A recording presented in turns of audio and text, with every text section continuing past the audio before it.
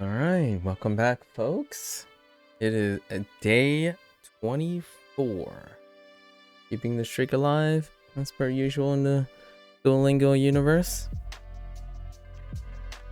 So let's get back to it. As always, MAKU desu. Konnichiwa.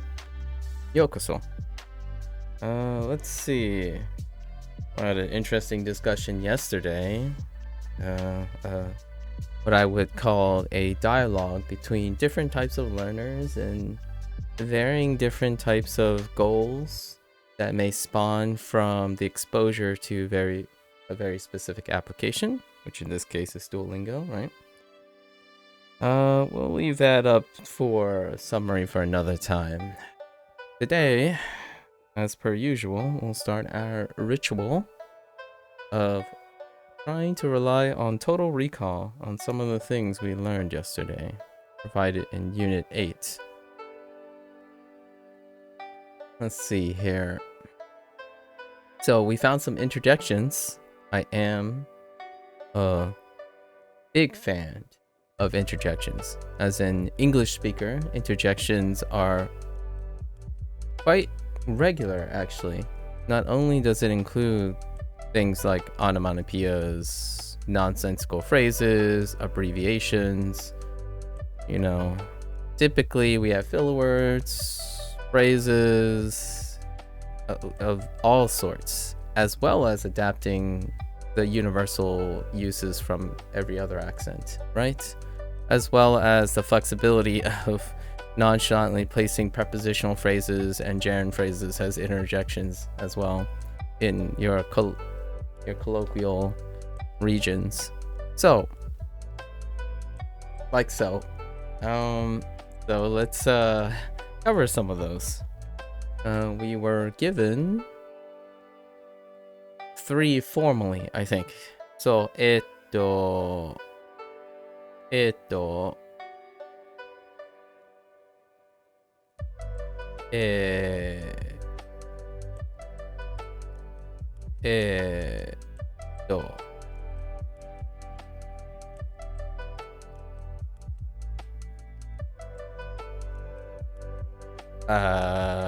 oh no.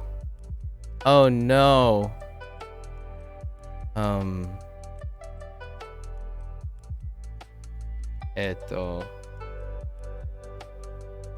All right. Hey, Victor. And then, Genki desu ka?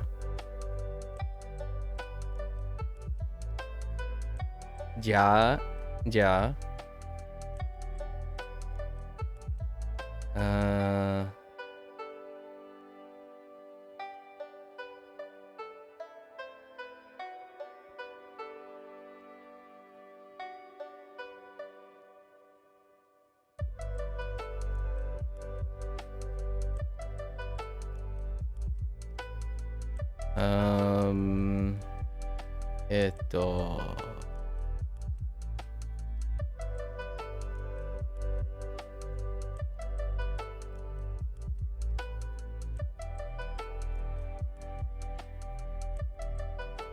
And then just so okay then, and oh, I mean, fair enough. Actually, I want to quickly, before I drive myself insane,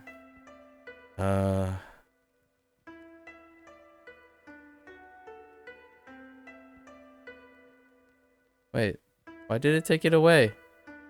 Okay, so,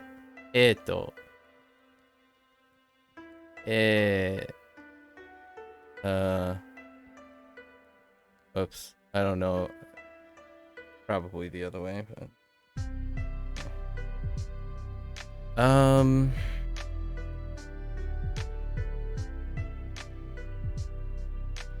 yikes.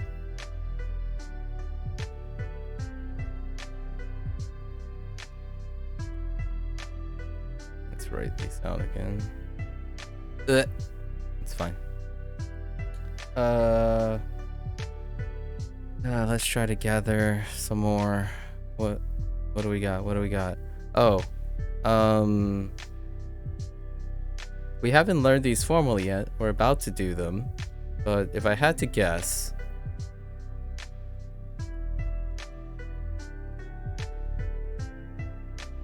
so we haven't done these formally yet.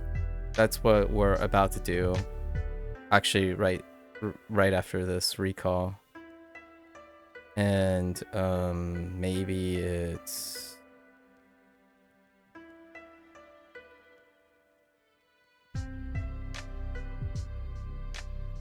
so for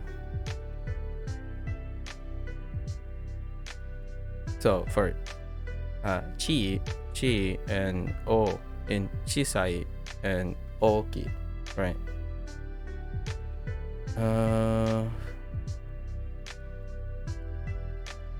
What else is near the end?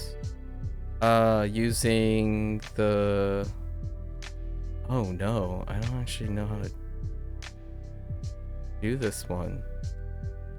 Well, using o, right? In the context of ordering.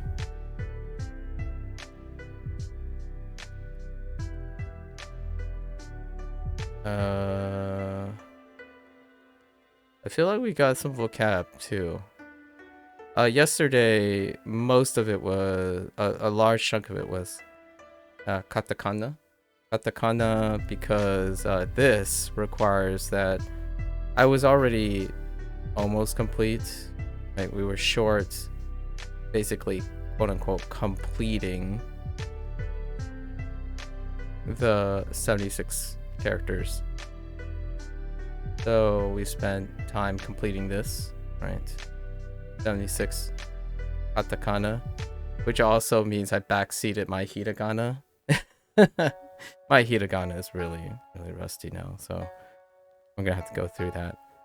I think we're gonna do something special later too, as a section 1 review. So once I complete section 1, we're gonna do a most of the time when I'm doing video games, I would do some sort of like closing remark, right? Or what do I call it? I call it like candid conclusions, right? Candid conclusions. So instead, we're gonna do some sort of review and reflection. Reflective review or something. I am a big fan of alliteration, but a reflective review. Kind of like a progress report, right? Through section 1. And we'll do that for all the other sections. The Japanese course has 6 sections. So instead of doing it as a time-oriented manner, I was going to say 30 days. I was going to do a review every 30 days. But I think this is a very neatly rounded way of doing that. So we'll cover everything, all the hiragana and the katakana, and try to review everything as much as we can before moving into section 2. It might actually be today that we'll perhaps get to the end of unit 8. So the next day will be the review day. We ordered... Oh, I know why I don't remember any of these things. It's because I wasn't forming new memories. I'm not gonna write the kana for now. But udon, onigiri. Oops. Onigiri. Soba. Tempura. So these are terms. The reason why I'm not pulling them up right now is because they were terms that I've used habitually for quite some time now as a way of using them, because these are cognates that are adopted into my English language. So I do say udon, onigiri, soba, and tempura this way most of the time when I'm talking to people, much like sushi.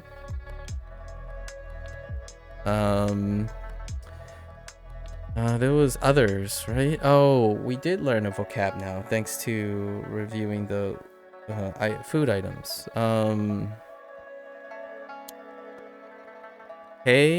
Teishoku. I'm not gonna write the Kana for now, but Teishoku. At least that's what the kana in my mind is saying. Yeah. Yes. Okay. As per usual, most of the time now is I prefer to think of the kana in my head because I have not enough writing practice yet on writing them efficiently and long. So I generally just see the kana in my head, then work out the romaji, and then say it. Thanks, Blue. Thank you, thank you. Arigato.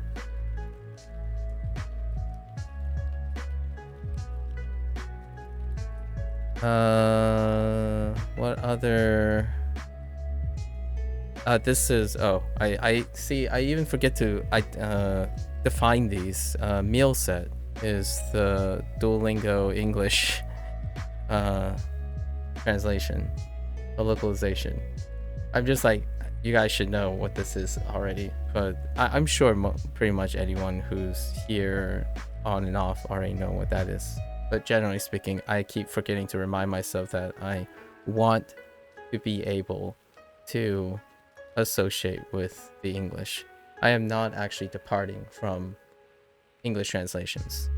So I know that it's a very contentious point for those who seek to be fluent in a language, and they believe that fluency involves not abandoning thinking in one way or the other. I like to think in both ways, back and forth. So I do want to be able to go forward and backwards. So in this case, I'm going backwards. I was thinking of the kana, just imagining the kana, converting it to the romaji, and I totally forgot to write down the English localization. And it's been happening quite a little bit frequently. So I'm being a little complacent going the other direction. What other kana did I see yesterday?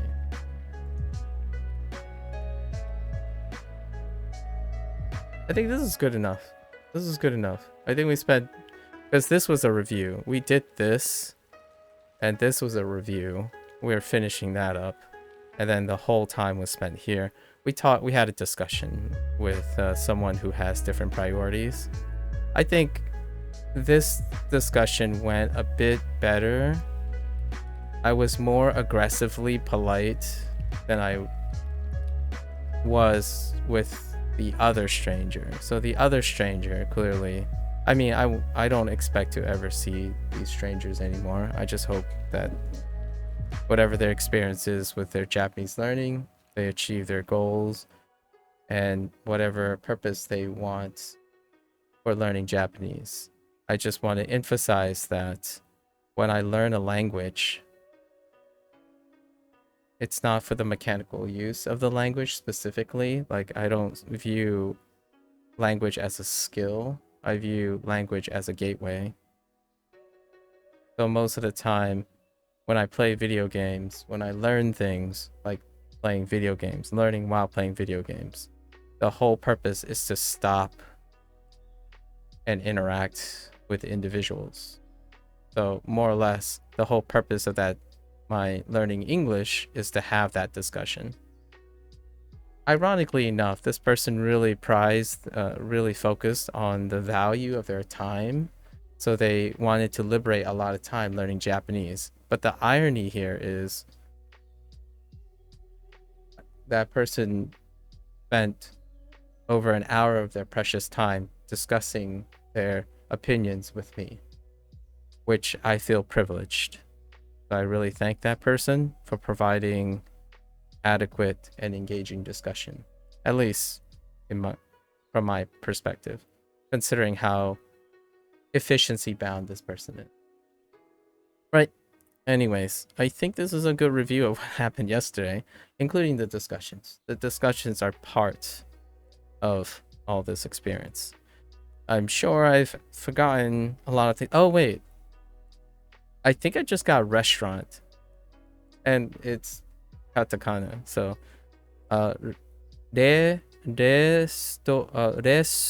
restaurant. Restaurant.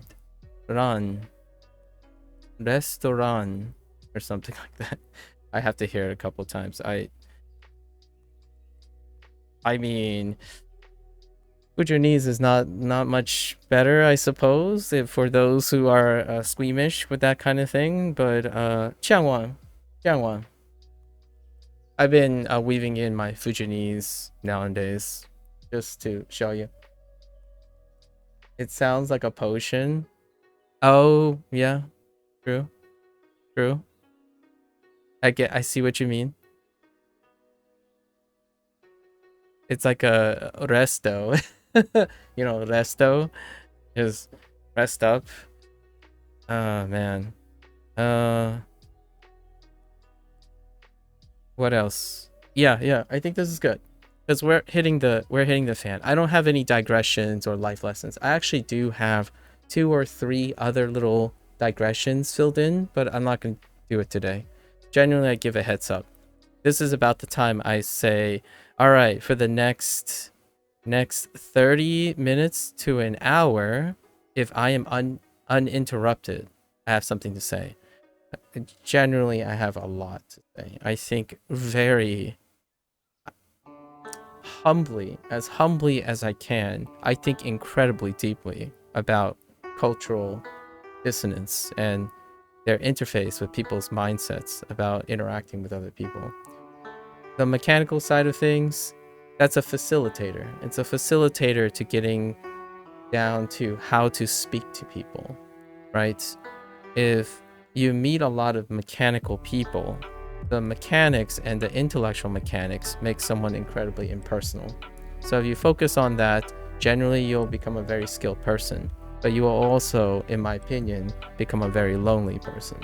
Someone that has short temper, expressive of negative stress, and generally, in my opinion, being mechanically forward doesn't improve your charisma over time. It lowers your charisma. That's why people are grounded and well-rounded are charismatic leaders, right? Or charismatic individuals. They are far more relatable than the mechanical specialists. Just keep that in mind. You can definitely have a bit of both worlds for sure, but generally speaking, right now, the vast majority of my encounters are for people who are, I would argue, mechanically gifted in some way, because I mean, I can't hear their voices. I am always a believer that I prefer to be naive and foolishly overestimate people than underestimate. So all the people I've talked to, I imagine they're learning the same way I'm learning, where I'm vocally basically running my vocal cords dry and raw alone. Like, there are a lot of times people say, oh yeah, when I'm learning on these apps, I don't learn how to speak. Well, I'm asking you, do you actually speak when you're looking at your phone and using these apps? I speak nonstop. It's how I play video games. It's how I speak is another component of thinking and seeing and moving and touching, right? Along with hearing and smelling.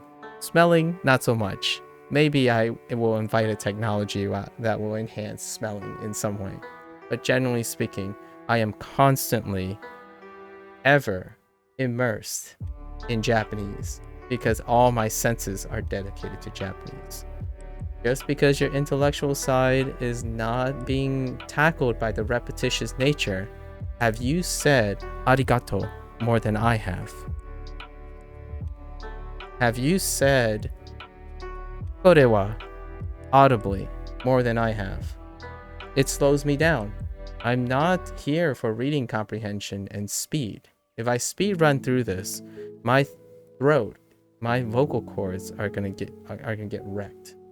So I can only speak so many times, but ask yourself, what am I getting out of Duolingo? Well, Duolingo is not instructing me to audibly repeat everything I hear over time. So how is my enunciation of arigato? I don't know. But hey, I find it a lot easier to say now, comfortably and normally, than I would before. So, surimasen in advance for those who are thinking they are incredible linguists and ask. And I really want to know, what's your secret in keeping your throat and your vocal cords fresh after doing something like I do and speak for 7 to 8 hours every single day, regardless of what you do behind the camera? When this camera goes off, I definitely understand how people feel, because I say 0 if I'm not in a call with someone who's personal. So when I'm in a call with friends, guess what? I also prep material so that that limited time that we have together, I imbue it with as much effort that I have for any stranger who types a message. The one sticking point that I want to raise just at the end is that at some point, when we got to the breaking point of this discussion, this person used a phrase that basically says, don't take it personally. I am just chatting, is how I'm going to paraphrase it. It came off as a little bit ruder, or more impersonal. However, don't take it personally. I'm just chatting. I take it personally because I care. I'm not sad, or there's no pride on the line. So this person was implying that this person speaks to a lot of people who are arrogant and fast and hustle. They speak to a lot of people that are hustlers, as in they're rapid, they have something to sell, their agenda. I'm not here to take it personally because I have some agenda. I'm here because you spent time, ironically, from your precious time you're liberating from learning Japanese very quickly, to share your opinions. I most definitely will take it personally because I want to invest in that time. If you're not here anymore, good luck with you and your journey. But I'm here learning Japanese publicly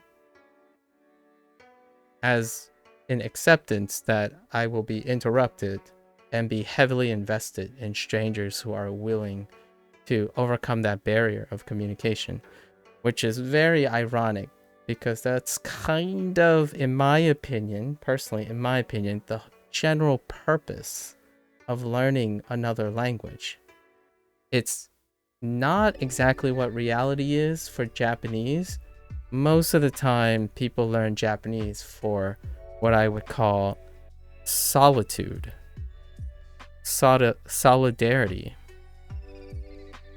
And by that, I mean they engage in solidarity, activities that allow independency. So things like enjoying anime, right? Anime, manga, things like that. Reading. I don't know how to say literature in Japanese, but books, hon, right? Hon, things like that. And that's solidarity. There's another aspect of language learning, and that is my priority. It's communication. It's talking to the community, both Japanese people and people learning Japanese, and having those discussions. Although, you still have that bitter person who comes in and say, wow, you're still having another argument. It's like, hey, guess what? Arguments and discussions are what language is for. I'm just saying. And this time I'm really just saying. That's the development of language. So, good luck to that person. But remember that what motivates you also reflects your ability to communicate. I learned language in order to communicate and better understand other people's cultures. I don't necessarily learn language for the purpose of solidarity and activities. It's not a notch in my belt that I know Japanese. It's a notch in my belt when I can put a smile on a Japanese person, knowing that they understand that I'm an English person who happens to appear Chinese. Be able to try to at least reach them and share ideas with them. on YouTube. It's incredibly wholesome. I love those YouTube channels. I'm such a sap for all the YouTube channels where you have both English people encouraging Japanese people to learn English, or ask them if they're curious about English. Actually, the reality is a vast majority of them are only using it mechanically, which is coincidental because in the English, in my impression so far in the English world, they're learning it mechanically too. As in, I need to learn how to use this language. Use it for what? And that's where we differ. That yesterday's discussion was greatly undertoned. I didn't even get a chance, an opportunity to ask, because this person didn't prioritize discussing why they're learning a language. And I'm usually discussing why. However, it wasn't about me. It was about that person. At least I choose to make it that way. Okay, just as a wrap up of yesterday's discussion. Don't want to go like too ham here. Okay. Let's start with kanji, actually. I think I unlocked all the kanji for this unit. Let's go there. Here we are. Oh, I forgot. Mizu. Mizu. Mizu. Or Mizu? Mizu. We'll hear it a bunch of times, like 5 times over. We will be doing this, let's see, every 3 lessons. So we have our dailies, right? 3 lessons. So 9 seconds. 9 seconds, and then 15 minutes. We have 15 minutes to grab these. Let's go. Water. Right. Mizu. Oh, that was interesting that it didn't go with Oromaji there. Mizu. Mizu. Mizu. Interesting. I actually thought Mizu. I was gonna go with the stroke on the left first. Oh, and that is 1 stroke, huh? Mizu. Oops. Oh, that is not 1 stroke. Mizu. Don't do that. That is 2 strokes. Okay, it is 2 strokes. Okay, good. Mizu. Mizu. That's the wrong direction. Mizu. Oh, it's inflecting the other direction. Yeah. Mizu.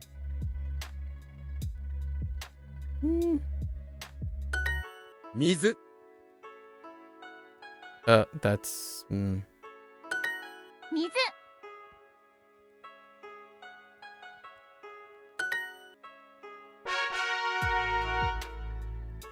old stroke habits die hard, I can tell you that.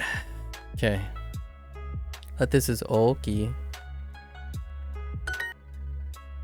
Oki. Oki. Oki. Okay, this one does not have. Oki. Oh, it's slightly different actually. Oki. Oh. Oki. Yeah, no. I did not get this stroke order. Oki. Or I did not get the stroke Oki. partition properly. Oki. Oki. Wait, is that like straight? It's kind of Oki. straight. Oki. Oki. Oki. Okay. Alright. And then we have... Oh, we don't.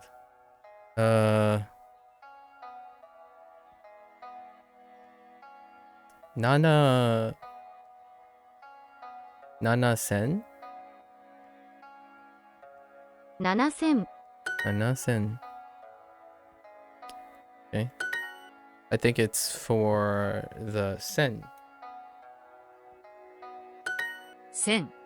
Yeah. 7000. This kanji is so troll. 1000. 1000. I guess you could associate it with 7000. all the other similar stroke patterns. Okay. All right. Mizu. 水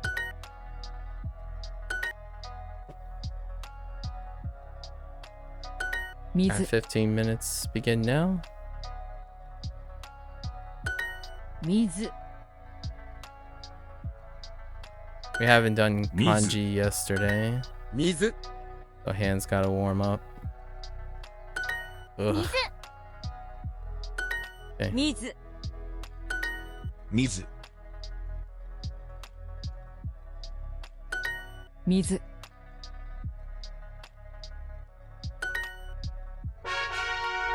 Okay.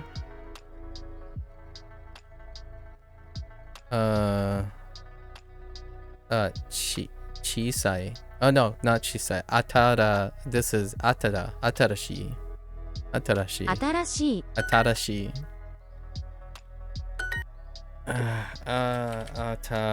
Atarashi.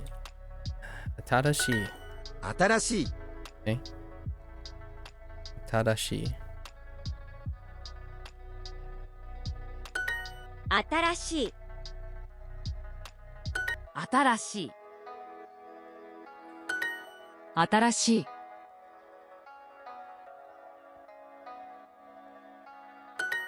新しい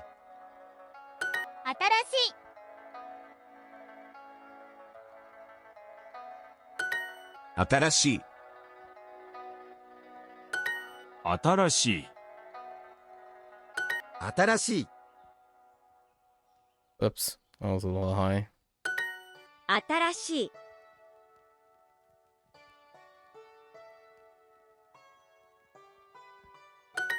So, 新しい okay.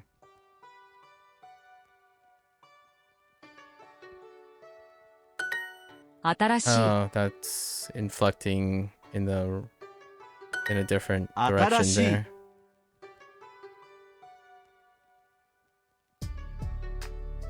Oops.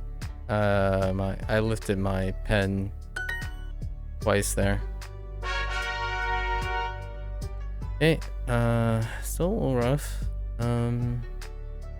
Oki. 大きい Oops. I just I clicked on I don't want to talk about it. I clicked on Oki. old. That's a lot Oki. straighter than I think. 大きい Yeah, let's straighten it up a little. 大きい大きい大きい大きい大きい It's generally a little bit to the right. I mean, a little bit to the left. More to the left than I. And then sen. 線 Sen. They're a fan of Nana Sen. I think they chose Nana Sen is just to contrast it with Ichichi or Shichichi. Right, Shichichi. 線 7線 They very specifically pick 7. 線 Nana 7 Sen. 線7線 Oops. Stroke order. 線7線線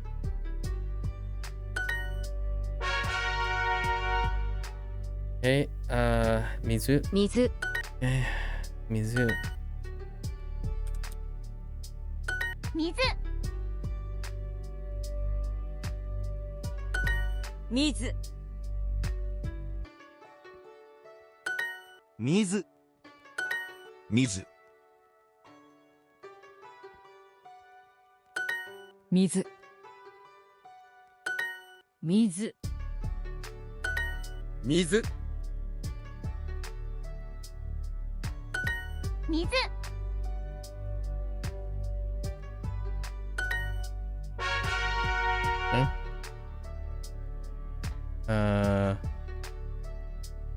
Hyaku. Hyaku. 100 Hyaku. Right, Hyaku. This one's a little weird for me because I keep leaning to the left a little bit. 100 100 100 100 Oops. Stroke order. 100 100 100 100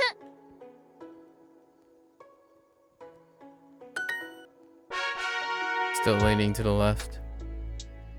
Okay. 大きい Right. Okay. Okay. 大きい大きい大きい大きい大きい大きい Eee. 大きい Yikes. 大きい 大きい Slightly to the left. Further to the left than I think. Alright, so now we got chisai. 小さい Chisai. 小さい Oh, okay. Okay, I thought it might have gone from right to left, but 小さい solid. I can get behind this too. 小さい小さい小さい小さい小さい小さい小さい小さい小さい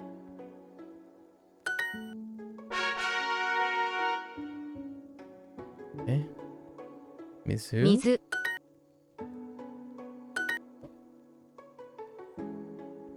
水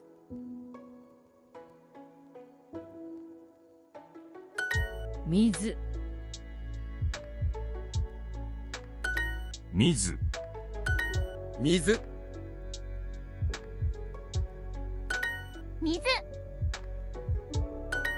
水水水 水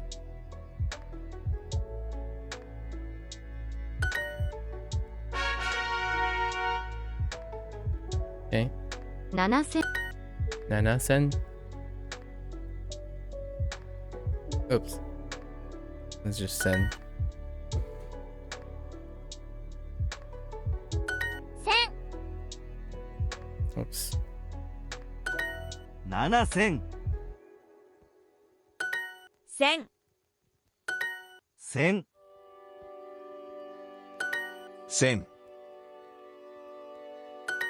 7000 7000 That was a little Send. far.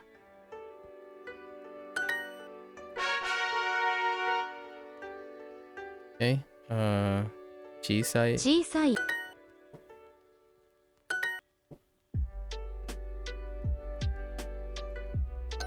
Oops. 小さい I accidentally double tapped E. 小さい小さい小さい Yeah. 小さい That's a little. We're a little high Chisai. right now.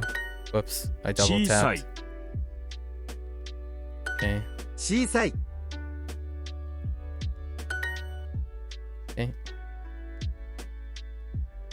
Ah. Okay. Keep going until 15 minutes are up. So, atarashi, 新しい atarashi. We'll say that a couple times. Oops. Okay. Atarashi, 新しい atarashi.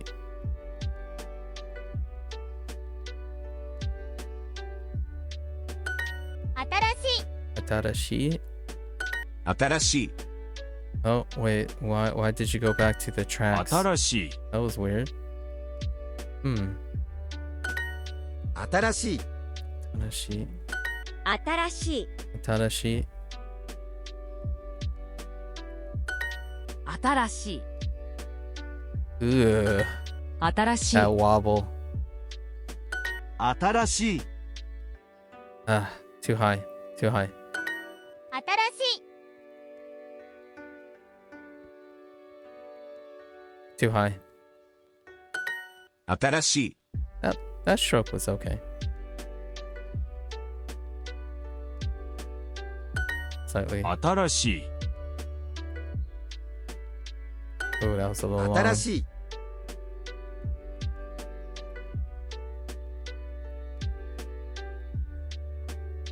Still a little high.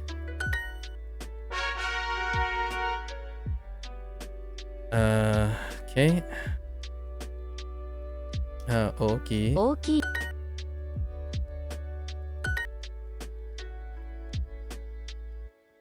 大きい大きい大きい大きい大きい大きい大きい大きい So got time. Chisai. Chisai. 小さい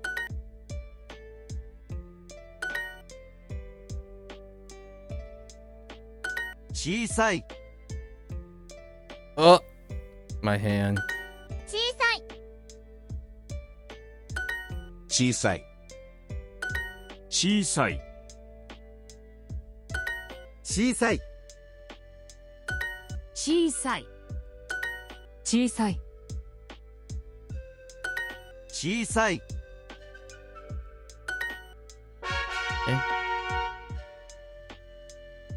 水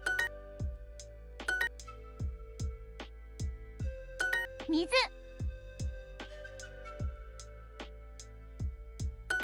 水水水水水水水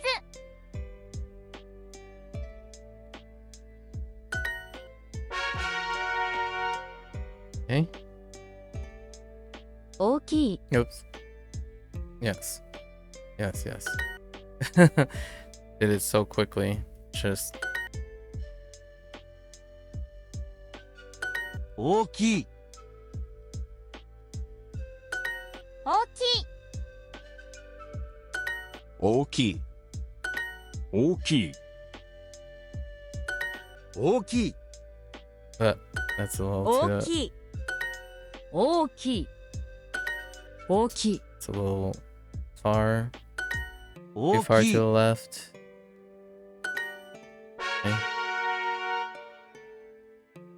Okay. 小さい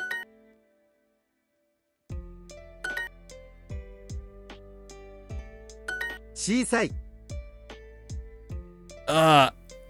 Every time I have to reset my Chisai. hand, it slides a little to the Chisai. right. 小さい小さい小さい小さい That was a little close to the middle line. 小さい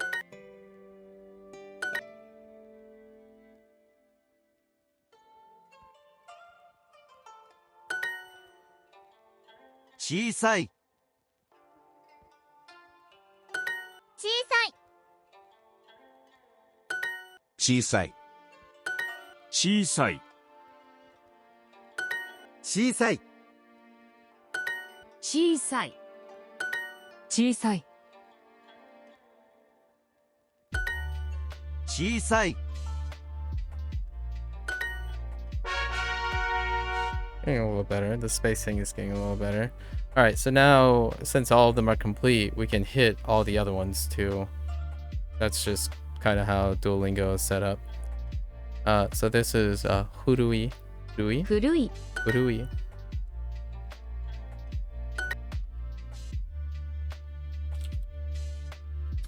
古い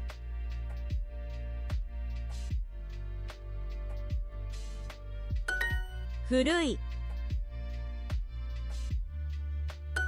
古い古い古い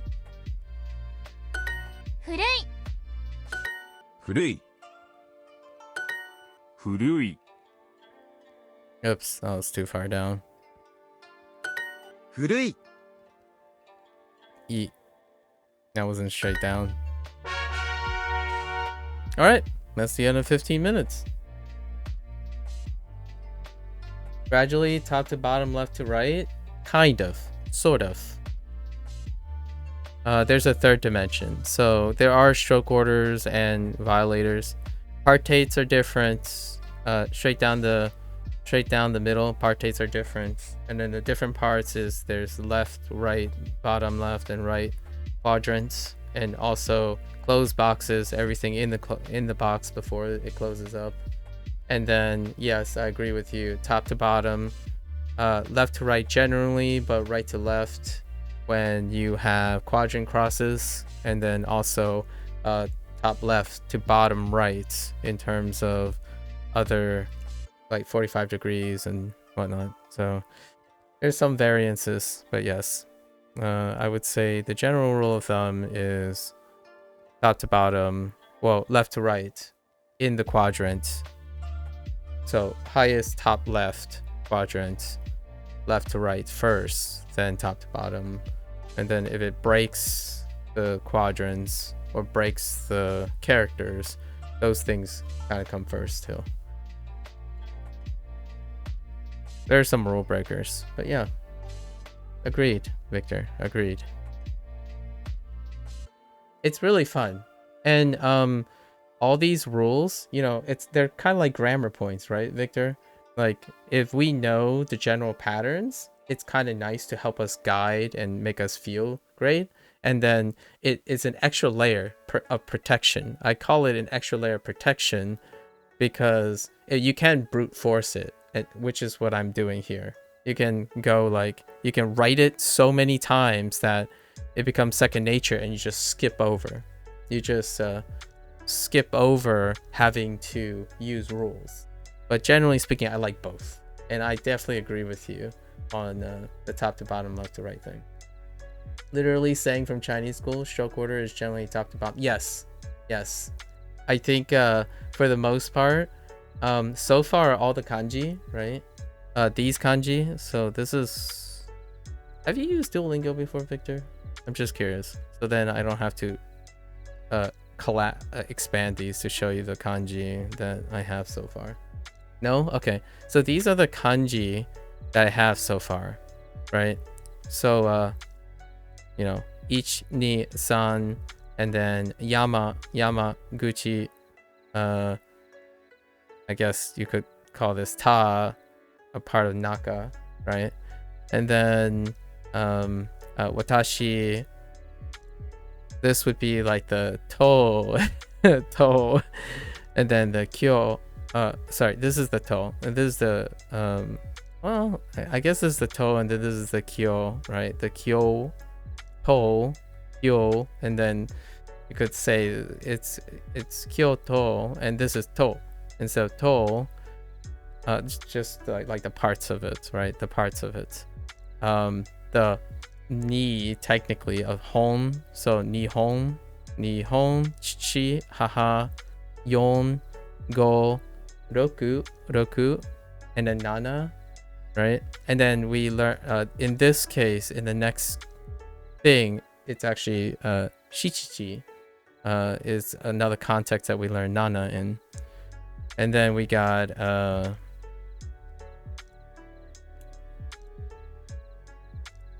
blank. I'll come back to this.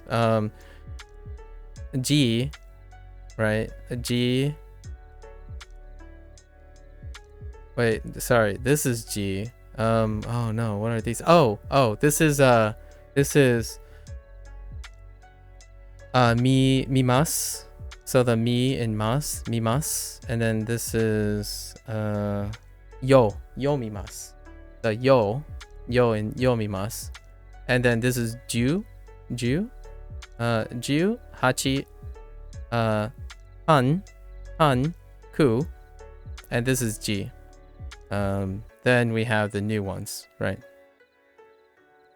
So all sorted out because of context clues, right? Would I be able to write these off the top of my head? More or less. But I would need a trigger. So someone would have to ask me how to write to drink, right?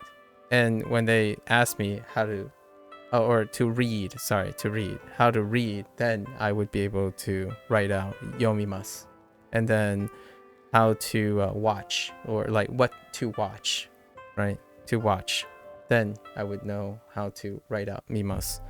In terms of constructing, obviously, as per usual, we have not reached section 2 yet. So there's no like sentence construction and all that stuff yet.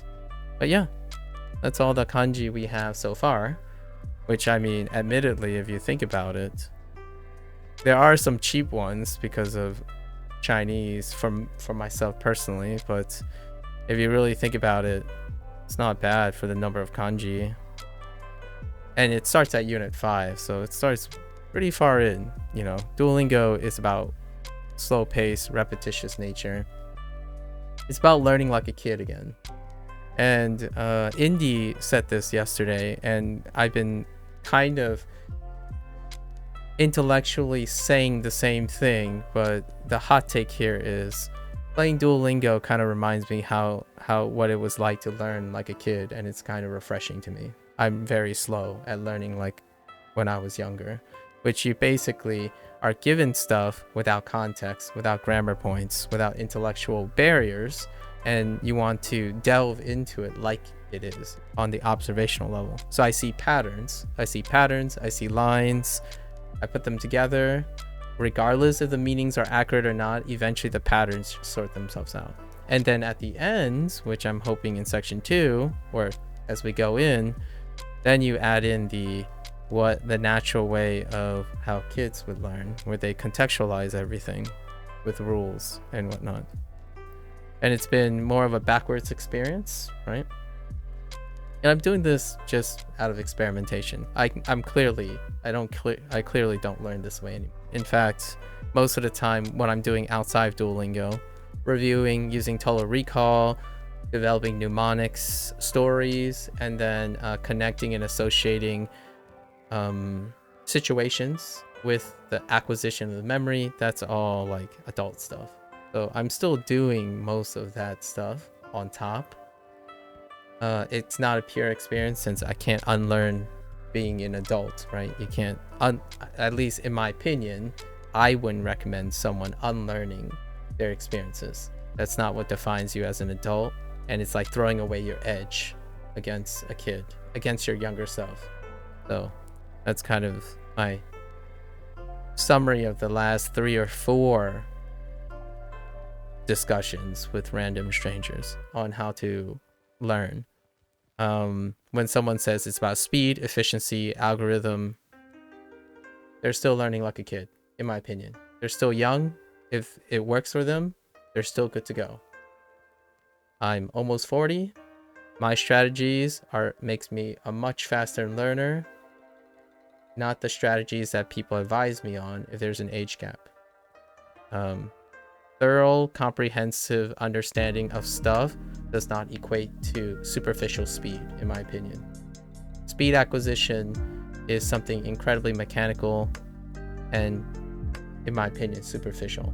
So it is less rewarding as you get older because it's reliant on a component that you will get slower and slower. So you will continue to mechanically try to speed up, and to compensate for that, much like the guest that I talked to yesterday, You'll compensate that by continuously and vigorously looking for tools to circumvent the fundamentals.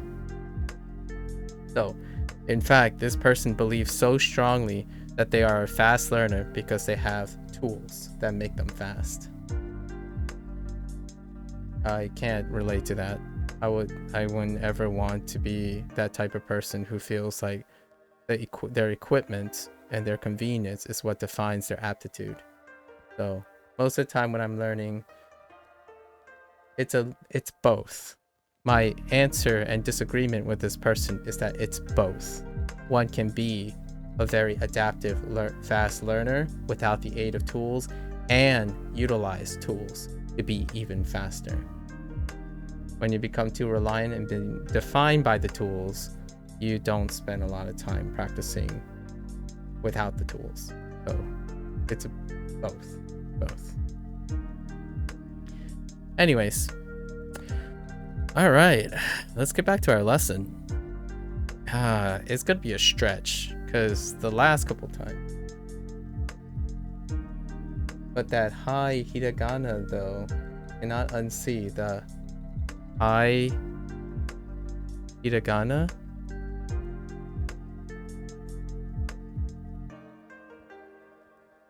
Oh, the he. Oh, sorry, the he. Oh, sorry, he. Oh, the hiragana. Wait, which one? Did I draw a hiragana?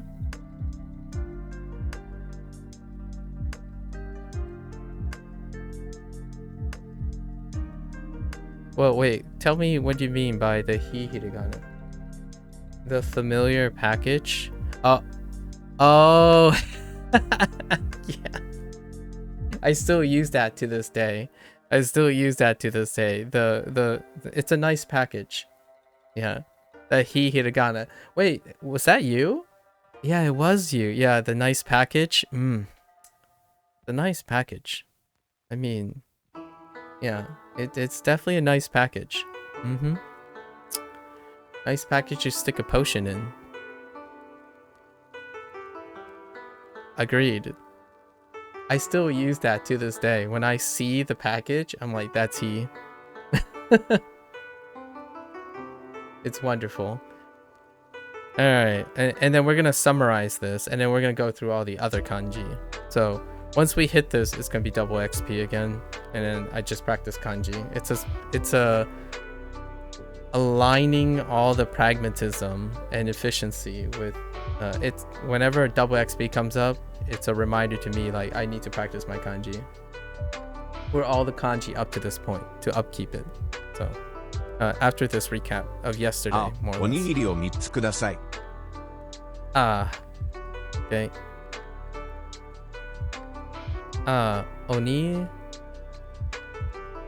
Onigiri, right? Onigiri o. Oh, that's right. I totally forgot about the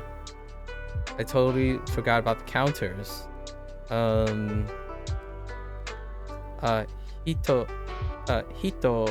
Hitotsu. Futatsu. Oh no. Yeah, futatsu.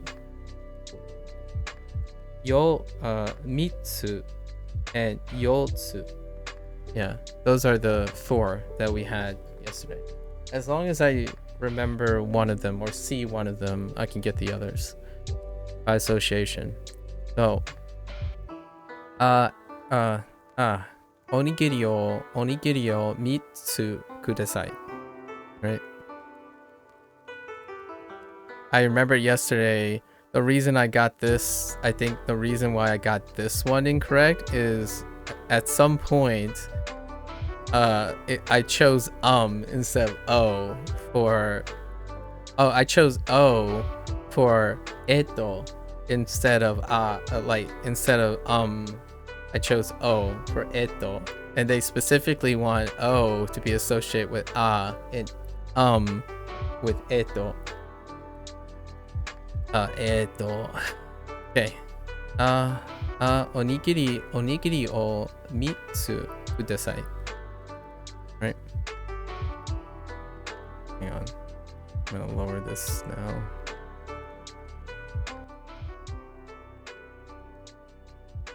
Okay. Mitsu. Rice ball. No, I'm just kidding. Just kidding. Sorry. Onigiri kudasai. Rice ball. No. All right. I'm so every time I see rice balls written in English, I want to say raisu ball instead of onigiri.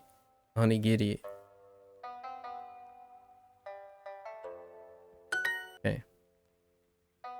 Oki. 大きい。このお茶は少し小さいですね。Kono. Oh, I learned a few new phrases that I want to use at some point because I'm constantly wanting to say it, but there's no way of saying it. So the one that I picked up now is do iu imi desu ka? Yeah. Do iu imi desu ka? Or I guess you can throw in a kore wa do iu imi desu ka?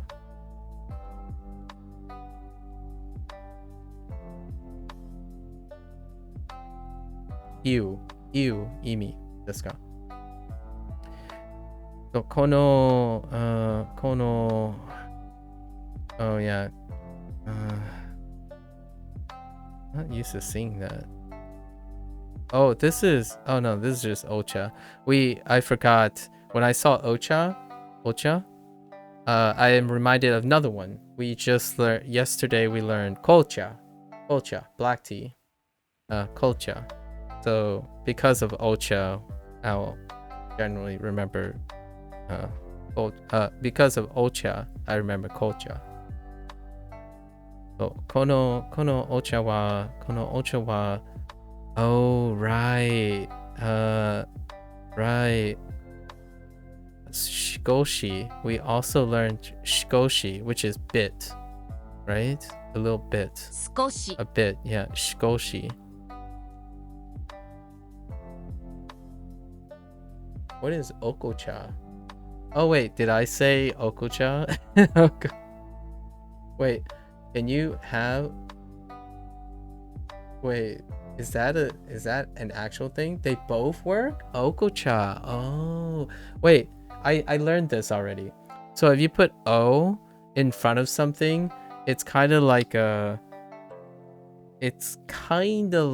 particle, but kind of like a polite ordering particle. Like if you go into a business, like for example, you can say osake, right? Osake. Yeah, it's an honorific for the item. Yeah. The only reason that came up is because I was passively listening to vocabulary, right? And then sake was introduced as osake in this flashcard YouTube thing, right? And then I asked, and some people said yes. If you put an honorific, you can add o too in front of those things. Yeah. So got it. Kono ocha. Wait. So if you have ocha, do they have a weird thing where when you add two O's, if you add an O in front of a thing that's O, would it change? Or is it ocha? It's just cha? Oh, it's just cha. I see. From Chinese, cha? Is that really? Can you give me a more thorough Mandarin cha for me? Is it really cha?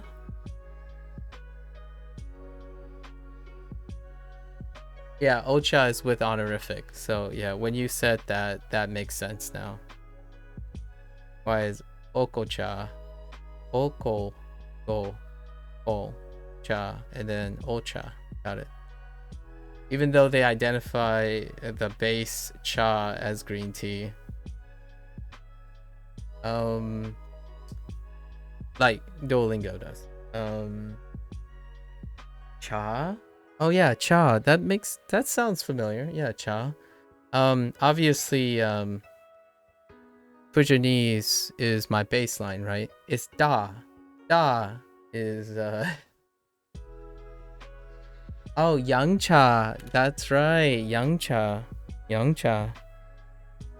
Right, yang cha. Sita. Sita.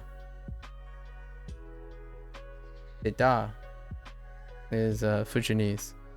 So my baseline was way off the mark, unfortunately for that one. Or my go-to whenever someone says T, I think of da. Right.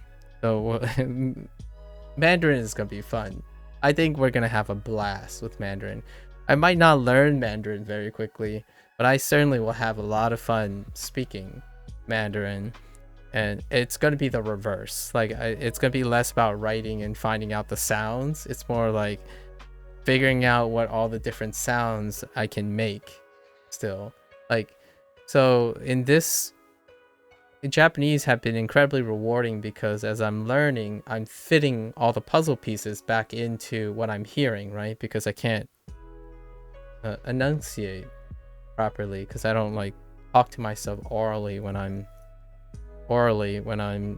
listening to anime. And so, but Mandarin, like Chinese, is a different story. So it's gonna be all the times where when someone types something and I'm just like looking at it, and it's like yum cha.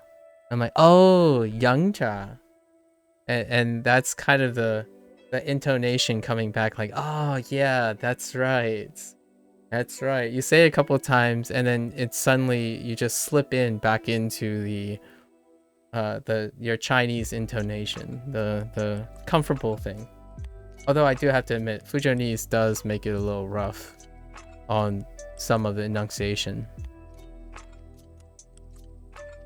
especially da, da, and you say that a lot because dim sum, right?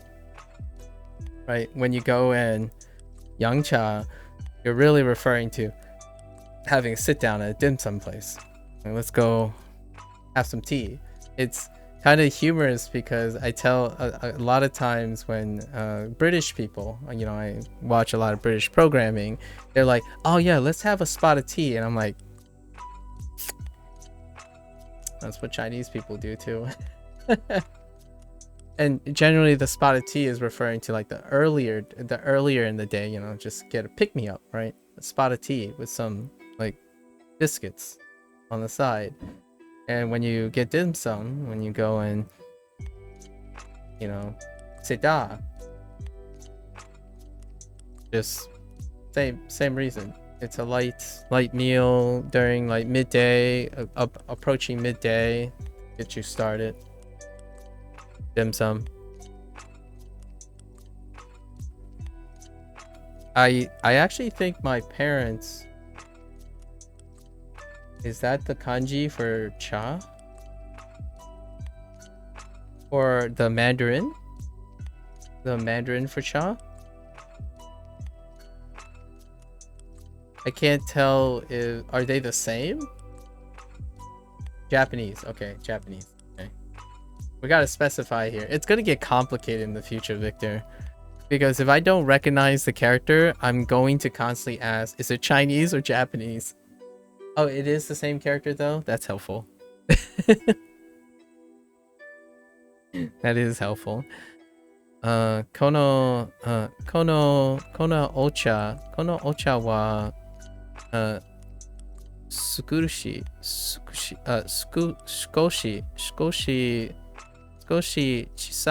chisai desu ne. So, kono ocha wa shikoshi chisai desu ne. Oh no, now we're getting the whole like shishi. This feels like the shishishi thing again. Alright. But the usage of hiragana and katakana automatically makes it Japanese. Yeah, that's fair. With one thing, Victor. I don't actually know if hiragana and katakana doesn't exist similarly in Chinese. So what I mean is, you cannot tell someone something like that if they are illiterate in Chinese. That's a leap of logic, right? Or at least for me, that's a leap of logic. What isn't there doesn't make it automatic. That's confirmation bias. So, however, I'll take your word for it that I won't ever mistaken hiragana or katakana to make it Japanese. For now. My opinion might be different if I have a mistaken identity. But yes. That would be something that's worth an FYI.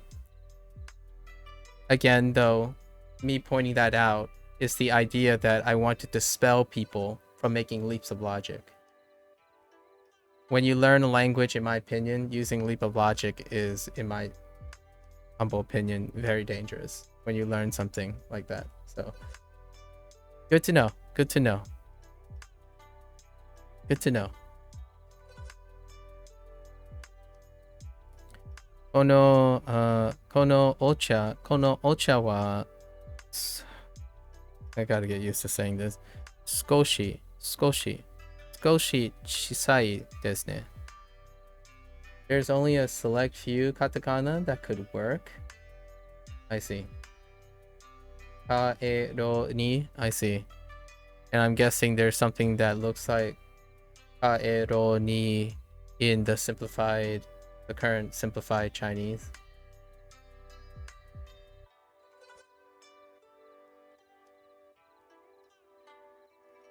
Or are we talking about traditional Chinese?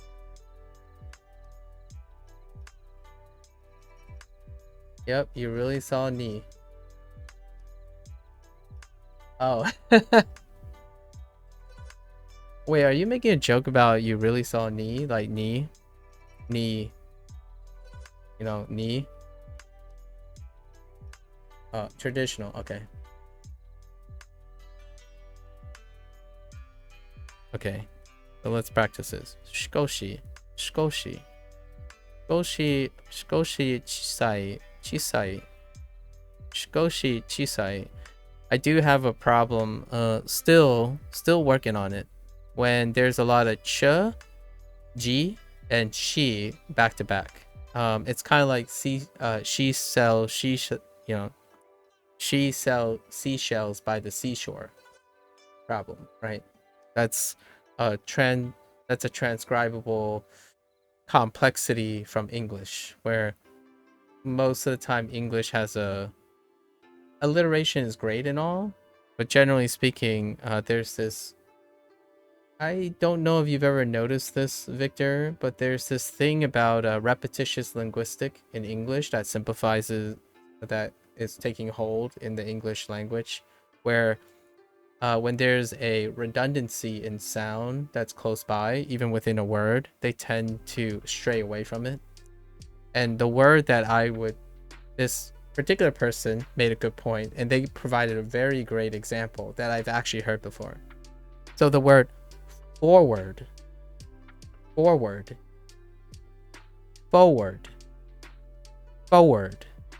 So I've heard forward a lot more often now than I heard forward. So when you head forward towards something, forward towards something, because the R comes up later in the word. So to simplify the repetitious nature of sounds in English words, they get cut out. Isn't that interesting? Even though it's still spelled forward as opposed to forward. I really love that. And just so you know, you probably, I don't know if you watch YouTube, like people who are former linguists who, like, everyone says forward, right? Forward here instead of forward. Everyone says forward. That's interesting, actually. Forward is a lot faster, and sometimes you might not even hear people say the R anymore.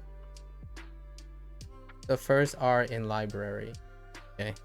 Oh, and library. Oh man, library. Ooh, library. Wrap around that. Library. Also, the R gets dropped sometimes. So library. Probably. So some people say probably or probably. No, probably. Right? Lots of consonant drops here and there. And the reason and the only point I'm making here, probably instead of probably. And for a while it's been simplified to probably with 2 L's. Probably as opposed to probably, because you still have to enunciate the probably a lot of times. Like there's a habit of stuttering because you want to say probably, but you're saying probably. So sometimes it becomes probably. So instead, it's just probably. P-O-L-L-Y. Probably. Fun times. And honestly, this is where the root of my issues are. 小さい Probably here, but I've read it. Yeah. It's become like, I love this. Which, by the way, this YouTuber, he's a British. Why did I say British like that? Well, he's a British transplant, right? And he was a former linguist. And I absolutely love his like stilted personality when he's talking about, as he explores the differences, because he spent like a large amount of his life in the UK and now he's come over here, and as a linguist he's exploring the eclectic nature of American English, specifically in the United States. So I know that American English exists outside of the United States, of course, right?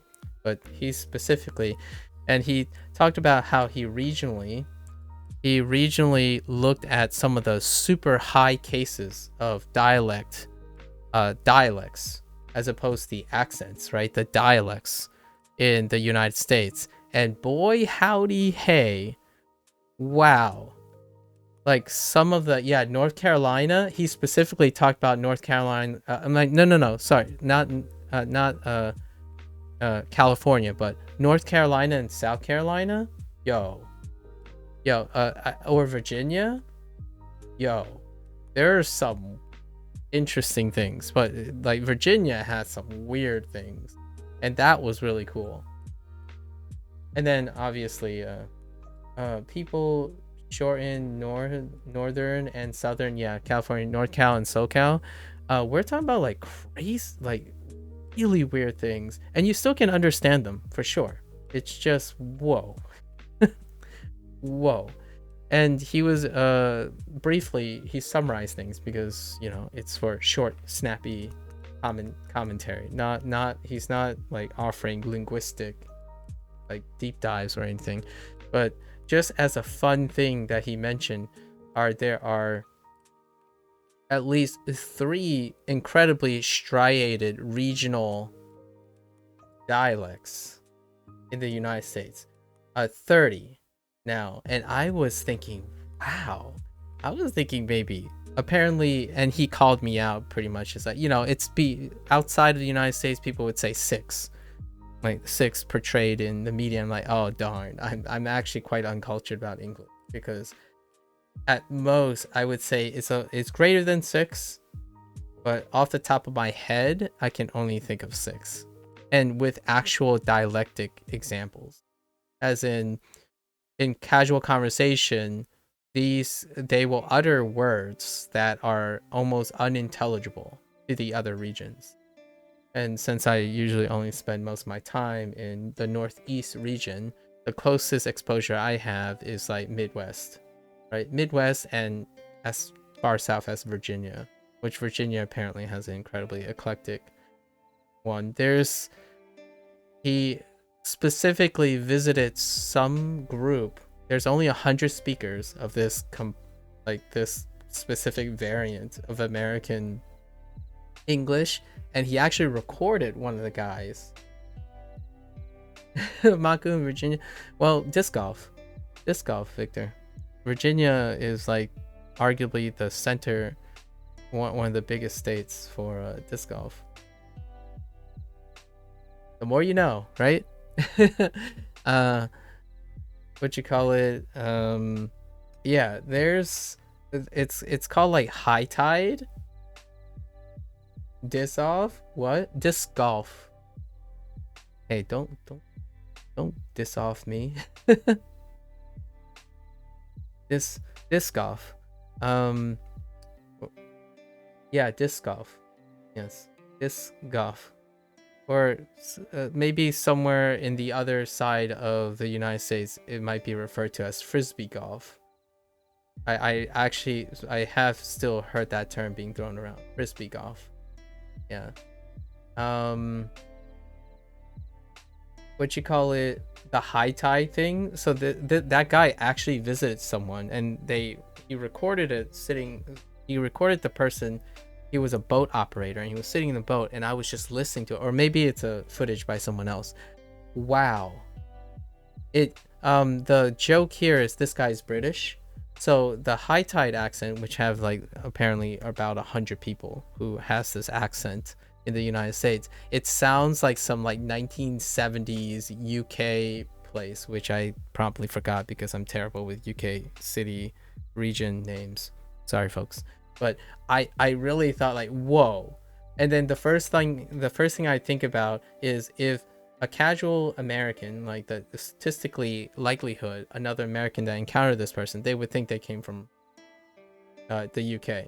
But that is a homegrown American dialect, apparently. And yeah, no chance would I be able to tell if that person's like, holy heck. It's so cool.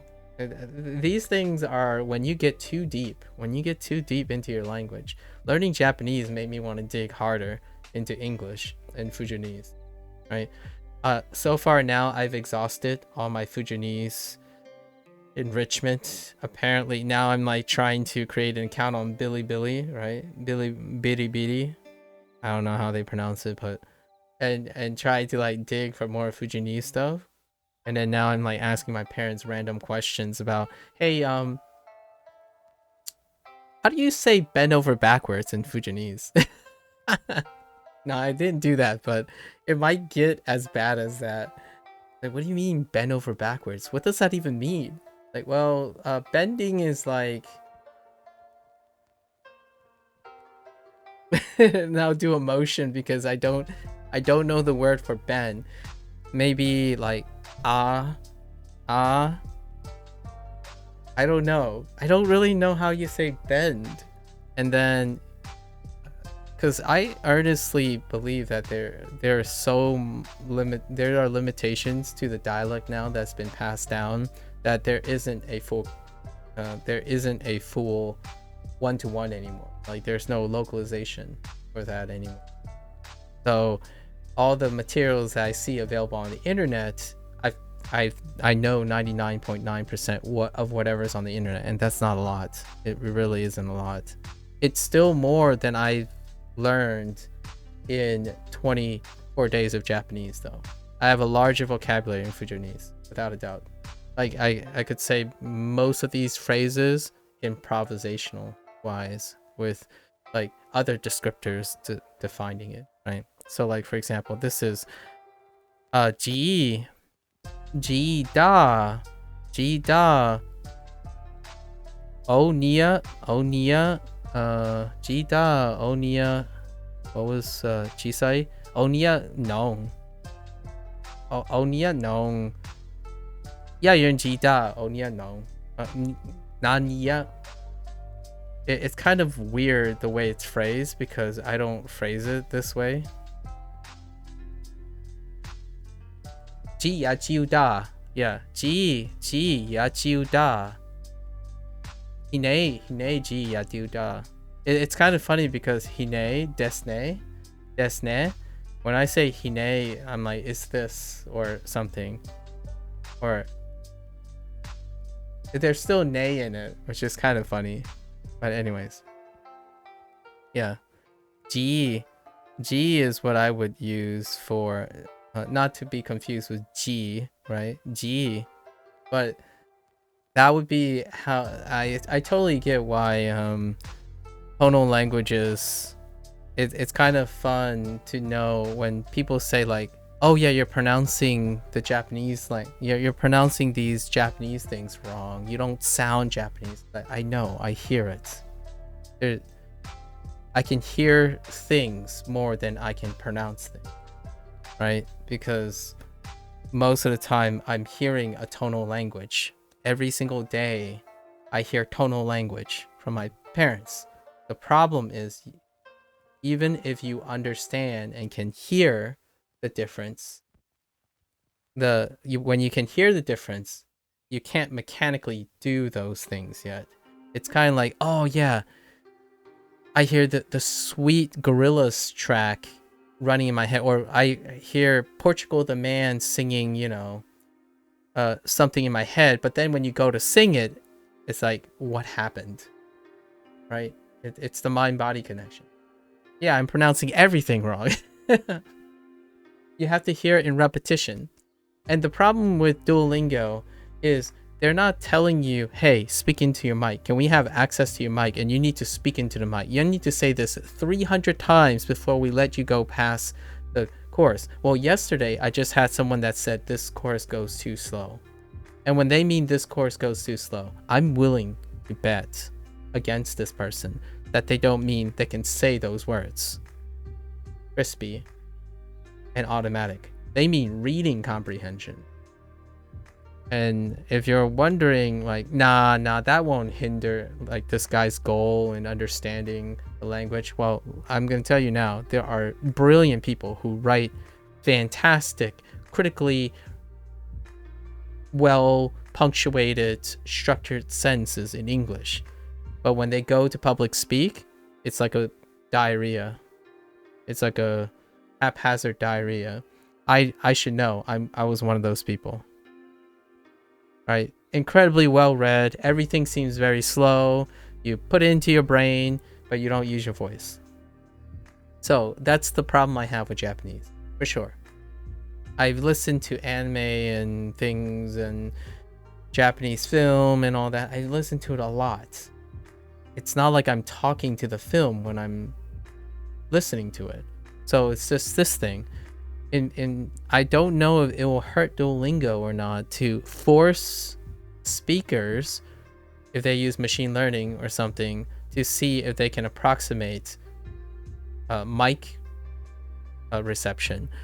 There are apparently some languages that require the mic usage or something that I read, but I was curious how far their integration of mic input has happened. And then there's like mic quality and all that stuff, but and how flexible it has to be.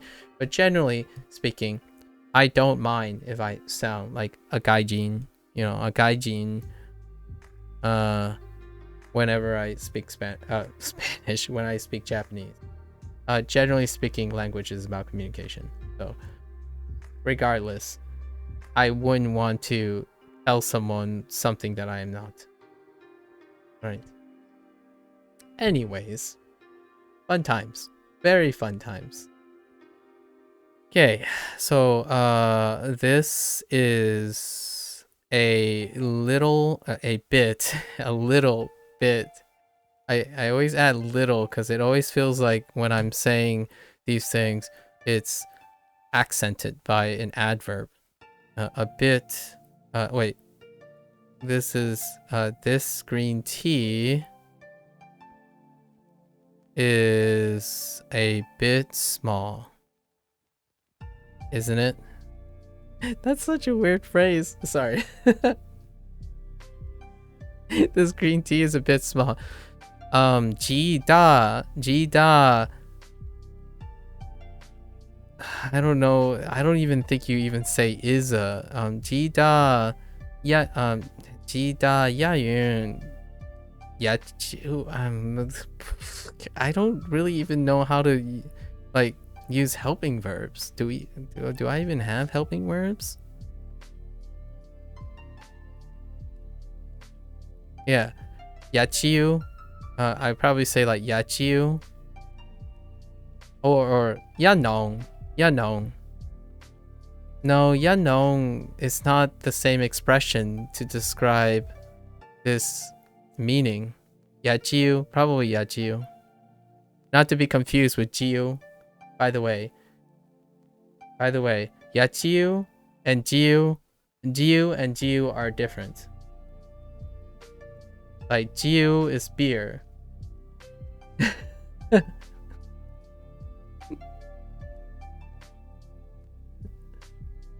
It's like in Spanish class when you have that person that says me llama inde or in yeah inde. Wait, hinata sentence. Wait, is this a hinata sentence? I'm so confused. All right. You guys need to explain yourself. Explain to me now. Tempura. 天ぷら Tempura.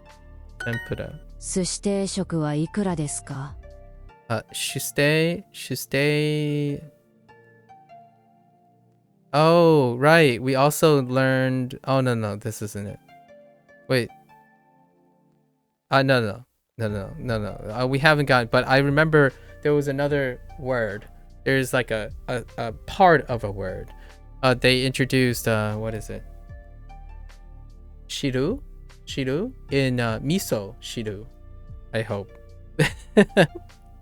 When it comes up, I'll see it. When I see the kana, it'll make sense. But soup,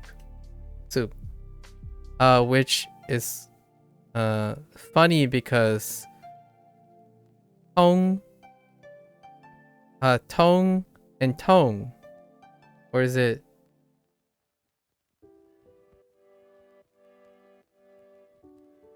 Yeah, tong and tong. Hey, Super Brain. Nice name. Tong and tong. So tong is candy, and tong sorry, I keep when I speak Fujianese, I start adding all my eto and as in Fujianese. But tong is a soup, right? And I learned miso soup. So miso, at least I think it's shiru. Miso shiru at the moment. It hasn't come up again yet. And then it reminds me of tong, which is soup, right? But tong is candy, and tong is soup. So yeah, I can see that being a line with like Hinata, as in like Naruto's Hinata. And Indy is gonna have to explain to me the Meyamo. Oh, I get it. Oh no, I kind of get it. Are you making like a impersonation of? It's like in Spanish class when you have that person that says Meyama. Wait. Oh, you mean like Meyama, like just like really emphasized or pronounced? Or you mean like Meyama as in you're supposed to say Meyamo? I'm reading too much into it. Sorry.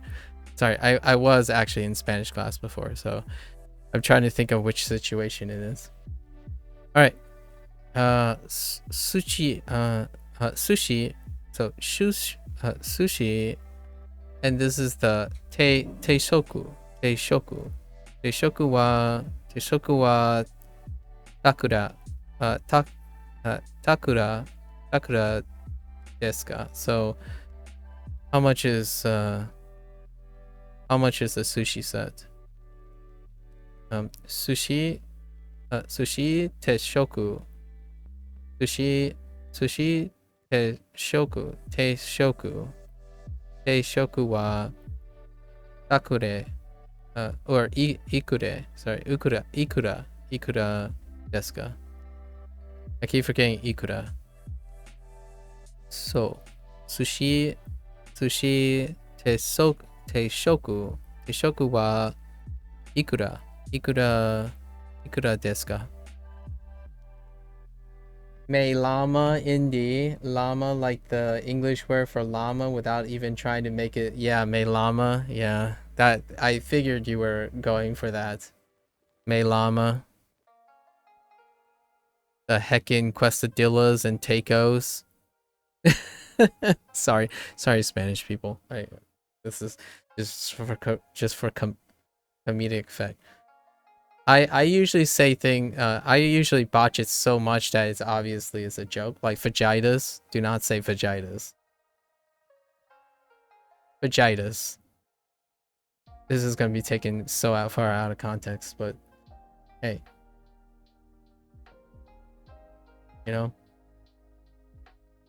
vagitas and tacos, and what is it? Quesos, yes, quesos. Ooh, quesos. Lo siento.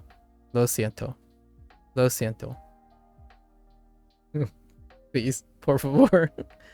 Gotta do my daily quesos. Oh my god. We're gonna get to Spanish at some point. It's probably gonna be next year before we get to Spanish. We'll have a fun time. We'll have a fun time sharing in the shameless execution of speaking different languages. Okay, so ikura, and then what? Teishoku, ikura, teishoku, ikura, teishoku, ikura. Sushi teishoku wa ikura desu ka? Got it. Okay.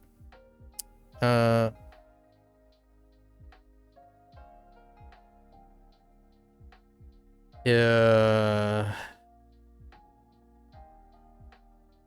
How much is the sushi meal set? Udon, right? Udon. うどんうどん定食はいくらですか？ Udon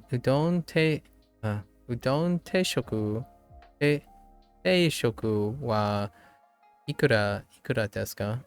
So how much is the udon teishoku?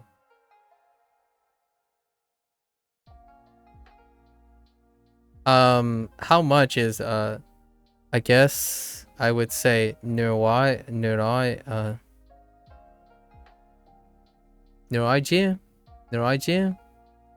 just like how much money? Nurai G mian, right? Mian is still the same, right? When I say mian, wait, was that literally how much is the fish? Like scooter?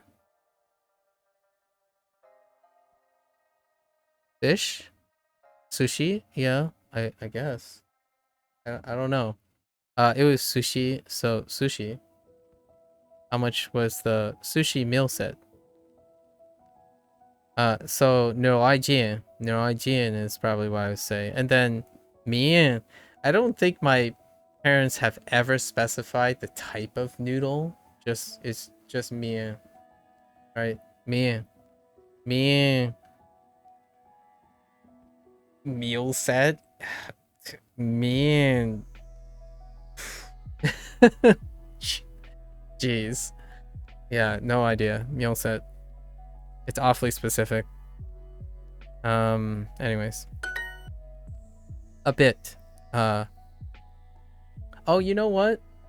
I know a Mandarin phrase. 一点点 or 一点. Is that a bit? Or am I making that up?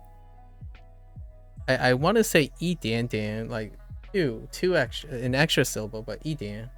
Okay. Is it 2 or 1?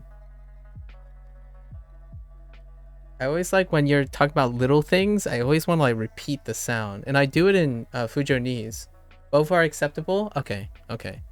Yeah, 一点点. Okay. I'm like remembering so much from doing this.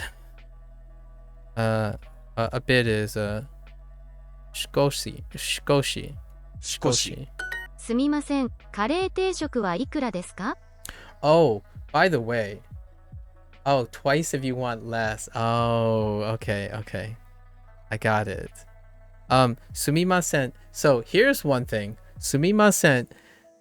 In English and in other languages, I have learned to say I'm sorry because it's kind of like the really like saving face thing that you want to learn, or excuse me or pardon me. But Fujonese, just don't apologize. And I had to ask how you say sorry. And it's Why do ni? It sounds like doibuchi, right? Doibuchi ni, right? Doibuchi ni, as opposed to, so it's like why doing ni?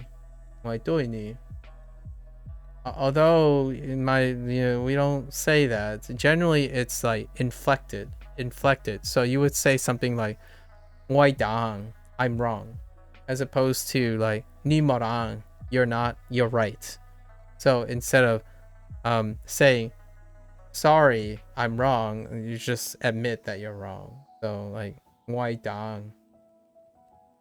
It's so weird when I thought about it, it's like sumimasen, like I have no idea how to say sorry. Like I knew the Mandarin, but I had no idea how to say sorry in Fujonese. Oh, weird. And you know what? That didn't just come up for me. When I was looking at the material, like the occasional YouTuber that was talking Fujonese reference, they literally in their video said they had to ask their parents how to say sorry. It's not just me, it's just the lack of use of, and it's weird. Actually, the first thing that comes out of like 2 or 3 Fujonese people's mouths is like, it's weird to say. Apparently that's how you say it. It's sorry. Think about the cultural implications here. Just think about it. Like sumimasen, I hear that. That's probably up there with like, I don't know, arigato, right? In my opinion, my exposure to sumimasen is just up there. It's at least top 5. And here I am over getting close to 40 years of life, and I have not heard the phrase sorry in Fujonese. Crazy. Sorry. Another story. すみません、カレー定食はいくらですか？すみません、カレー定食 No, I 定食 didn't hear that. すみません、カレー定食はいくらですか？ Oh yeah, I did hear that. 定食 It just goes really fast. So, すみません、カレー定食は、いくらいくらですか？ですか？すみません、カレー定食はいくらですか？ Yeah. いくらですか？ So, すみません、カレー定食はいくらですか? Honestly, here, when I see new words like the kana, right? Just saying back. So here's the thing about my order. I've emphasized this quite a bit. My order is generally hearing, seeing, in this case, speaking, because there's a heavier emphasis, and then writing. For English, these two were changed. For English, these two got swapped. They're usually very close, like coupled pretty close.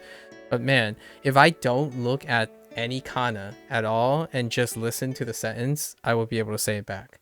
But then when I go to try to find the kana or like think about the kana and then read the kana, I lose track of how to say it. It's so weird. Like if I don't hear anything, teshoku. If I'm not looking at the kana, teshoku. But then when I see teshoku, I start saying teshoku. Like I immediately slow down. So it's kind of that odd feeling where if I'm having a conversation and I'm not actually reading anything, it'd be fine. It'd be okay. As opposed to having to read. And obviously I want to be able to do this, right? But speaking has come so far from just hearing, and writing is falling behind because it deals with seeing, right? These things are coupled. Anyways, I'm trying to express why I keep repeating to myself like ikura. See, I just looked at the kana and then I stopped on ikura. But if I can just think, it's ikura. Just look away. Ikura. Ikura. Deshoku. Deshoku. Ikura. Deshoku. Deshoku. So, sumimasen. Sumimasen. Kare deshoku wa ikura desu ka? Right? じゃあ紅茶を一つください。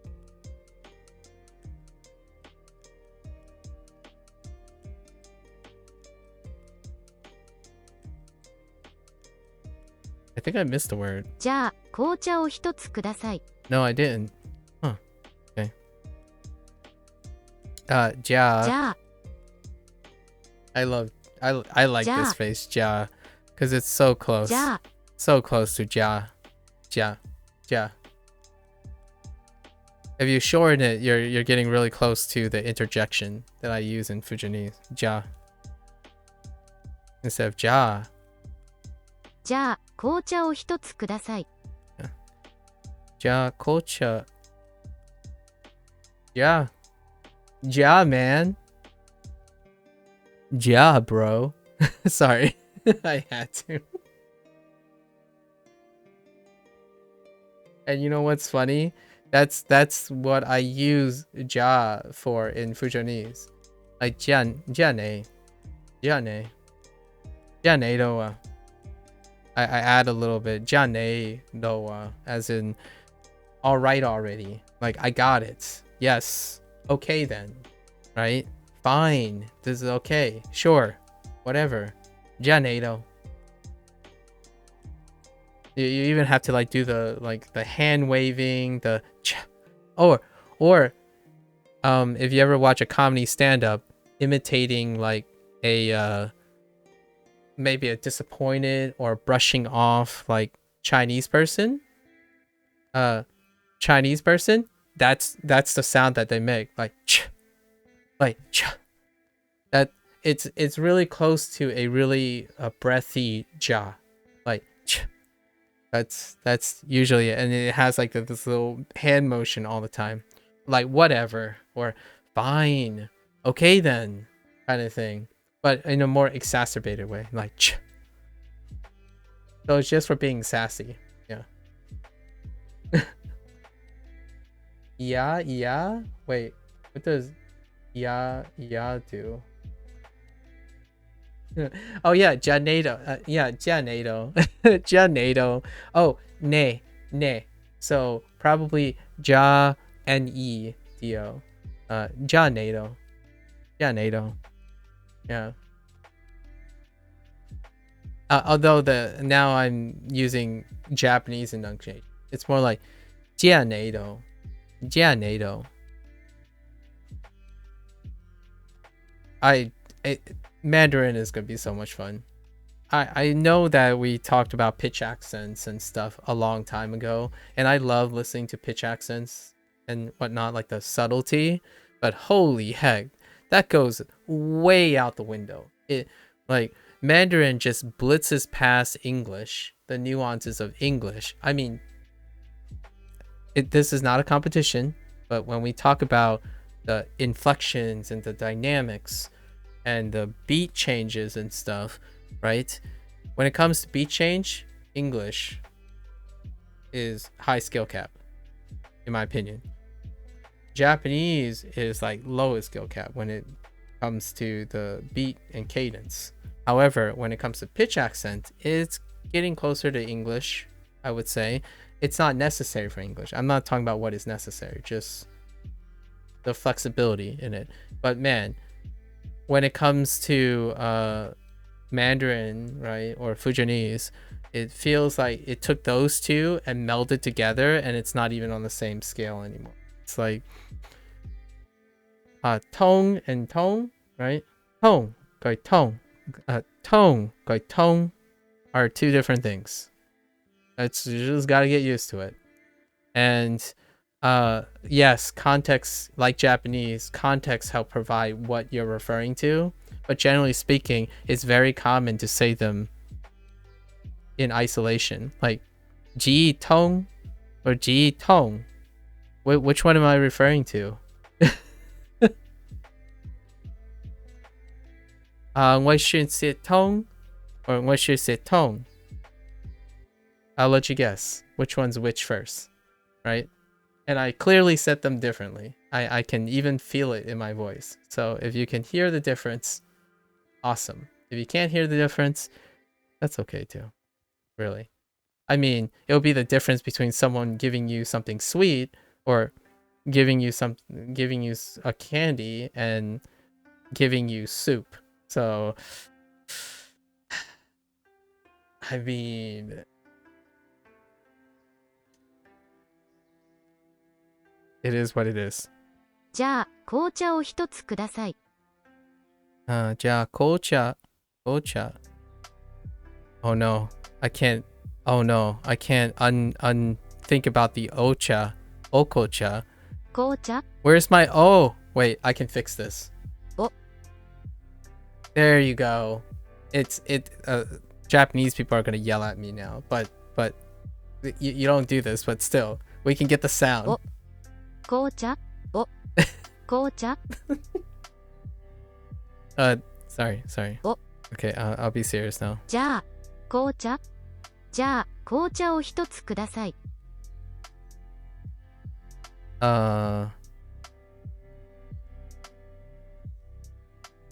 ください。お。じゃあ、紅茶を一つください。Wow, that sounds. じゃあ、紅茶を一つください。That O comes so fast. So, じゃあ、お茶をください。じゃあ、紅茶を一つください。Yeah, it's like so immediate after. Crazy. Oh! Did I forget something? Oh, I forgot. Kudasai. Oh, no. Ocha. Oh, I forgot about, I forgot about the one. Hitotsu. I was so focused on the O. So, じゃあ、紅茶を一つ。Yeah, 一つください。ジュースを一つください。One, you're just gonna bring in juice? Okay. ジュースを一つください。ジュースを一つください。うどん定食を一つください。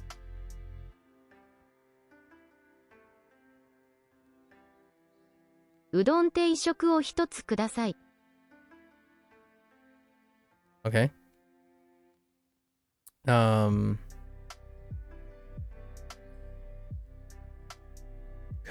Okay. うどん定食を一つ一つください。ください。ください。じゃあ、紅茶を一つください。What did I forget here? Oh, 一つ。一つ。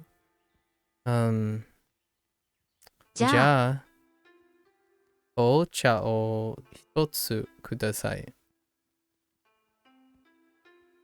紅茶を一一つつください。You forgot that you only wanted one. I mean, All right, let's practice kanji. You know what I have to say about that? In all the chances, isn't it implied? I'm just saying. Why can't we just imply that? 新しい I mean, if we're being honest here, being like really efficient, you know, although that's an English thing, by the way. We already talked about this too.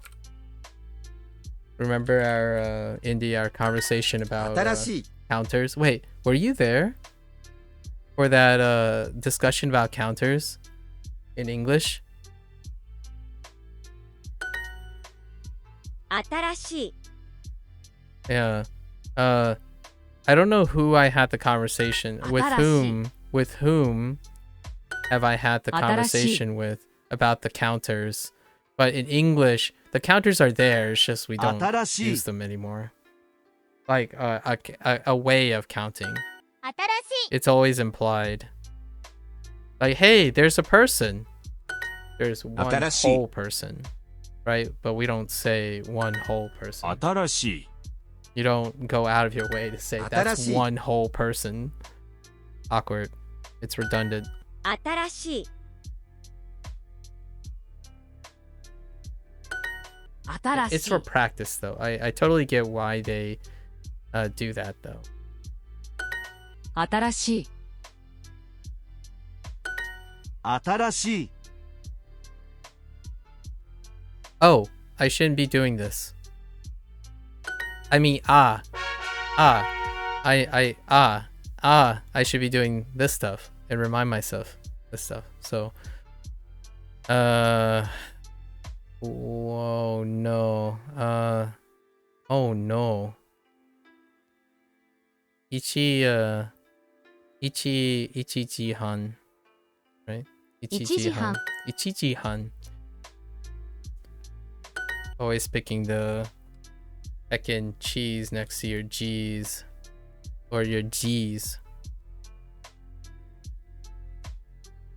1時半 Okay. Yeah, so we're just drawing the han. 1時半1時半 Actually, do you guys 1 say 時半 write or draw when it comes to kanji? 1時半 Do they use the 1時 verb 半 to write 1時半 or to draw? 1時半 Right? Okay. We'll normalize that in our vocabulary. Okay. Mimasu. Right? Mimasu.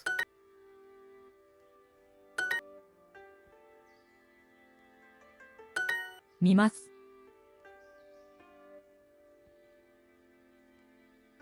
When you're doing calligraphy, is that still writing or is it drawing? 見ます Honestly, I don't even know in English if 見ます you're doing calligraphy, is that 見ます considered drawing or writing? 見ます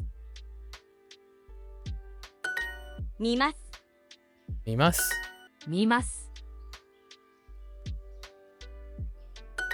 見ます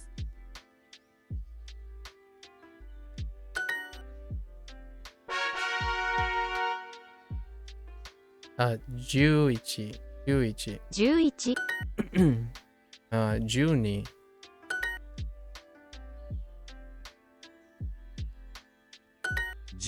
10. 12 11 12 10 11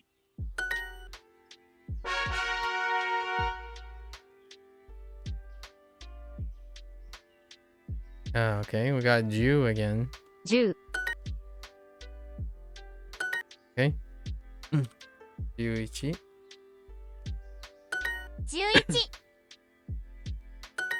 11 11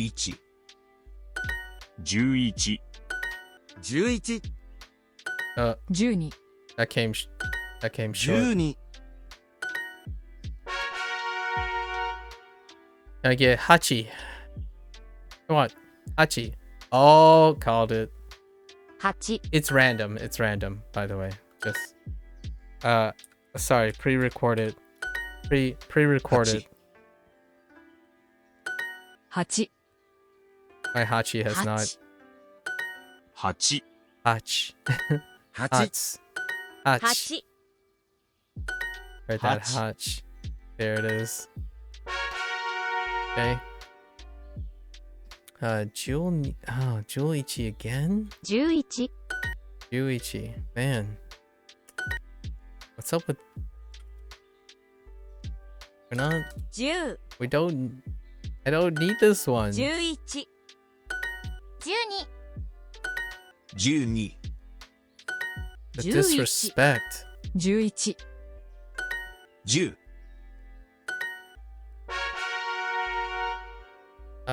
Give me G or yomimasu. G. We got G. Shichichi. Shichichi. Shichichi. 7時 Shichi. Heckin' Shichi. It's not as bad anymore. Oops.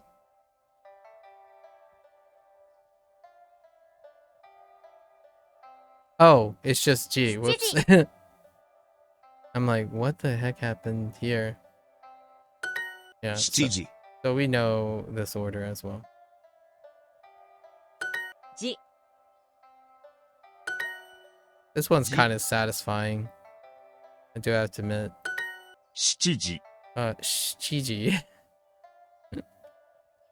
7時 Very satisfying.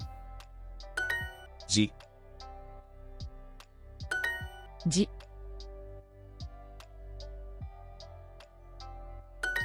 7時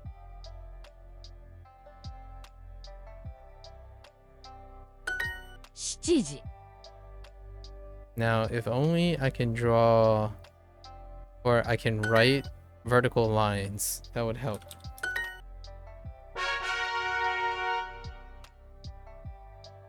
Can I get... Nope. Ichijihan. 1時半 Ichijihan. Okay. So we 1時 got 半 Han. 1時半 Our pile of poo. Right? 1時半1時半1時半1時半1時半 Our pile of poo. 1時半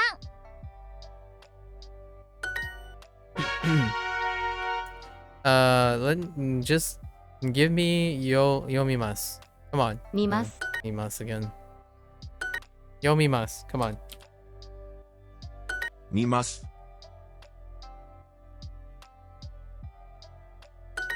見ます見ます見ます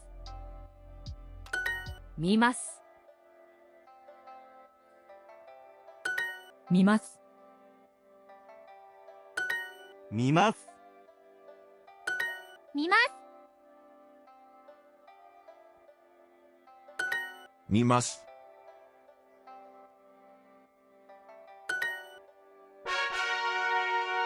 Just one time. One time. Ichichi. 7時 I mean, Shiji. Heckin' Shiji. Sorry, guys. 7時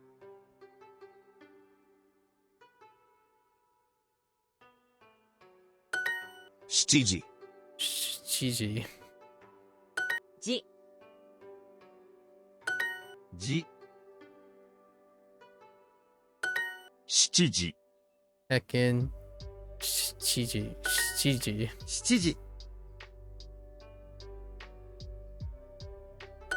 時じ7時7時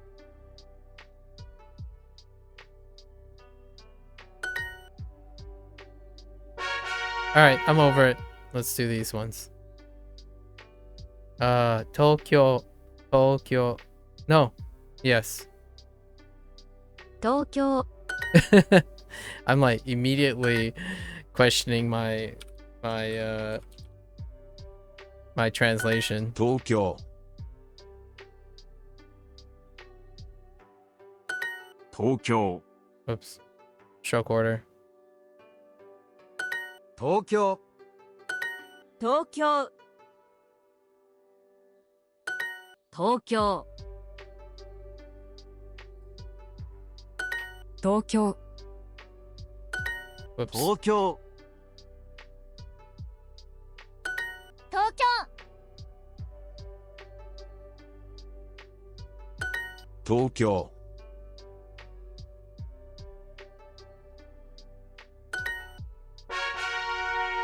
Eh.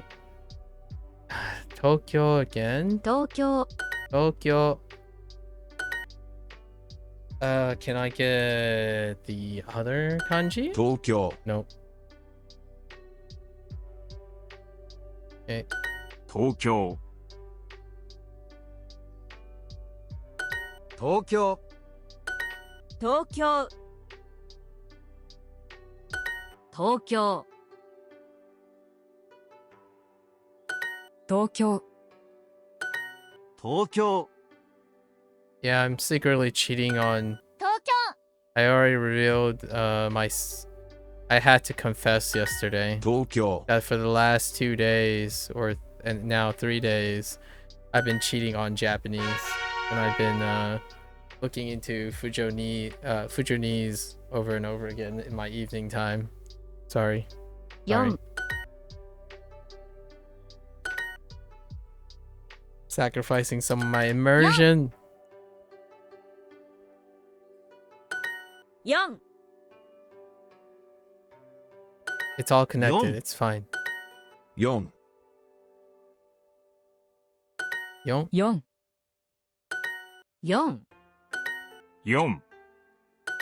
4 4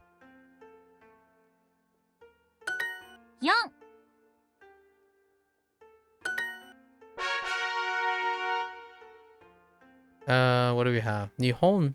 日 Nihon. 本 Okay. Which one are we gonna get? The home? 日本 No. 日本日本 Oh wait.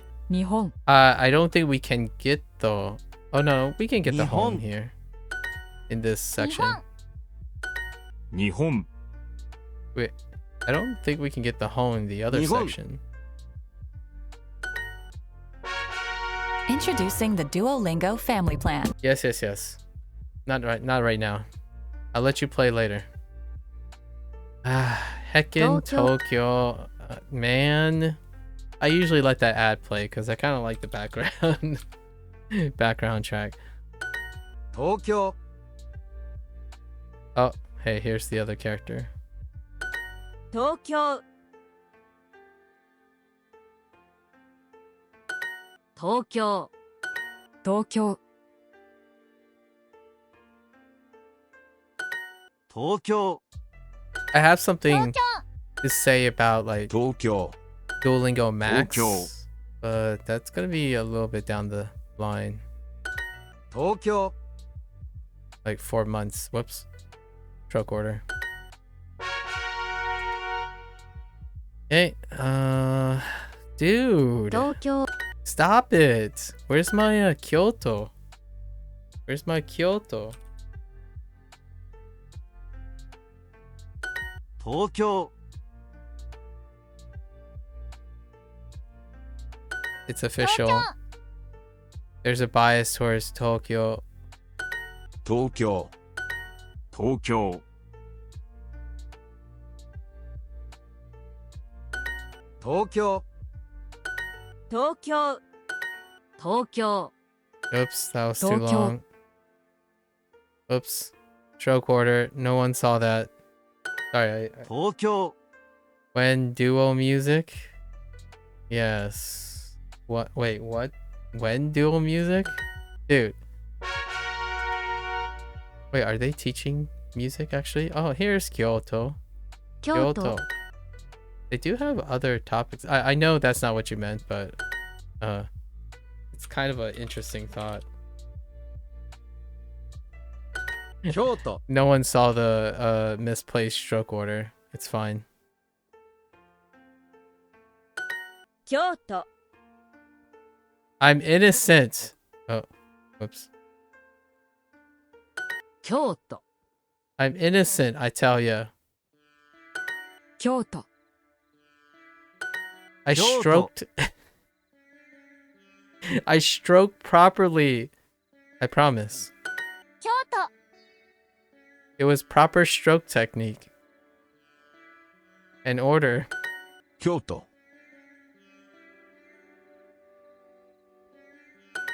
京都 京都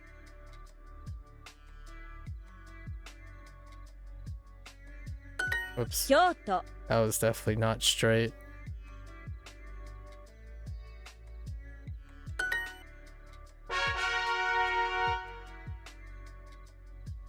On iOS, they said Duocon. Oh, they did? Oh, interesting. I really like the I mean, it's not like yeah, I actually really do like the idea of having other things to do on Duolingo. I like the music track that they had Ji- in the commercial. It's very easy listening. It isn't like something that gonna blow your mind, but it's so easy listening. Chiji, right? 7時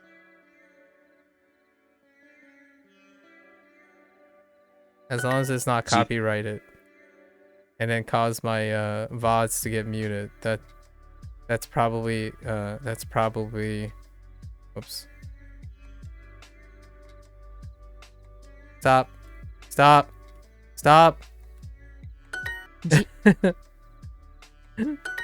7時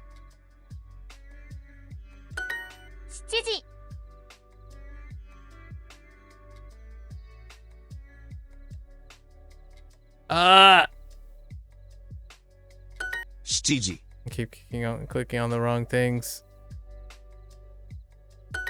7時 時 Oh, I almost.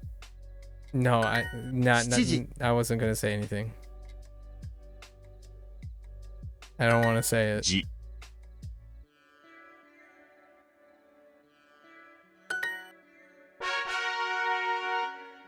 All right, that's 15 minutes.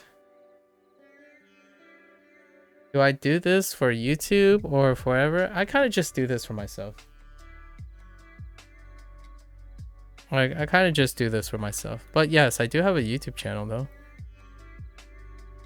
It's my whatever I want to share publicly on whenever I spend some of my time. People from time to time, it's a little bit more convenient to show someone versus explaining it, because I don't want to give people the impression. I like to talk to people who have problems to solve, and I like to solve their problems with them or help them along the way. And oftentimes when you say something, it's hard to know if you even do it anymore, right? So this is why I'm recording myself doing this. See all the fun little stories and stuff. Like, I always tell people that when I learn something, when it's really stressful, I'm having a lot of fun. But the question is, it's not, I don't want people to say, trust me, bro, that I enjoy being frustrated and having positive stress and stuff. I kind of want to show it a lot of times. So that's what I do it for, in a long story short. Wait, pile split 2 ways? Yes, pile split 2 ways. It's a crap pile. How are you going to make it up to Japanese? How are you going to show Japanese that she is worth your full dedication? Oh yeah, for the cheating thing? Yeah, I mean, I don't know. I don't know how I'm going to make it up to Japanese, but I totally cheated on Japanese the last 3 days. Totally. I wasn't passively immersing in Japanese. I was trying to dig up Fujanese stuff. I need to go to the bathrooms. I'll be right back. Be right back.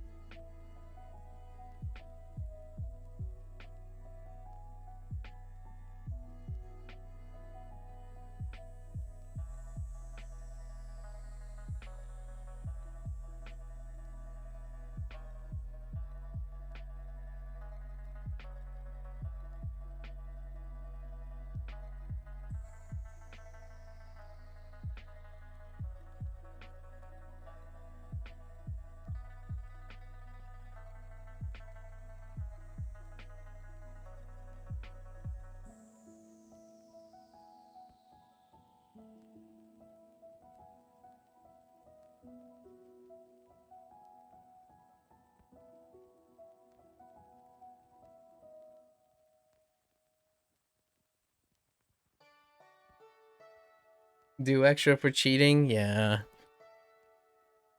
I didn't even realize you can watch Duocon. I might be invested in that. I watch a little of it. Generally speaking, I like to be somewhat at least knowledgeable about the back end too, like roadmaps and stuff. I talked about this the other day where while Duolingo focuses on or advertises like gamification and stuff, one thing that developers, especially app developers, often the new trend, the rising trend, is to offer a persistent roadmap somewhere along this UI and patch notes. So at the moment they lack patch notes with developer commentary based on the departments, maybe like 4 or 5 department heads making commentary on their own patch notes, and then roadmaps. That's kind of the thing that is often now standardized in the field, right, in the industry, be it video games or any type of development.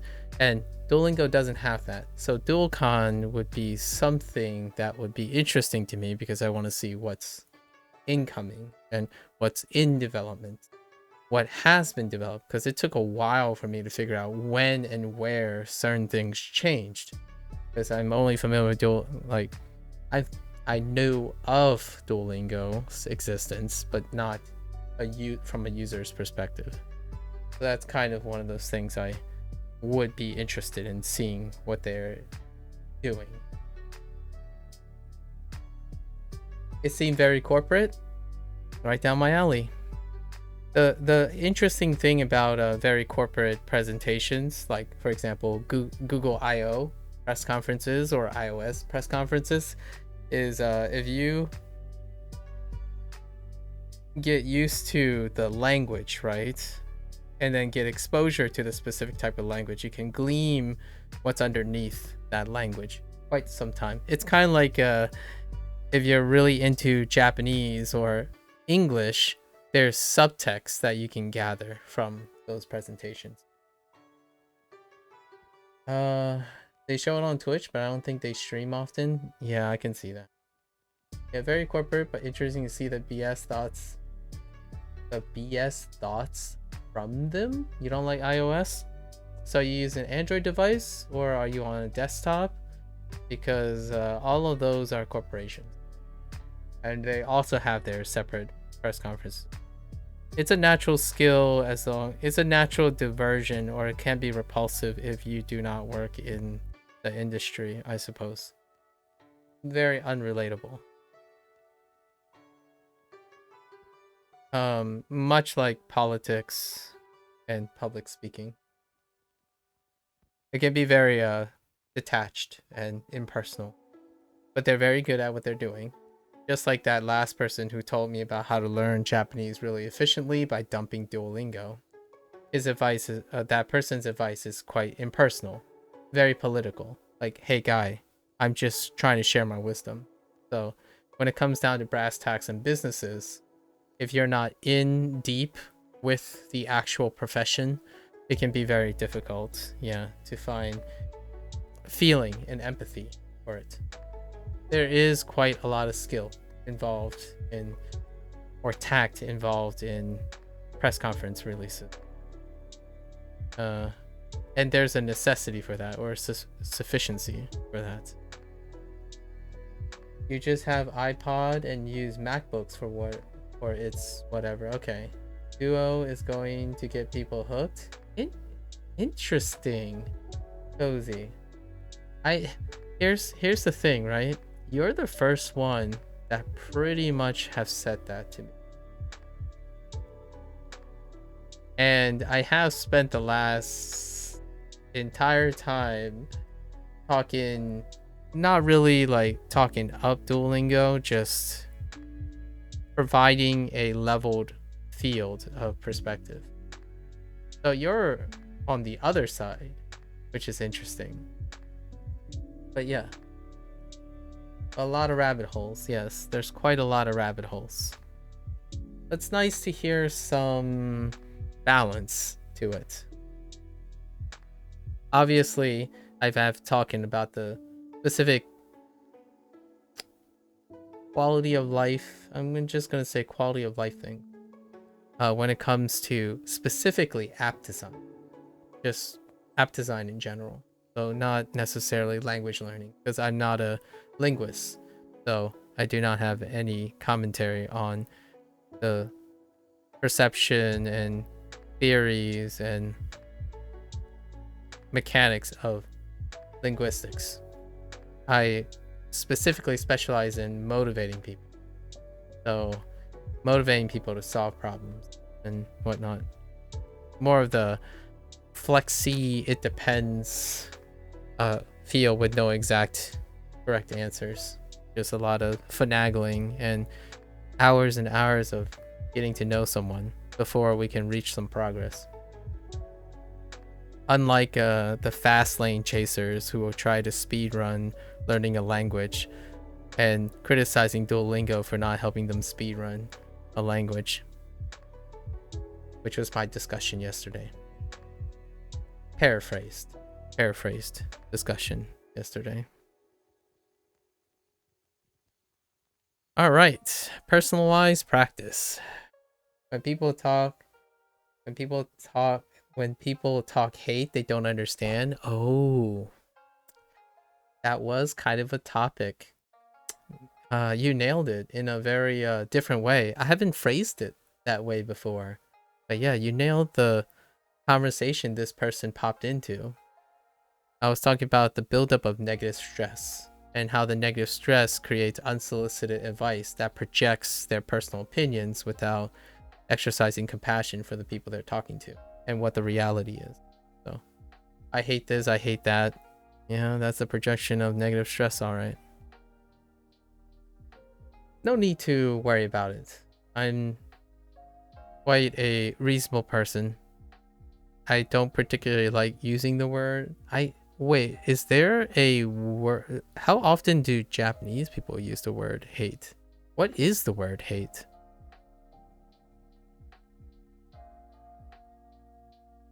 Have I heard it in like a fantasy setting? I guess if you get like the super dramatic media, you might know. Oh, kirai. Okay, kirai. Okay, kirai. Interesting. I know when someone yells at each other and die, because that's in like a dragon all the time. and you know, you're anime, but still, you're anime. Oh, which, by the way, here's another little, like, 10 seconds of hooray kind of thing. Yeah, usually Japanese people don't say I hate that or this. Yeah, it's very anti-Asianese in general, like especially publicly, right? And we're talking about a public situation, not a private situation. Yeah, I don't hate that. Yeah, they would use it as a negation.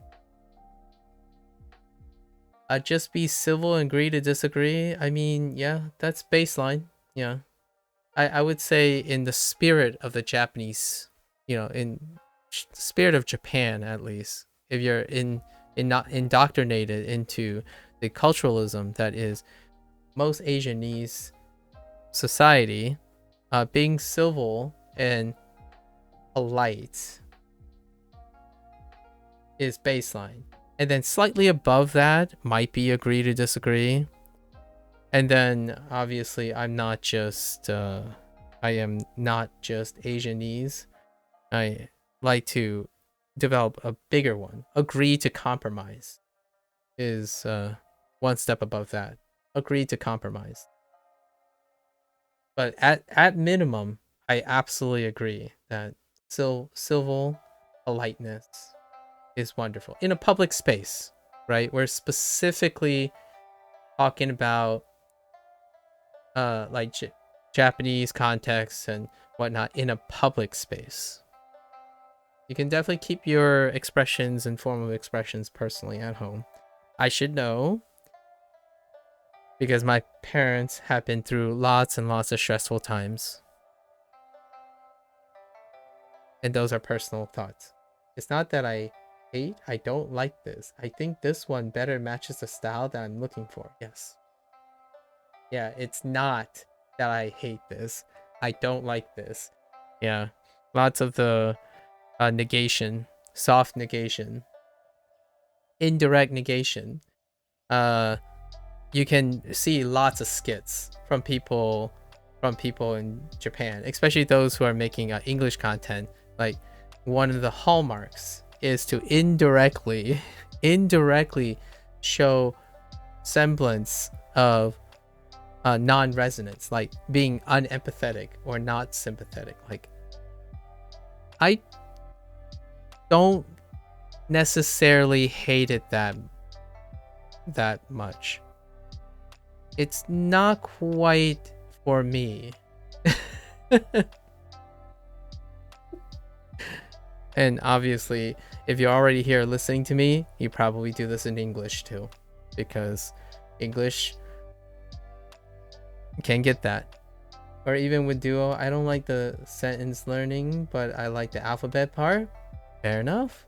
Fair enough. Fair enough.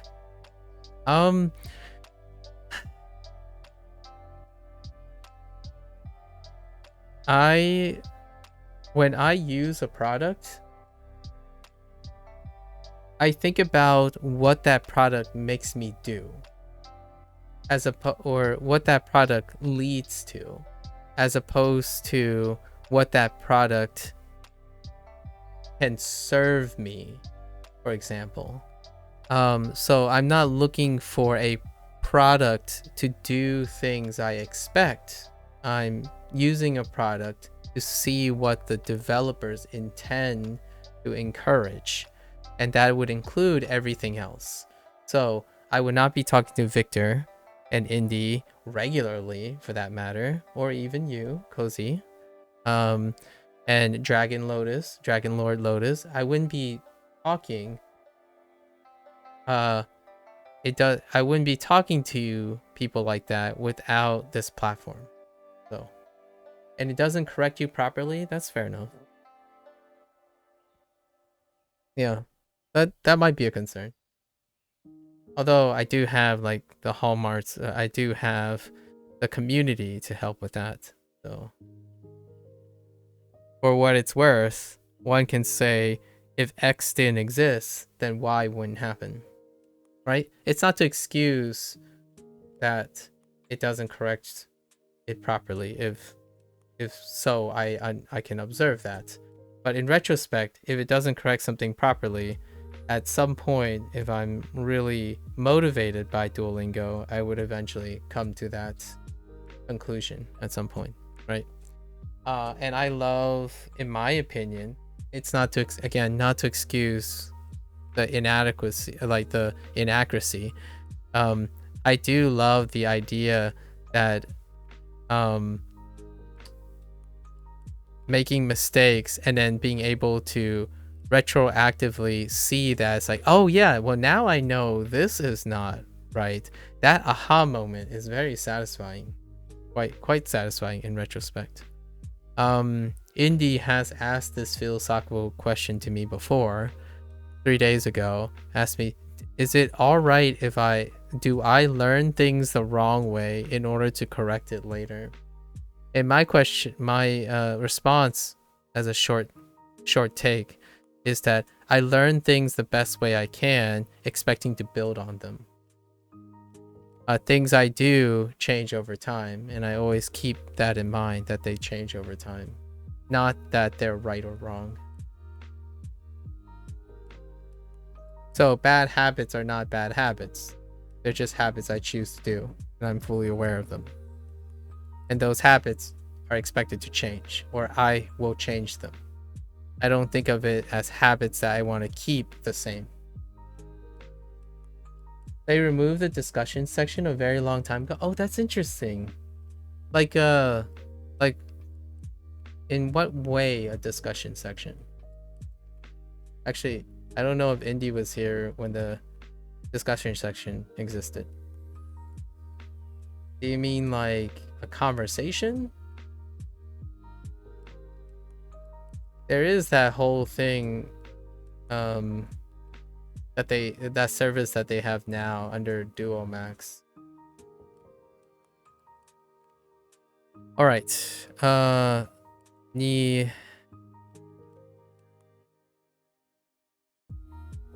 に住んでます right? に住んでます9時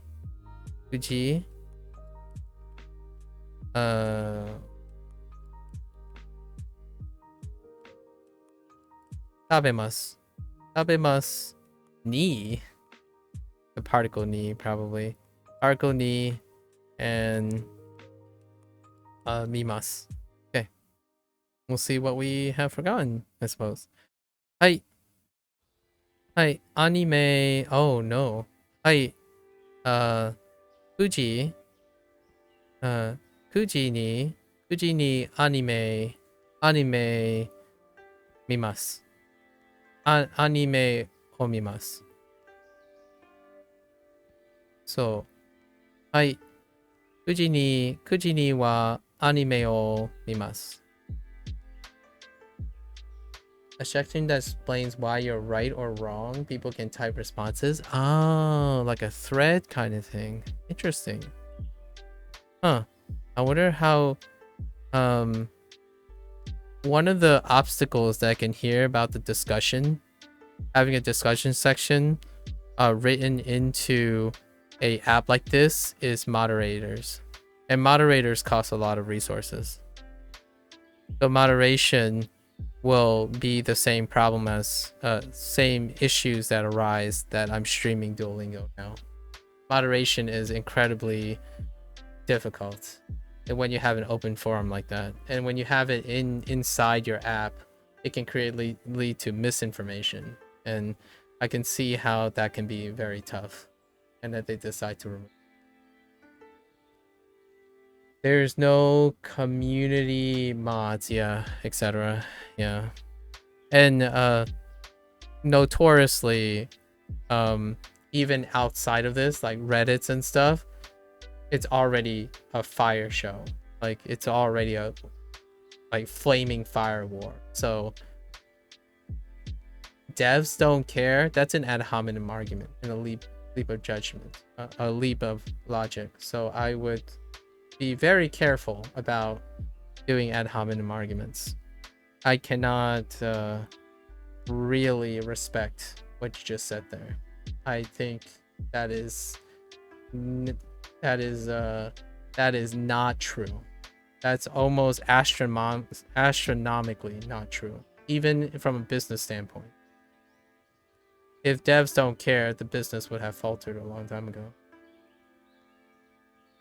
You see a thriving product, and like you already mentioned, there's Duocon, and there's investment involved. That just simply is not true logically. And then the leap of logic is you attack the devs' motivations and not try to understand how the order of operations work. I would say putting a discussion forum into some product like this produces a wildfire of problems. If a forum like subreddit can't moderate their own sub wars between Duolingo and everything else, tacking that on to all the complaints about Duolingo not having a lot of updates and accuracy issues and stuff, it deviates their resources to basically managing fire wars on their forum. So if a multi-million-dollar now publicly traded company like Reddit cannot even manage and moderate sub forums between like Duolingo discussions and the respective language discussions, I doubt that would improve if they added back a discussion section onto Duolingo. Is what I would say if I was a investor. So like if I wanted to invest in Duolingo, PR is a nightmare. Like it would be a devastating PR nightmare. So I would not invest in Duolingo if I was a prospective investor. So them removing demonstration or places where you can demonstrate stuff and keeping politics out of a learning product is probably going to keep their investors happy. At least in my opinion. For better or for worse, obviously. And there are wonderful other communities that can supplement, I don't want to use that word too much, can supplement this. You can go on Bushu, right? Bushu. But plenty of other things to complement. I'm going to use the word compliment. To compliment, like, hey, I got this wrong on Duolingo. Copy post. Don't mention Duolingo in Bushu, I suppose, because wildfire. So you eliminate that, say, hey, I don't know why this phrase is incorrect. And you can use that community because they are designed to do that, right? If flashcards are not your thing, on Duolingo, Anki is a great flashcard alternative. Yeah. So, plenty of different ways to reach the community.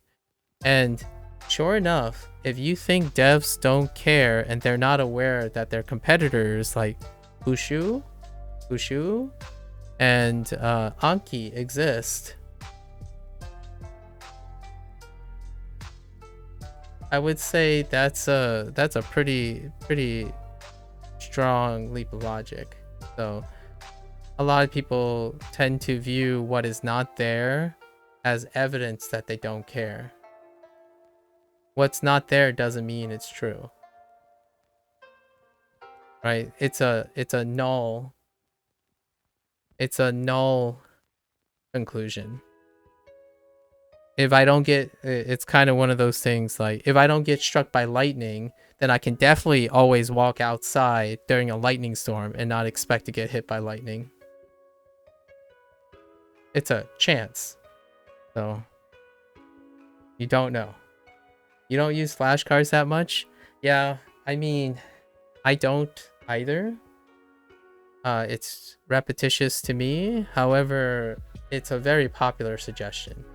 Anki is incredibly popular suggestion.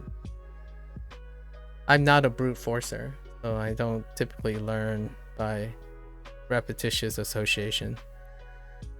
Although Duolingo uses that approach, and I noticeably slow down in using repetitious recognition.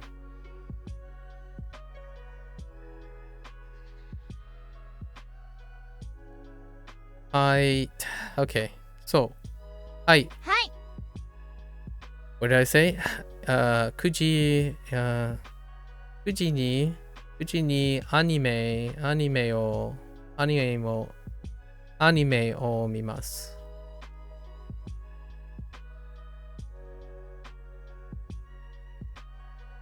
どこですか？どこですか？ there it is. 9時にアニメを見ます。はい、9時にコーヒーを飲みます。はい。9時にコーヒーを読みます。no, 飲みます。I just said I read coffee. Sorry. I thought that was funny. はい。9時にコーヒーを飲みます。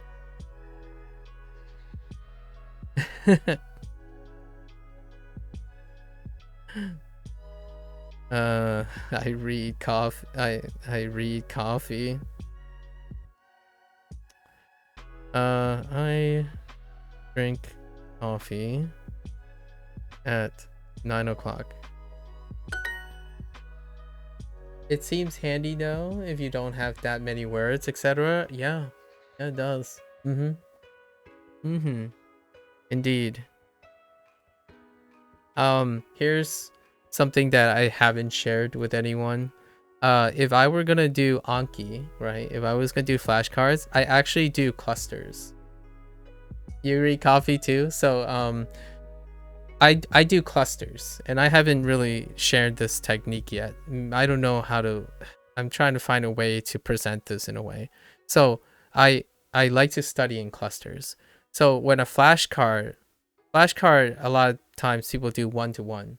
So instead, I group them. I've done this before, like on my recalls in the beginning of each of my days, where when I remember one word, I remember two others. So I do the kanji approach. Like it's how you compress ideas. So when I think of coffee, I think of jusu, right? So coffee, jusu. So you lump them together. So if I were to make Anki, which I think you can do that in Anki, where you make a flashcard and you can put whatever is on it. You don't really need Anki to do this. You could just pull up, or in my opinion, you can pull up your Keep app or whatever app. You write 4 things together that's categorically associated, and then you define all 4 of them with respect to each other. So when you remember one, you remember the other 4. That's about all I got. That's how I form discussions too. So if I'm talking to you and someone asks me a question, that question is linked to 4 or 5 different answers, and then I get to choose those. So to increase my efficiency of forming new ideas while we're talking, or forming counter arguments at a quick, in my opinion, at a faster rate. So you have a lot of time to choose how you want to respond to someone. I cluster almost all my memories. And flashcards tend to be iconically about, here's the word, turn it over, here's the meaning, 1-to-1. Word, meaning, and maybe you can add another layer where you have the kana, the kanji, or maybe even throw the romaji on. So for me, I would throw the kana, romaji, the kanji, the English, and the antonym or the synonym of that word all on one page with a picture. And then on the back, it would be the antonym with all those things.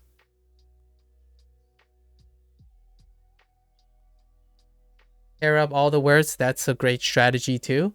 Pair up all the words that translate similarly. I wouldn't say the same, but similarly, but mean differently. You can appreciate nuances of tiny differences if you pair up things that are incredibly similar as well. So there are plenty of strategies that you can still use Anki for, because as far as I know, the flashcards are completely customizable. So there are plenty of wonderful ways. And it's not that Duolingo doesn't teach you these things. Those strategies are developed by the person. So what strategies you bring into Duolingo is foundational, in my opinion. It's a very controversial hot take, but you get all the foundational stuff like tidbits here, and then you take that out, and then you use your own strategy on top of that. There's no way this is comprehensive. So I totally agree with those people. But the criticism comes from the person using the app, the tool, not a criticism. Most of the criticism is what the tool can do for the person, not the other way around. So I don't usually view in that way. My thing is, what can I take away from this tool, not what I wish this tool to be, because I don't usually do that. What I wish this tool to be is not within my control. What I can take away from this tool is within my control at all times. So there's not a lot of much things I hate about a tool, because someone made this. I didn't spend my time making this. So I voluntarily choose to use this tool. If it doesn't work, then I discard it. No hard feelings. You voluntarily choose to. The wildfire comes from people being convinced by advertisement. And that I'm not going to touch. I am not going into the can of worms of the whole like feeling betrayed or falling for ads and stuff. That's a wildfire, a can of worms I do not participate in. I chose Duolingo and I haven't seen any ads for Duolingo. So somehow Duolingo survived for 10 years without me seeing a single ad. And then all I did was, hey, I can stream this. Pragmatic, accomplished. I start here, and then I branch out. What do I do now? I actually, most of the time when I learn Japanese, I'm using Japanese to learn Fujonese. And Fujonese, how do you learn Fujonese? Well, Duolingo doesn't exist for Fujonese. Actually, nothing exists for Fujonese. You might be able to get like a Chinese imported book on Fujonese, or log into a Bilibili account and circumnavigate Mandarin in order to get an account to actually read about Fujonese. If there's something I wish I can do that's outside my control, is approach Duolingo's developer and say, I really like your product and you have all the resources to bring to the world Fujonese. Thank you very much, and please consider my really, really selfish requests that I want your product to cater to my expectations. And that's where we're at right now, I suppose. I enjoy this. It's a platform to just chill and see what awkward things come up. I do have to make a disclaimer. I'm that guy that see the charm in all the imperfections in people. When someone's really angry about something, I turn that anger into something else. Or I want to hear that anger and have that person realize it's not permanent. As opposed to, I suck. I usually, the people that I talk to are in places of, they're in bad headspaces. And oftentimes what I hear is they hate themselves all the time, right? They hate themselves all the time. I suck, I'm stupid. I'm not smart enough to learn a language, and that's kind of the idea of not getting into that groove. So you are, you have autonomy over what you can control, and wishing products to be something that it is not by their creator is kind of a rough start. Or get you to teach. I wish I knew enough Fujonese. As you can tell, I'm American English. So my parents are the most immediate relations to the language. I've only retained the language through my parents. And all the YouTube content that is like the multilingual people who speaks Fujonese and make or post on English platforms, they're also Asian American, and they encounter all very similar problems that I have, where the only Fujianese we retain are through interactions with our parents, and all the people that are looking for resources for Fujianese are the same multicultural Fujianese people that want to connect back to their parents, and you can't learn that language formally, unfortunately, anymore. Although apparently there are classes in China somewhere. I read the news at 8 o'clock. You're not American? That's fair enough. I said American and multicultural people, but yeah, fair enough. I read the news at 8 o'clock. Okay. 8時にニュースを読みます. Actually kind of not bad when we return to this stuff. This is the first time we've returned to this stuff. Let's see. 8時 8に 8時. Why you said that so fast? 8時 8時 8時 8時 8時8時 You're so fast. 8時8時8時にニュースニュースを読みます。読みます。にお茶を飲みます。 Hey, what do you learn Japanese for? I'm interested as one of Japanese people. Oh, as in, wait. You're a native Japanese person? Is that what you mean?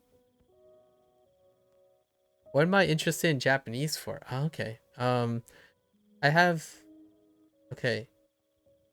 I don't know how I'm gonna respond to this, but I think to use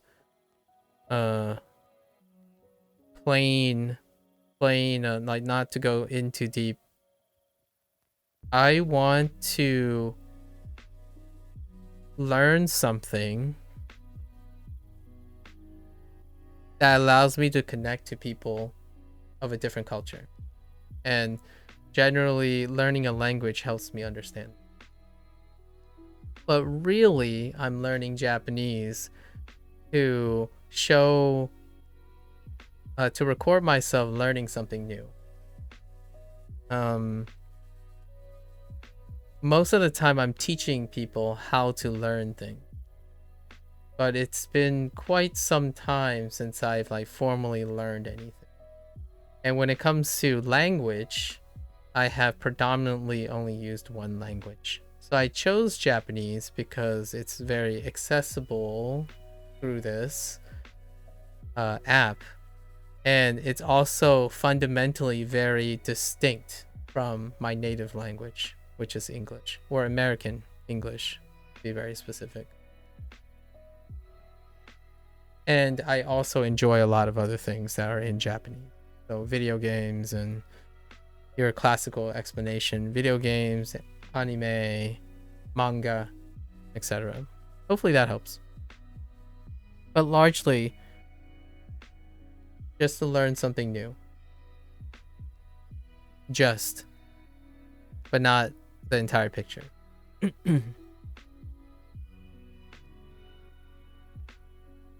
9時半にお茶を飲みます。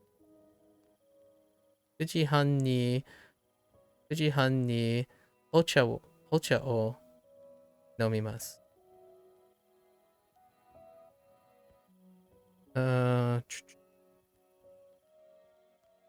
Okay, I drink. That is ocha, right? Yeah. Gotta be careful. We have kolcha as well.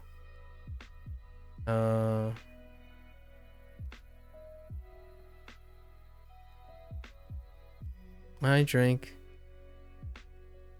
green tea at Fujihan.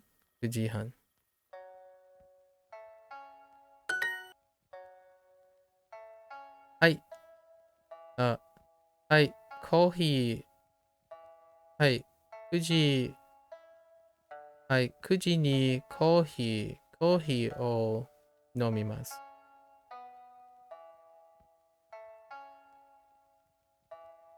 はい。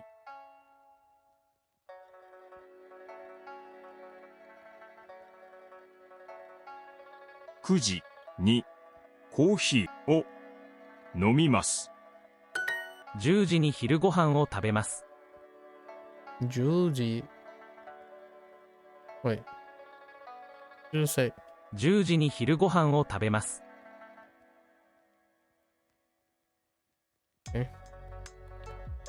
10時に昼ご昼ご飯飯を食べます。食べます。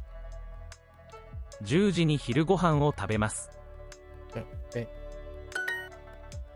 Do you eat lunch at 11 o'clock? Okay. 昼ご飯 Oh no. Time first. 11時11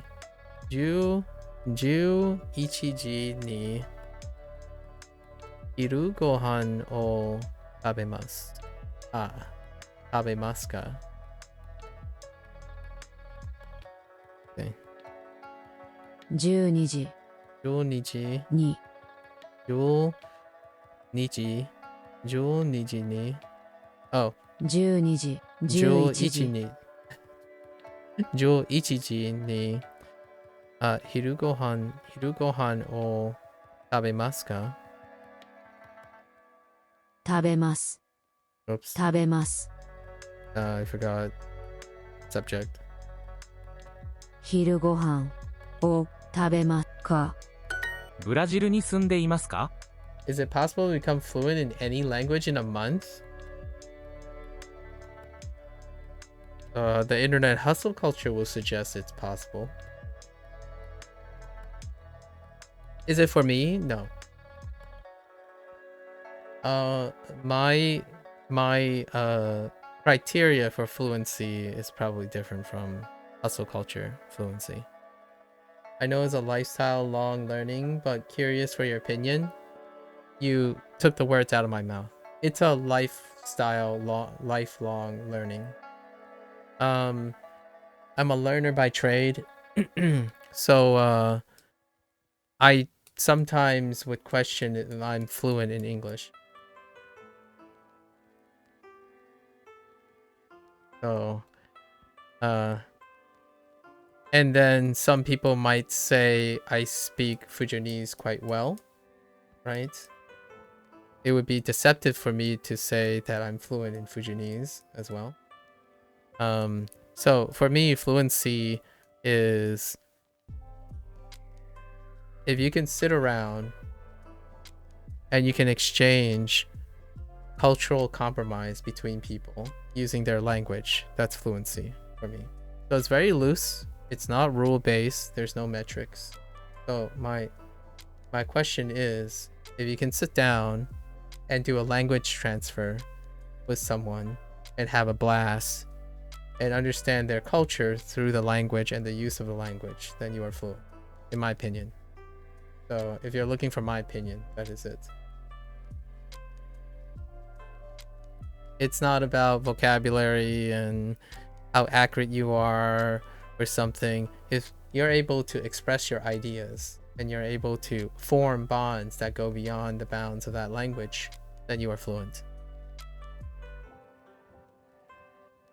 So understanding how you can make a Japanese person uncomfortable by what you might have mistakenly said, that's fluency. One funny aspect of fluency is that you get into this territory. So just to make sure, I know you left recently and I said I'm American. I'm multicultural. So for me, my definition for fluency is a lot different than someone who's monocultural, of course, per se. The social norm of fluency for me is that people blend things together. So it is very uncomfortable for individuals in Japan, I would say, to be open to that idea. However, it's a lot more open in the United States for that type of culture. It's because someone like me exists. So for me, fluency is not about how accurate you are and how immersed you are in any specific culture. It's the ability to effortlessly weave in and out and blend cultures. Like I can talk about Japanese culture through its language, and I can talk about Chinese culture through its language, and the English culture through its language, back and forth, and I can meld them together. That's how I feel. If I'm talking to someone who's fluent in English, they would express things in English that might not be familiar at first, but they are able to do it. And that's when you reach the state of fluency. For myself, no one is, I doubt everyone's gonna say like, well, then how do anyone know they're fluent? It's like, well, I wouldn't consider myself as a fluent native English speaker to begin with. Like, what do I do at home? Well, when this stream goes off, I don't use English with my parents, right? ブラジルに住んでいますか？ Not that guy that tells you, hey, you shouldn't say, 你有没有 busy now? 你也 busy 吗? Because if you say 你也 busy 吗? That's how my parents would say, what are you doing? Are you busy right now? In Fujonese. But the word busy is English. But it's normal to say 你也没 busy 几龙 or 几龙你也没 busy. And I switched the structure of it too, like a lot of times. Do I talk etc. work like that? I have no idea. I haven't used any other form of language thing. This is the first time I've ever used a language app. The last time I learned a language was back in college. Over 16 years ago. It's been 16 years since I formally learned Spanish. For 4+ years. If I'm dropping myself into a different place to learn the language and no language learning app, is it okay if you make a lot of mistakes? I'm a native English speaker. My answer as a representation of the English language, like where I speak, yes, it's very acceptable that you make a lot of mistakes. In fact, when I talk to other native English speakers, a lot of the time is to focus on clarifying what we're saying. When two people who speaks English very well, but they have different life experiences, the English is not precise enough.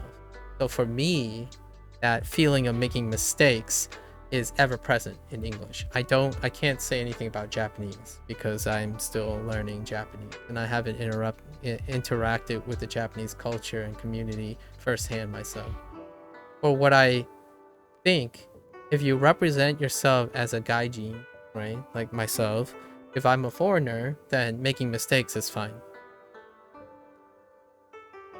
Like usually a lot of countries tend, even in a monocultural country, if you don't strive to be something you are not, they are incredibly tolerant.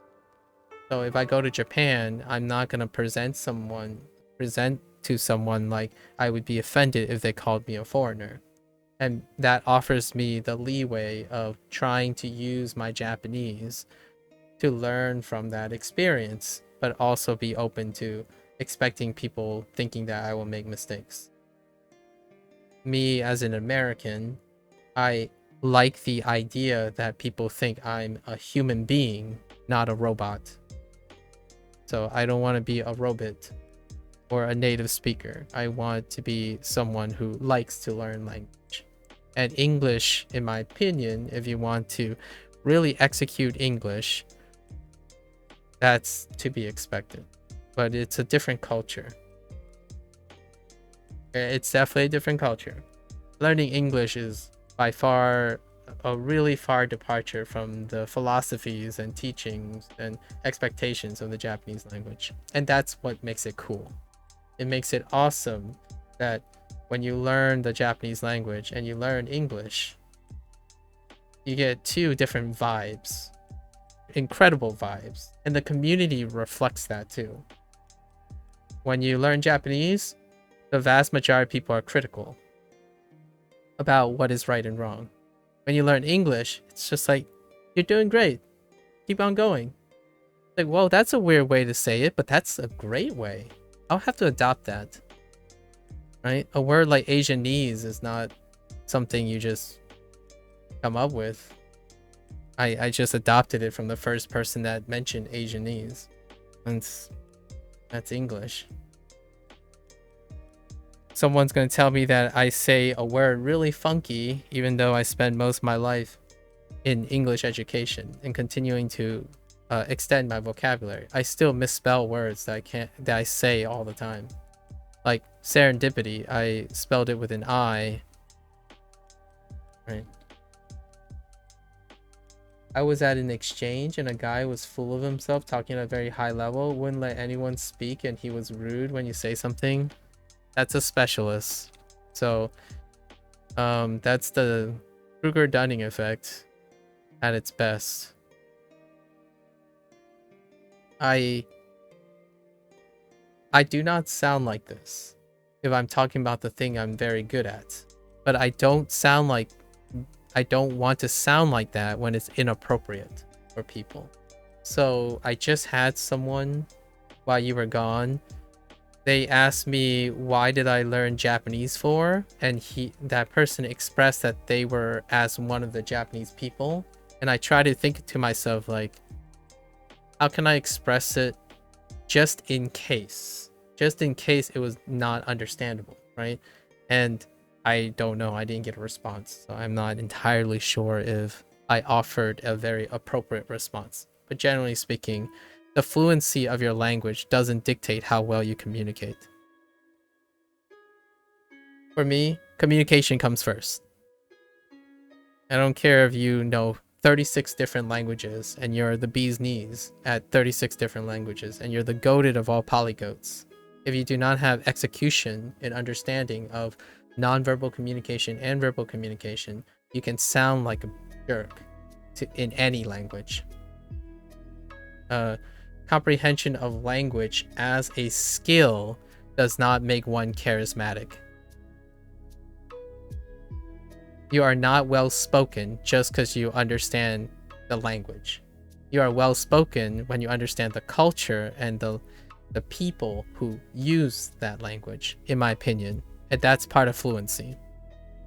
I'm not a linguist, so I don't think like a linguist. I apologize to anyone who spends years mastering all different technicalities of language. It does not guarantee you to be charismatic. Charismatic requires compassion. You go up to someone and say, this is the best way. What you're doing is the wrong way to learn something. Well, you just lost someone who cares about the language. If your goal is to spread and preserve language, you got to check your ego at the door. You have to humble yourself. At least in my opinion. That's how you communicate with people. I'm not going to throw around words that people don't understand until I know they can understand it. It's not about me. He wasn't even a native speaker of that language. I can see that. Dunning-Kruger effect. Not beginner or intermediate level friendly. I see. That's unfortunate. Yeah. I'm not speedrunning through learning Japanese because obviously there are more important things than speedrunning through Japanese.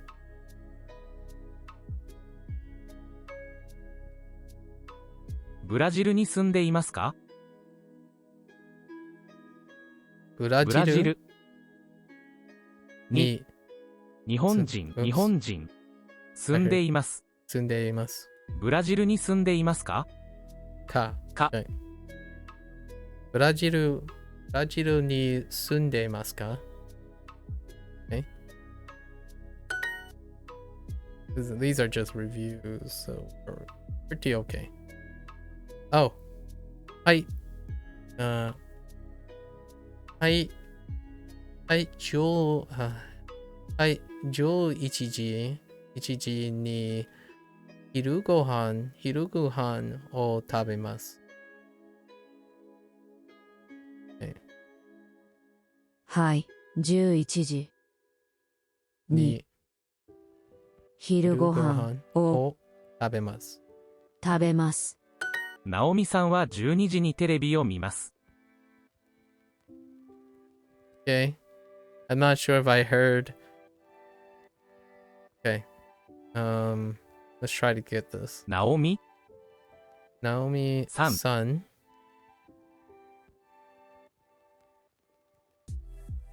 Oh, was it addressing? No. は12時にテレビテレビをを見ます。ナオミさんは12時にテレビを見ます。Yeah.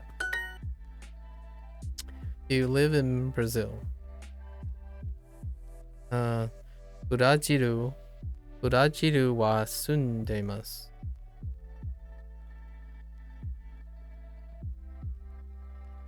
ブラジル。はじめまして。 Oop. はじめまして。 No one saw that. Oh, is it ni? に住んでい Oh ます。 yeah, ni. I mix up the particles. Right. ブラジルに住んでいます。It's a question. Oh, I caught myself. 10時半にニュースを見ますか？ Feels bad. I just caught myself. Spanish natives think you're a Spanish speaker, but I'm going around as if I know every word or try one up on somebody.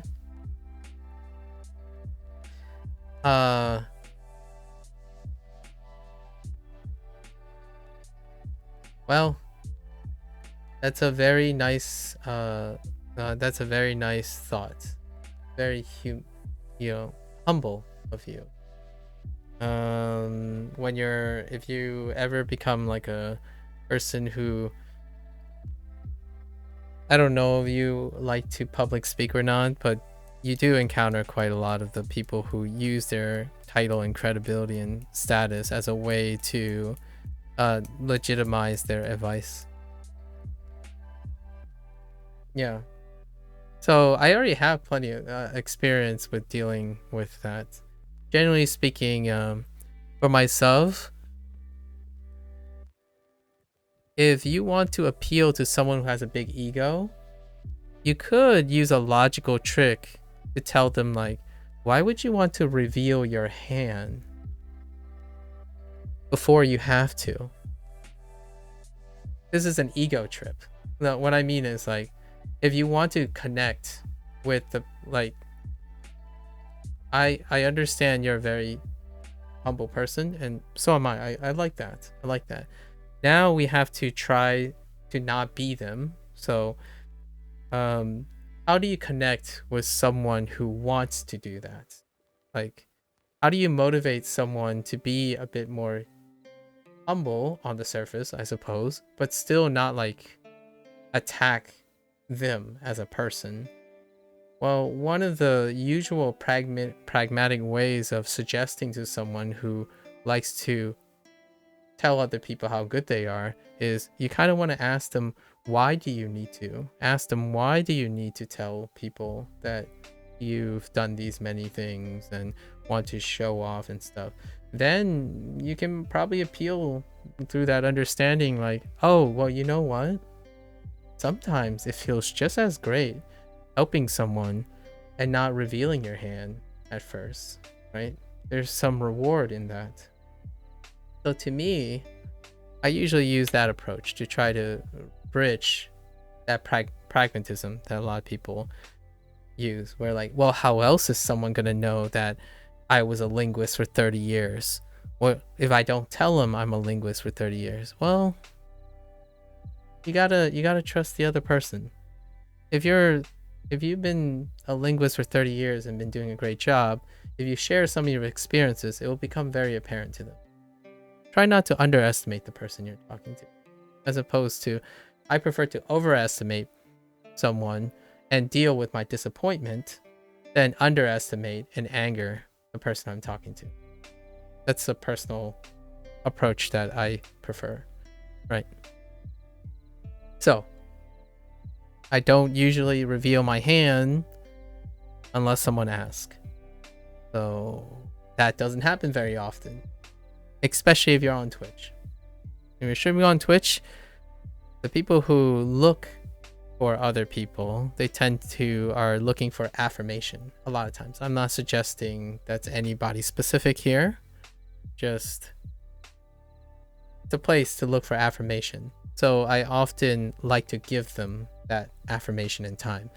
It's kind of ironic sometimes that these individuals push back too. Like they would say like, well, are you telling me how to feel or what I am? It's like, no, I'm trying to give you the amount of time that you want, because I think it comes from somewhere. Like you're going out of your way to try to impress me. I want to know what motivates you to do that. Are you not getting enough feedback or affirmation or appreciation for being a person who's good at Japanese? Like I wonder that. Someone who's secure or very comfortable with what they know, they're not motivated to do so. They're not motivated to need to do that. So rarely do I ever bring up my educational background to legitimize the next thing I'm going to say. Oftentimes it comes from a place where I haven't done this before. I haven't learned Japanese, right? Just because I learned English, I still have to keep a humble mind that might be completely different. Only until someone is curious and voluntarily willing to solicit my opinion that I will share my opinion a lot of times. Even on my own channel, a lot of times. And when I'm voluntarily revealing my opinion, it's to myself most of the time. And I do that in the beginning of the stream. Like thoughts and stuff. And whoever wants to listen to it, they can choose to listen to it. And then they can add to it. That's kind of the idea. It's an open invitation when I choose to do so. Otherwise, I'm probably not going to do it. I have been streaming for what, 1,971 days, like since I started. 1,971 days. That's what that number in the title means, by the way. And to this day, I don't think some of the people that know me for all this time have asked me specific questions that would tell them a lot about me. So to this day, there are a lot of interesting things, but gotta keep it to myself. Maybe one day I'll reveal it. 10時半にニュースを見ますか? It's not a secret. It's just, if you don't ask, then it stays a secret. 10 so 10時半にニュースを見ますか? Oh yeah, you can watch the news, of course. Do you watch the news at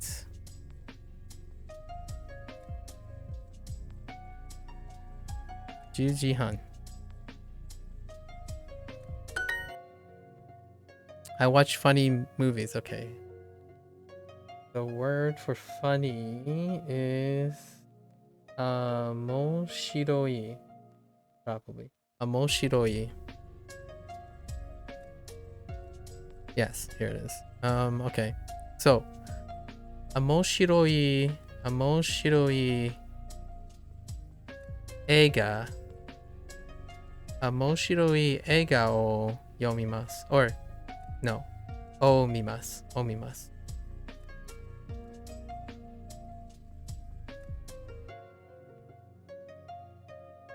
Um...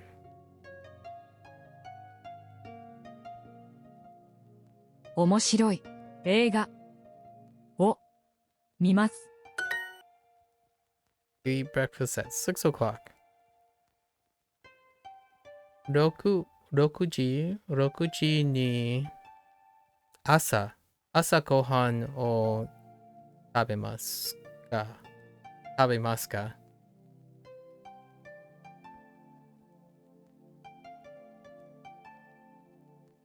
Okay. 6時 or 6時6時 Okay. 6時 I guess you can add that too. 6時に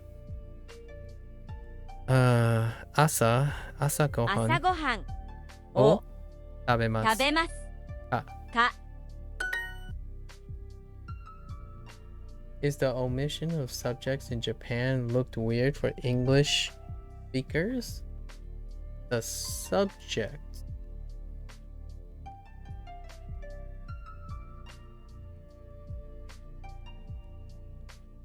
Sometimes weird. Sometimes. I think English speakers are used to seeing nouns and pronouns. However, once you get used to what is referred to as the subject, which is usually the object and is also a noun, so there I'm no longer looking at sentences where the subject has to be a pronoun, right? It's already there. So no, not for me anymore. Was it weird at first? Kind of. I would say yes for the majority of people that speak English at first. I actually have problems remembering the pronouns. Nowadays though, the subject is where it's supposed to be. Like the subject is the object of the predicate. So the predicate is the subject is always there because I know the predicate. So now, much like the way I look at the sentence, I'm looking for the predicate, and then I know what the implications of the predicate is on the subjects now. So no longer like that the same way where I start with a subject and look at what the verb that the subject does anymore. So I'm looking in what they would probably say the weirdness, the reverse, like a different order. So it's no longer about that anymore. It takes a bit though. I would say for me, I did 5 hours on average just looking at whatever the sentence pattern is. And just so we're clear, I'm at a part of Duolingo where I have zero grammar points. So there are no Duolingo has shared 0 grammar things up to this point. And I still am pretty comfortable past that. Although I have to make a disclaimer, I don't necessarily think I learn the same way a vast majority of people do. So I think I'm it's very inappropriate of my personal experience to be reflective. I want to say that the vast majority of people that I've seen who learn Japanese find it weird to omit the pronouns, which can be the subject of the sentence. It's often the subject of the sentence. I see now, in my opinion, when I read a Japanese statement, I look for the predicate and find the subject. And the subject is not actually the pronoun. At the topic, the word topic is what I think people find weird. The topic replaces where the subject is typically in English.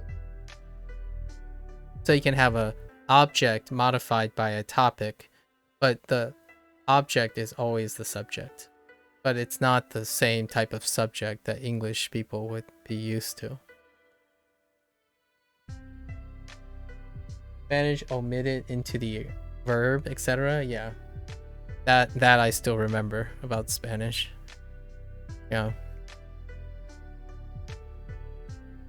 Also, I guess akurei. Akurei. I'm Chinese in my background as well.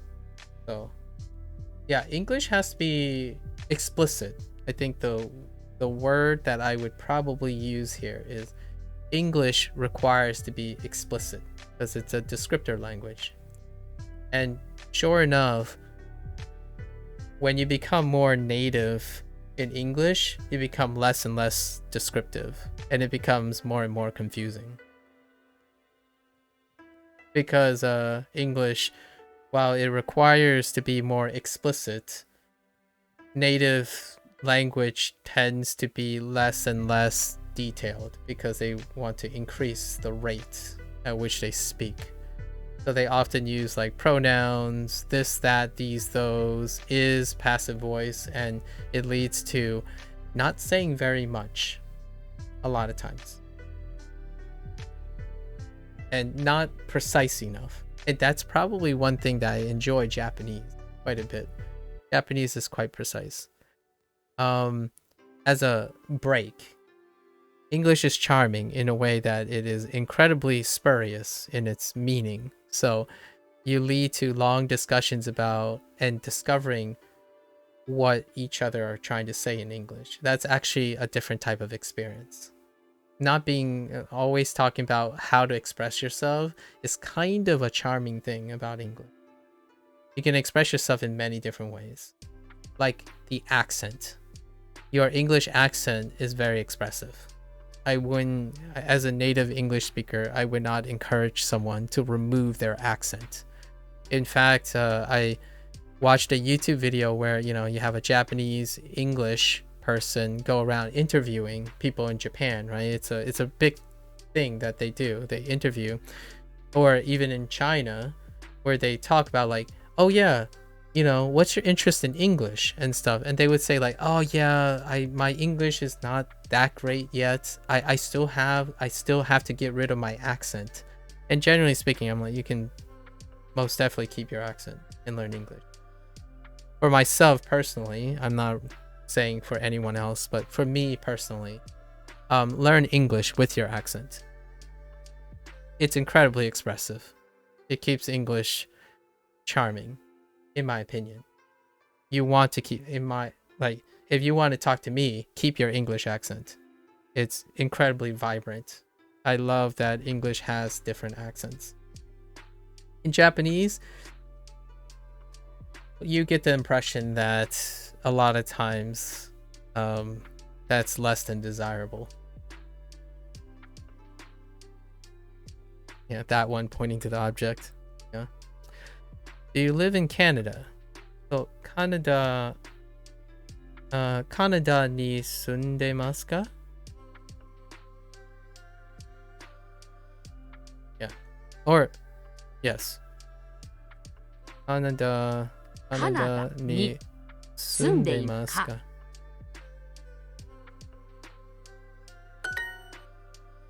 Do you live in Brazil? Oh, what did I screw up here? Oh, I missed a ka. I ca'd myself. Brazil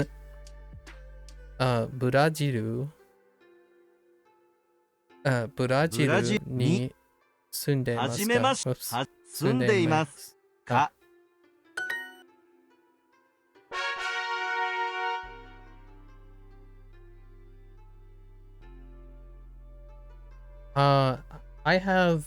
I would say, humbly, I have an above average English comprehension.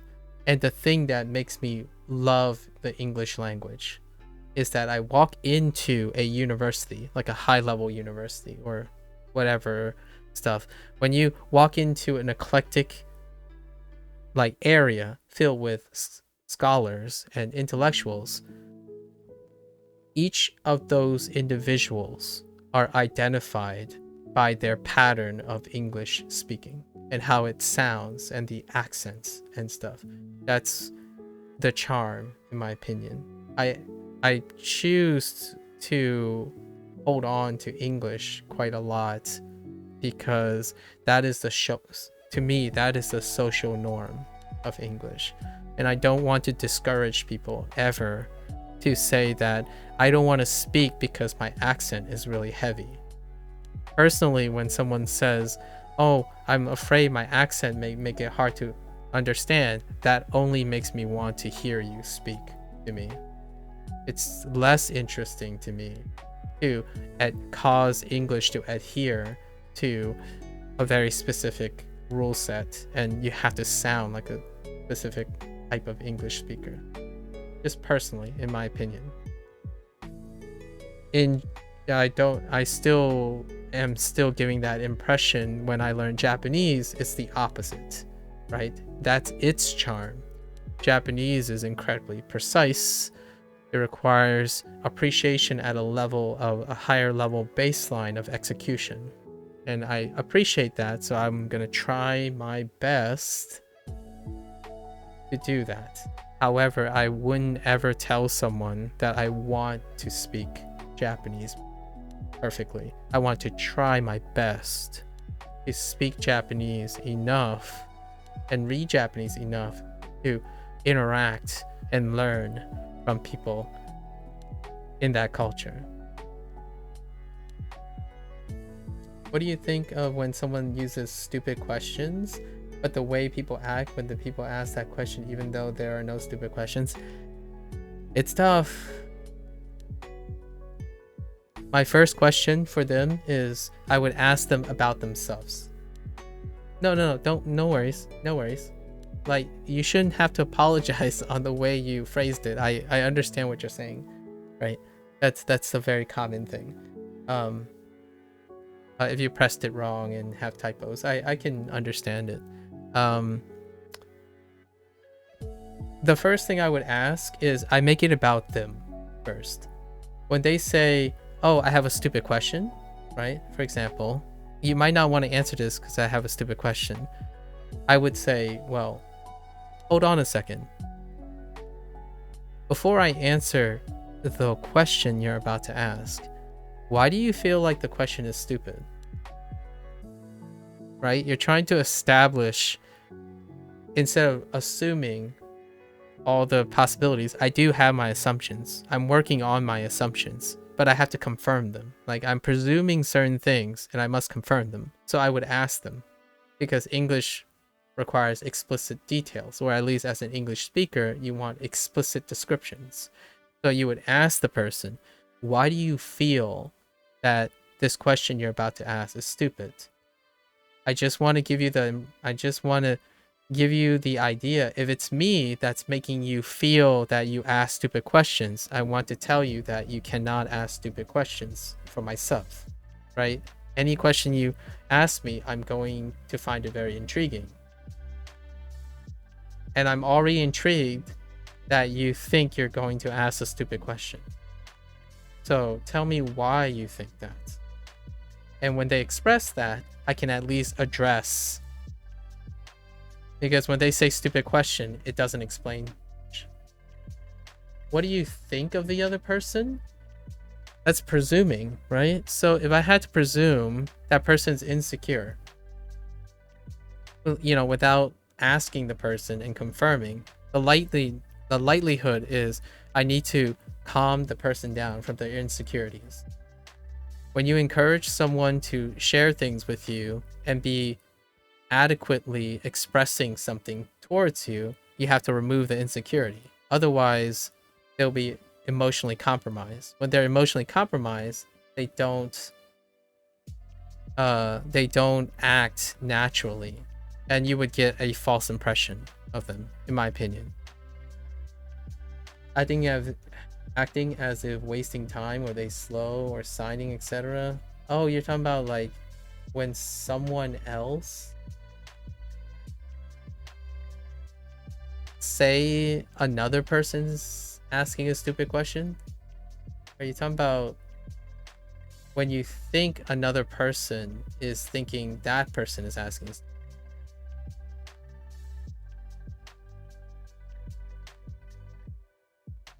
Are there two people in this scenario? Because I don't know. I'm not quite clear on it. Let me reread this. When you think of what you think of when someone uses stupid question, but the way people act when the people ask that question, no, there's no stupid question. Yeah, so maybe you're talking about someone who's commenting. Would you still ask or leave them alone? Are you talking about me asking the stupid question? I would ask the question. I would ask the question because I know how to explain why the question is important. If I never think I have a stupid question. And the reason why I never think that is because I need to first figure out why I want to ask the question first. But if it's another person asking me and they're feeling like, oh, that's a stupid question, I'm going to ask them, why do they think they're stupid? Like, the question is stupid, so I can understand them.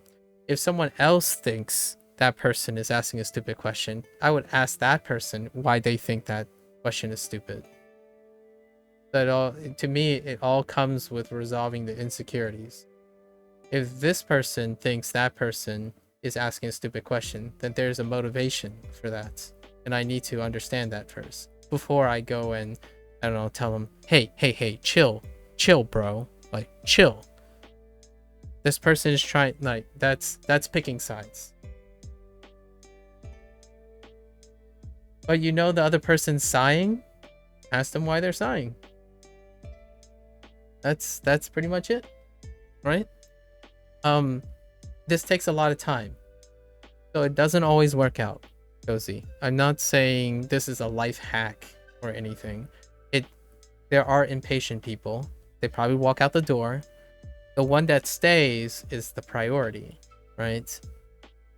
Don't pay, like, you could say things like don't pay attention to them, but I would say the person that stayed, I hope that person didn't bother you too much. So you don't make it about them. You make it about the person you're talking to, right? That's how you establish rapport with someone.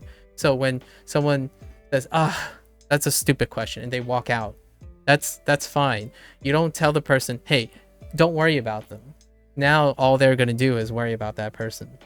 You tell them, like, well, how do you feel right now?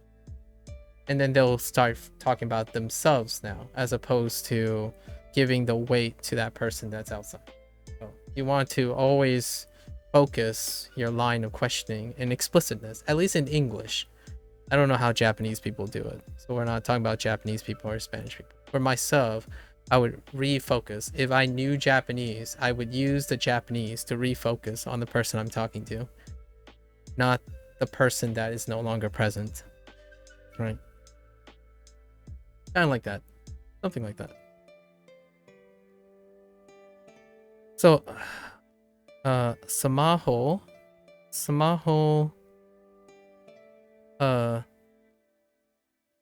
Oshi. Oh, city, Oshi.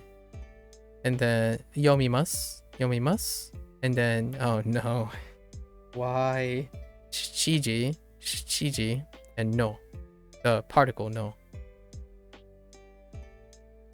On front.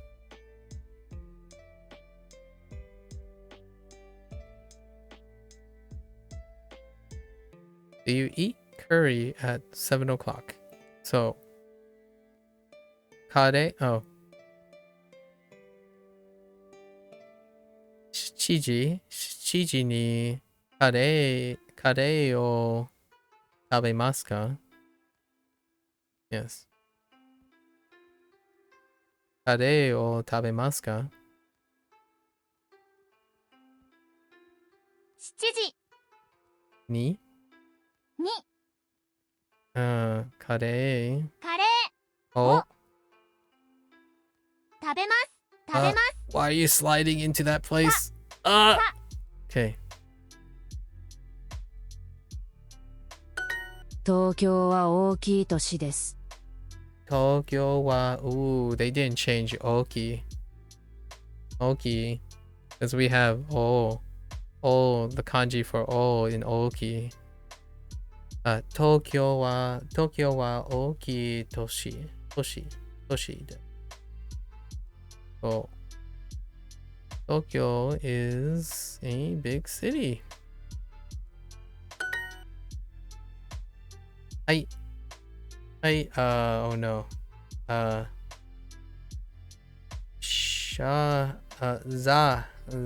Zashi.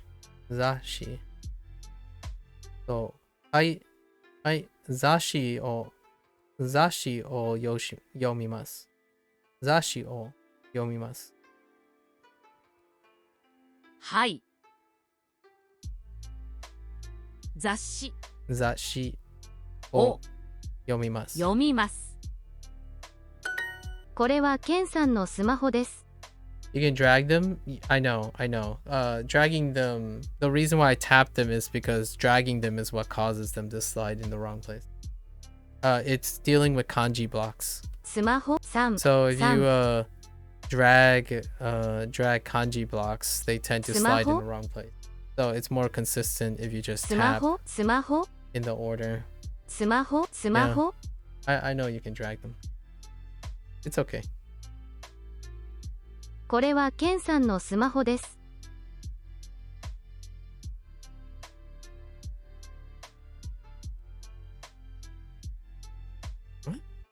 これはケンさんのスマホです。Oh. これはケンさんのスマホです。これは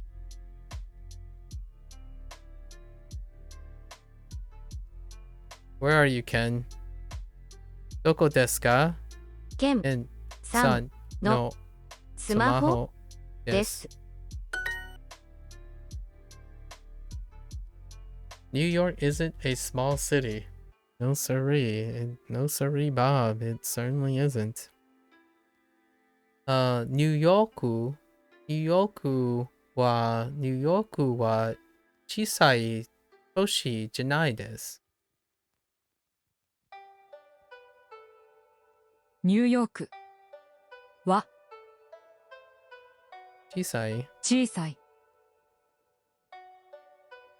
じゃないです。Oops, I forgot Toshi. どう年Toshi. どう7時にパンを食べます。Oh, of course you would use Shiji. Shiji に7時にパンを食べます。パンを食べます。7時ににパンを食べます。食べます。Where is Hana's smartphone? Hana-sanのスマホどこですか？スマホはどこですか？Hana-sanのスマホはどこですか？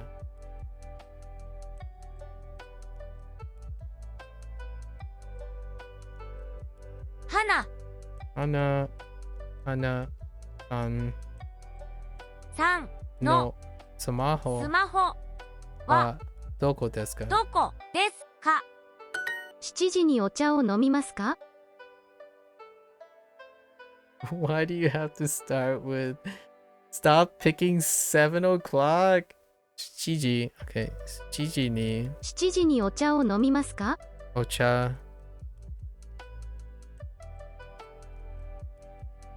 Okay 7時にお茶お茶を飲みますか？7時にお茶を飲みますか？7時にお茶を飲みますか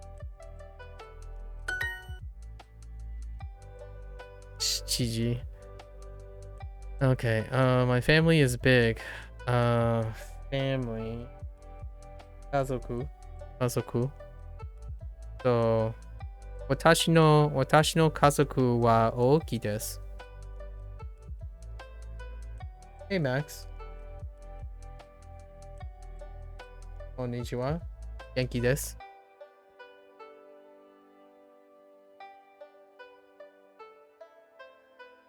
Oh, Genki desu ka. Sorry. Genki desu ka. I totally caught myself there too. Yeah, it's been a while. Olang no Mogina. Olang Mogina.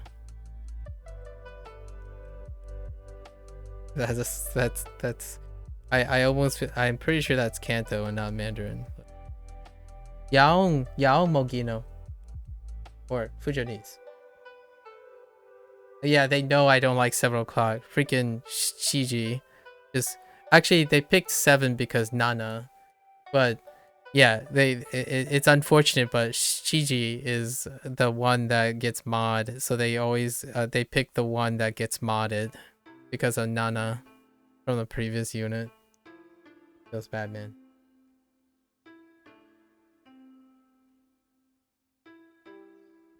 I'm glad you're hearing good. I'm glad you're doing well. What are you up to lately? It's been a long time, I know.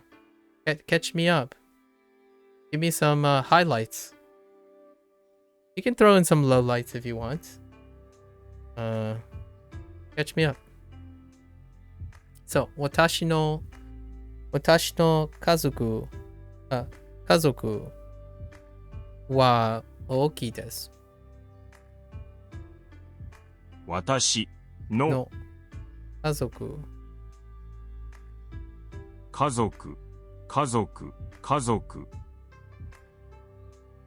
は大きいです。本と雑誌を読みます。Where to start? Finish your apprenticeship? That's fantastic, and you're probably working.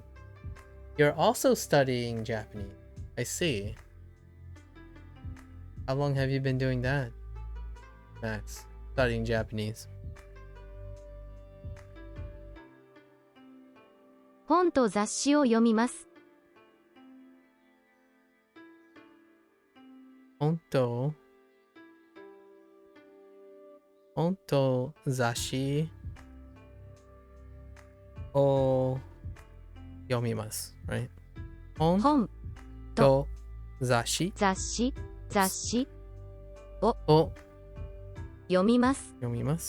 本と雑誌を読みます。About a year now with some breaks in between? I see. Just a bit every day. How about me? 24 days including this. I'm kind of cheating on Japanese though, because I've been digging on Fujanese. Not yet? It's on your to-do list. What? Going to Japan. I see.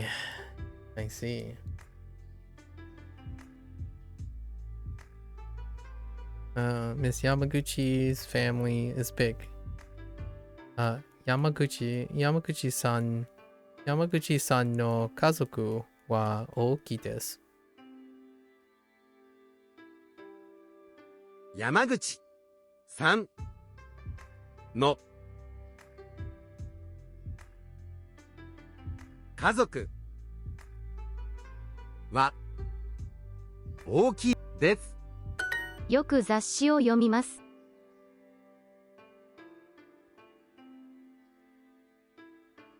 よく雑誌を読みます。I think what I heard. よく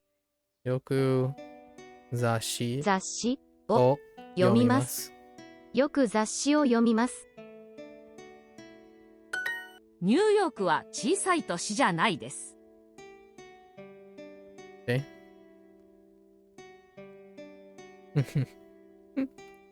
New York City isn't New York isn't a small city.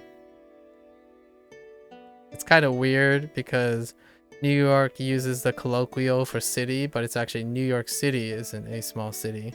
Awkward and redundant, but you know. That's a colloquial difference. It's New York City isn't a small city, but it's awkward. So you would largely say that's why it naturally went from New York City isn't small. That would be the colloquial.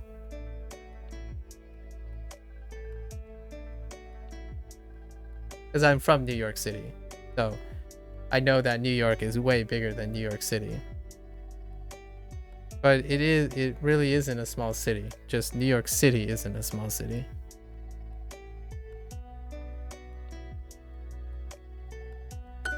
Yamaguchi さんの家族は大きいです。Come again. 山口さんの家族は大きいです。Yeah, okay. 山口の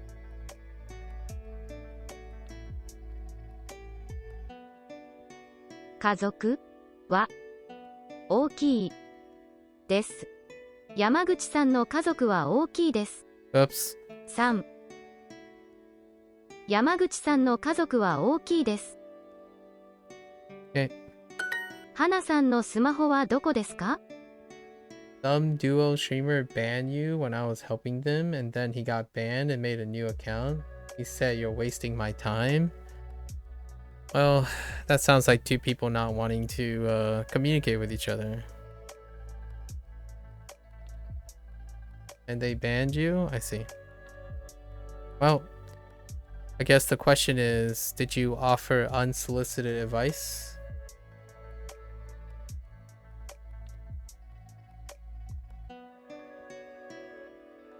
Well, that's a little bit of a hateful comment, but implicitly, you didn't offer solicited advice, then how does that person feel like you're wasting their time? I'm being fair to both sides, obviously. That you're wasting my time has to come from somewhere. If that person's a streamer, right? So at some point you must have been offering unsolicited advice. It's more likely that unintended. When someone's very passionately concerned and kind, that would be blaming something that you do not have control over. So if you're saying that, if you're accusing that person ad hominemly as a narcissist, you yourself, ironically, am a narcissist by suggesting that's the problem.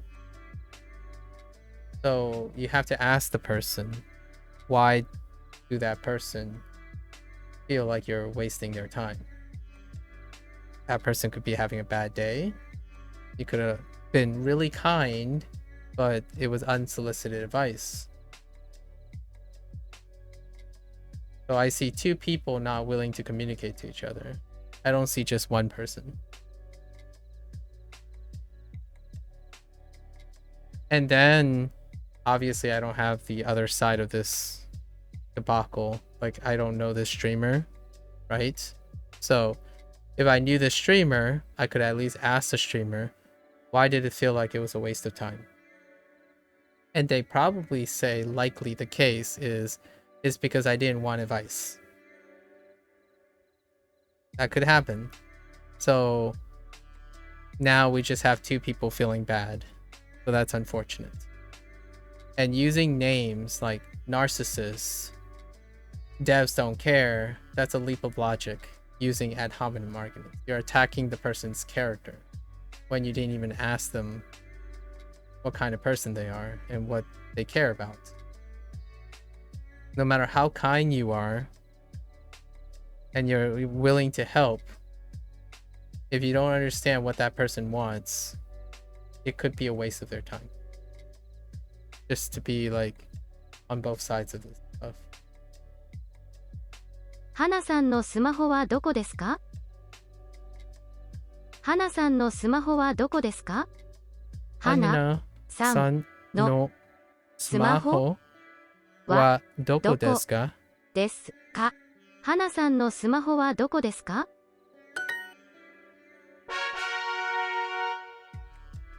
Again, really kind people may overcare quite a bit. So passion to help others is a tricky business. Be like the Japanese, I suppose. Japanese decorum in public is that if someone seems like they need help, It's often to confirm if they want the help. In America, quote unquote, America, sorry, Americans, but when someone is really kind and they're really passionate about it, they go out of their way to intervene and hop into the person's business. So that can be risky. I still love that trait about people who are willing to help. However, when I reject the help, it can hurt too. It can hurt that person. A very kind person who's jumping over hoops to help someone and then another person rejects it, it can come off as a feeling of betrayal. So they would naturally then attack the person's character instead, like being ungrateful, being arrogant. I've been called that I have a gigantic stick up my butt, so it can hurt. And I absolutely understand that that sucks. What I see from the outside is two people being hurt here, not just one person. Even if I don't know the other streamer guy, it's unfortunate that you two are on terrible terms. So I only see two people hurting each other, not one person is right and one person is wrong. I just see two people unfortunately cannot get along. And that's kind of what lifestyle choices get you. There's no all-win situations, right?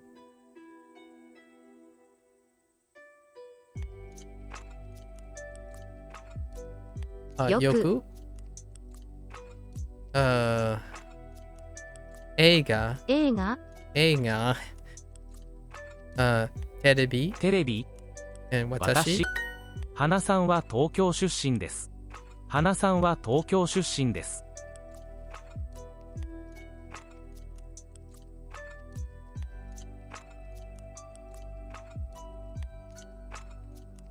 東京 Wait, 東京花さん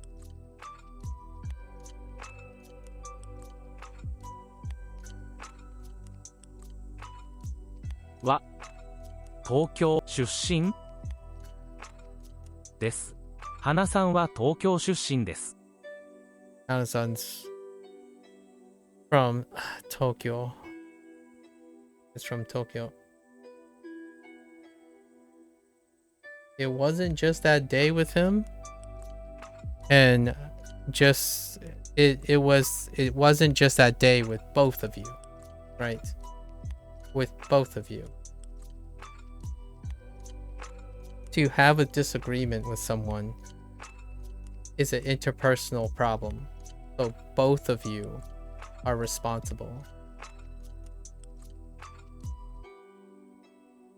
I'm not pointing who is responsible or not. That's definitely up to you to decide, since I'm not the person who witnessed this and I don't have both parties involved.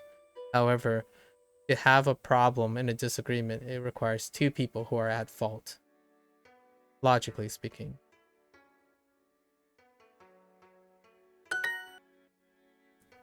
At least two people. Kuoku? Oh no. Kuko. Kuko. Airport. 空港 Kuko. And then Koto. コート Kipu. 切符 Kipu. So more closer to a B. And then Chikatetsu. 地下鉄 Chikatetsu. ここ Ko- はい妹は3歳です。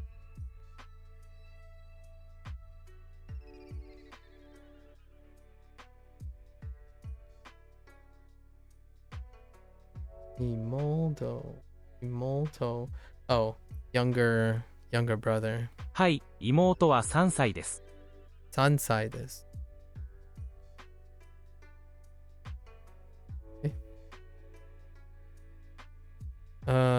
Hai. Imoto wa wa 3 sansai desu. 歳です。 3 years old. Oh, younger sister. Imoto. Yeah, imoto. Not to be confused with alto. Alto. Alto. Ototo. Yeah, ototo.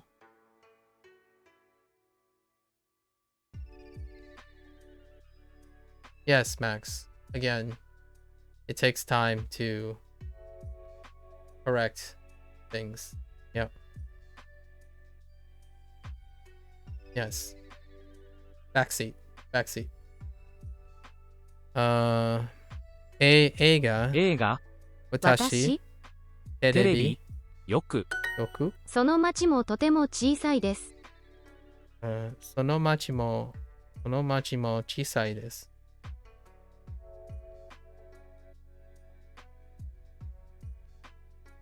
その町も小さいです。小さいです。その町もとても小さいです。Oh, とても。Okay. とてもその町もとても小さいです。その町もとても小さいです。Ken drinks coffee at 2 o'clock. So, Ken-san... Ken-san は2時にコーヒーは飲みます。So, Ken-san は2時にコーヒーを飲みます。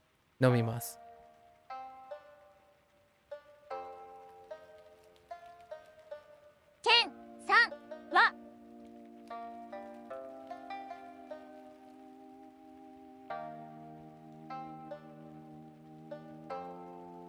2時にコーヒーを飲みます。ニュースを読みます。ニュースを読みます。読みます。I read the news. Article time. Hana eats breakfast at 1 o'clock. Hana-sanは1時に朝ごはんを食べます。花さんは1時に朝ごはんを食べます。田中さんも忙しいです。田中さんも忙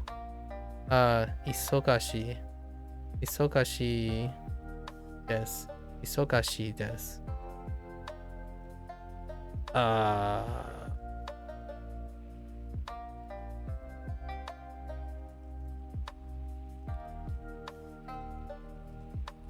Oh, I totally forgot about this one. Busy. Or is that the same as... 忙しい。 No, it's not. Isogashi. Okay.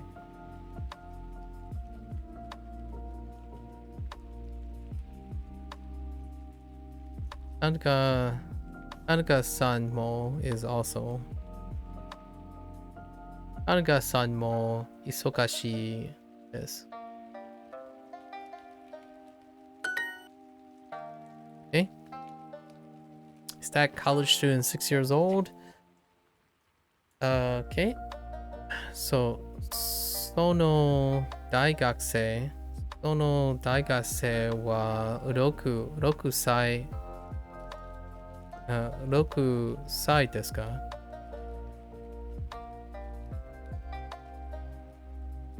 その大学生は6歳ですか？その大学生は6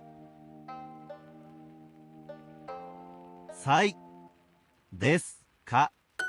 毎日小さいサンドイッチを食べます。毎日小さいサンドイッチを食べます。I eat small sandwiches every day. Oh, I omitted an article. The bane of English. 毎日小さいサンドイッチを食べます。I eat a small sandwich every day. The bane of articles. Alright, kanji time. We got double XP. 15 minutes of kanji. 1、2、3、 I don't think we need to do the first group, really. 1、い3、2、2、2、3、 3、 1、3、3、 short. 2、2、1、1。Can I get... Okay. Nakayama. 中山、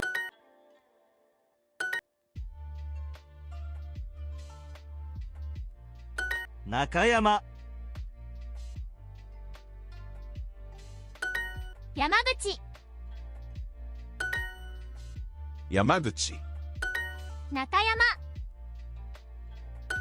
山口、E. 山口、山口、 It's just not Nakayama. wide enough. Can I get Nakayama again? 中山、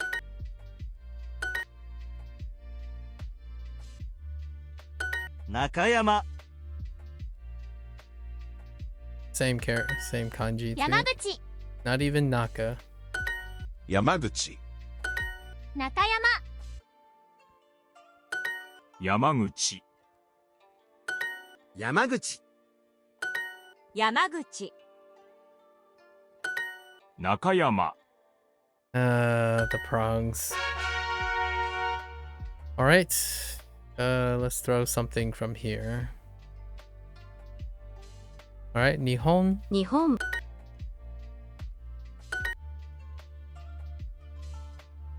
日本、 Whoops. My pen dropped. 日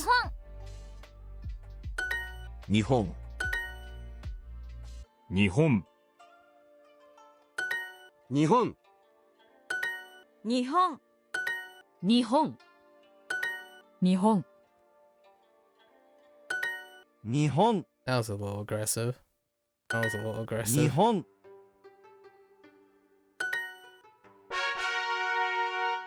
Okay. Kyoto. 東京、 Whoops. 京都、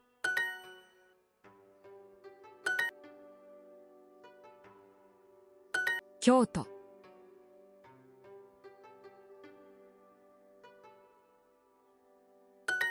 京都、 Whoops. 京都、京都、京都、京都、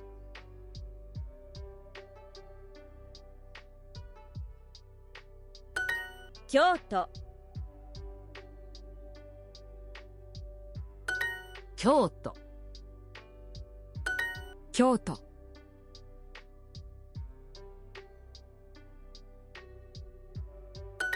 京都、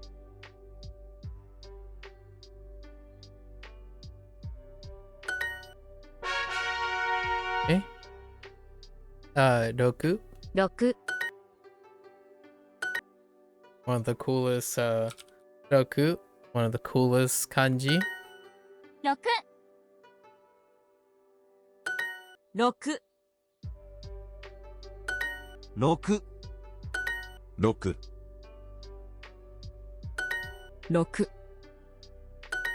6、 6。Okay. watashi. 私 Okay.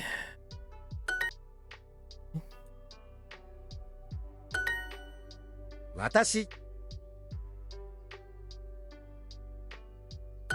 私私私、私、私、私私、私、私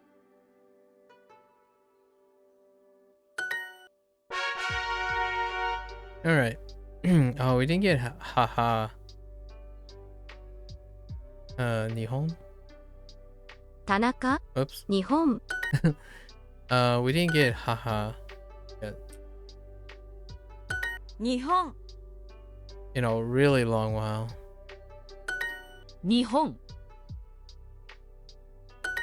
日本、日本、 Oops. That was definitely not the center. 日本、日本、日本、日本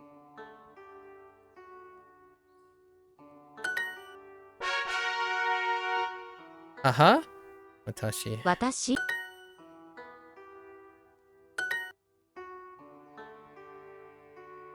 私、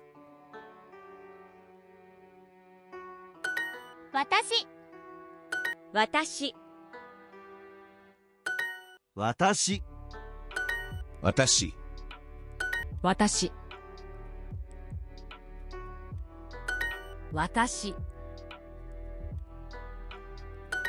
私、私、私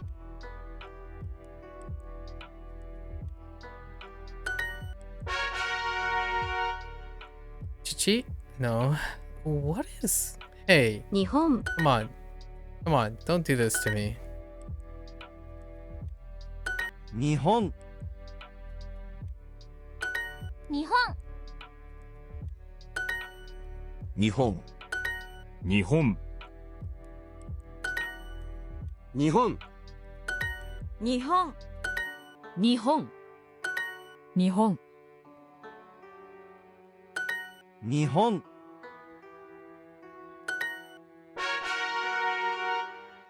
Ah, there it is. Haha. 母 Okay. Oh, okay. Gotta prepare myself here. 母、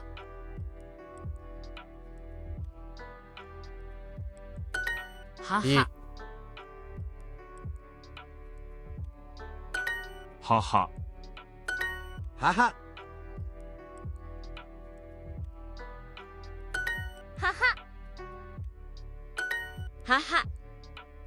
Oops. 母、 That was bad. 母、母、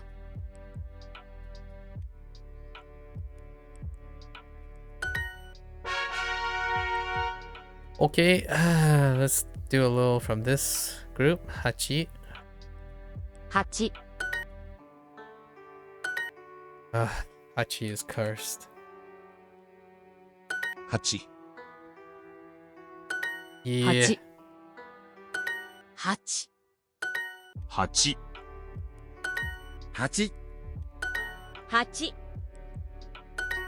八、 Okay. Juni. 十二 Juni. Sorry. Juni. I keep saying jewel. Ju. Juni. 十二、十、十、十、十十、 Okay. Why? 八 Why? 八、 Oh, 八、 that wasn't too bad. That 八 was okay. 八、 We're getting a little bit better at the Hachi. inflection. 八、Getting a little better. 読みます。読みま、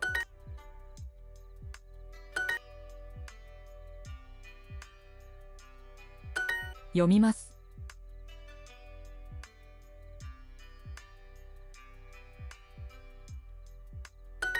読みます。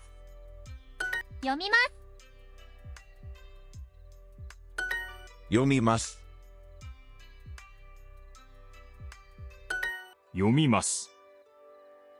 読みます。読みます。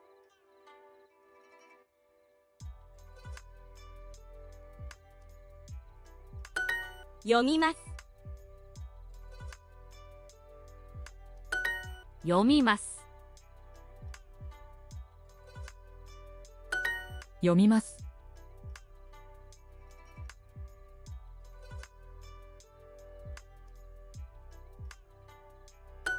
読みます。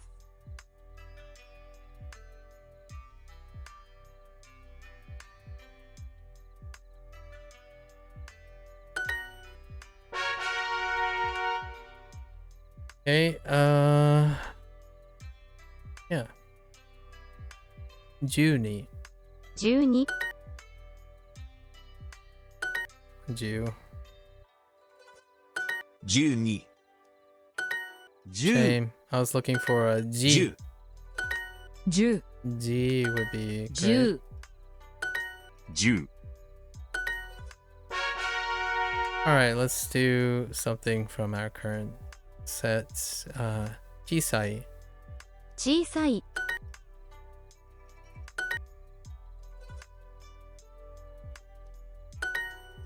小さい。 What did you just say? 小さい。 Oh, 小さい。 that sounded a little bit 小 different. さい。小さい。小さい。小さい。小さい。 Okay, call it atarashi. 新しい。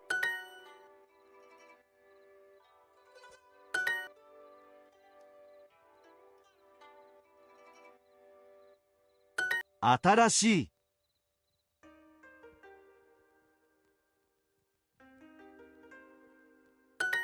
新しい。 Oops. 新しい。新しい。新しい。新しい。新しい。新しい。新しい。新しい。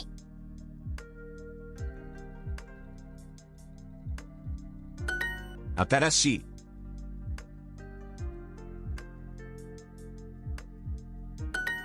新しい。新しい。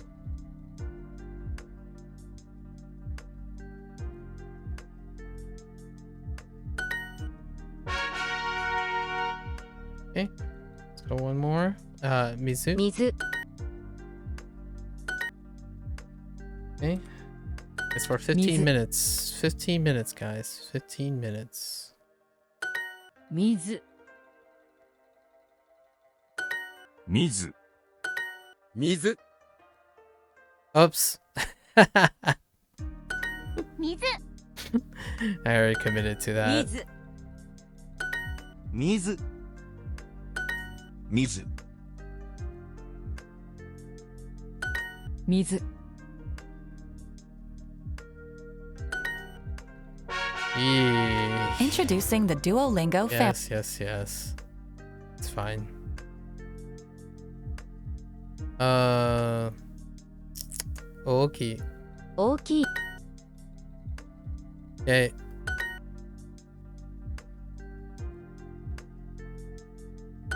大きい。 Okay. Right. 大きい。大きい。大きい。 Yikes. 大きい。大きい。Ah, that's just Oki. not there. 大きい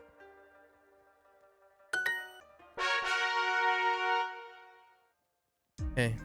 Oh, Furui. 古い Furui. Furui.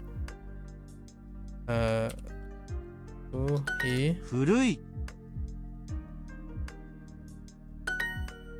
古い古い。古い。 Oh, that's too small. 古い古い古い That was too far down. 古い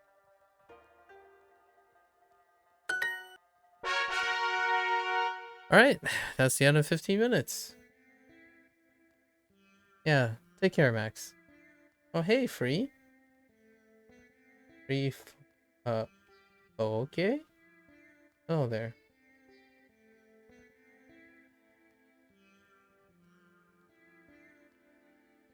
Yeah, the kanji. Yeah, they really like Yama. Like this is supposed to be random.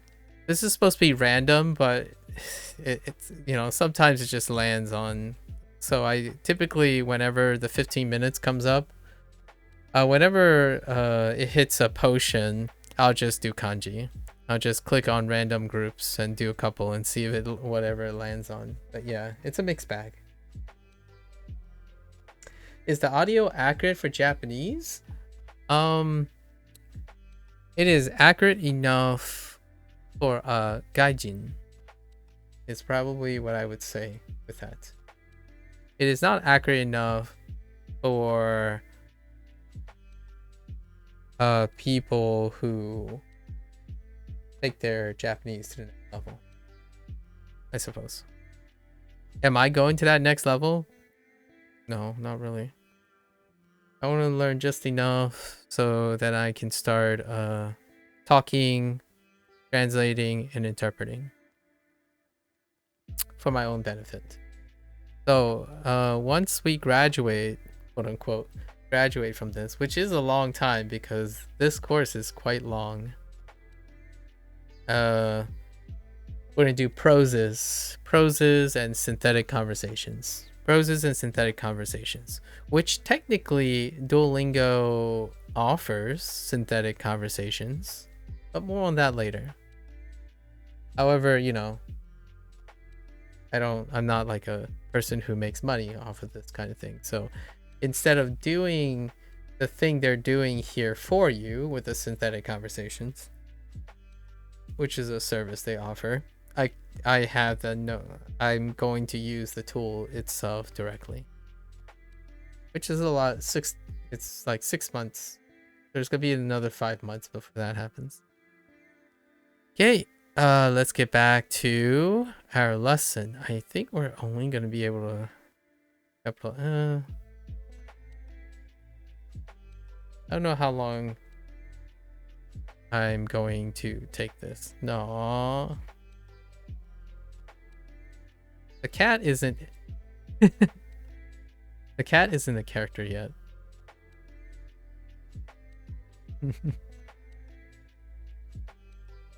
Okay. Shop for clothes. We got jaquetto before. Is this still the same unit with like... Yeah, this is the same unit with like Doresu, Scato, and Puku for clothing in general. Okay. Yeah.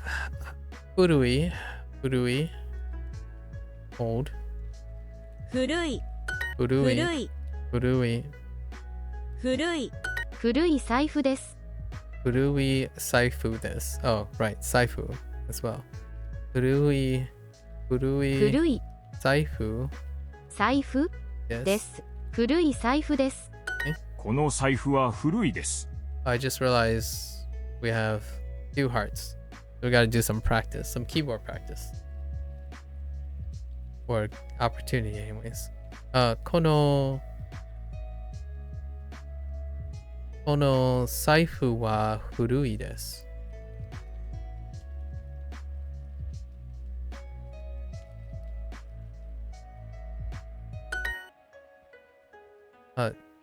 11、11、 12、 12、 古い、古い、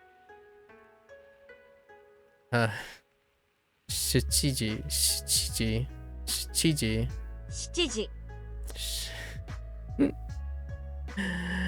半。半。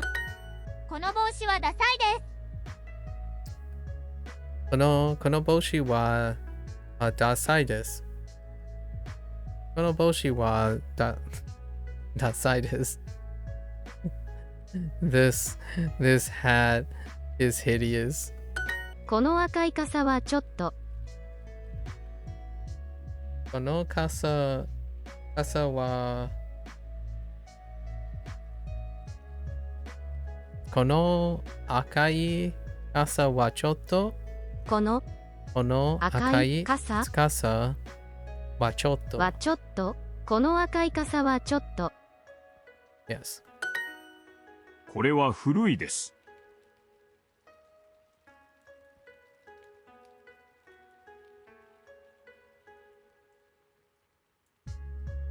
これは古いです。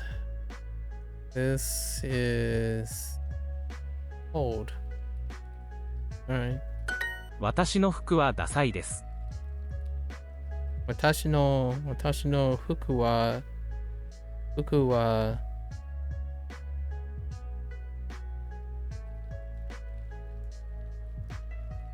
私の服はダサいです。ダサいです。私の服は服はないです。or ダサいです。ダサいです。私の服はダサいです。このコートはちょっと。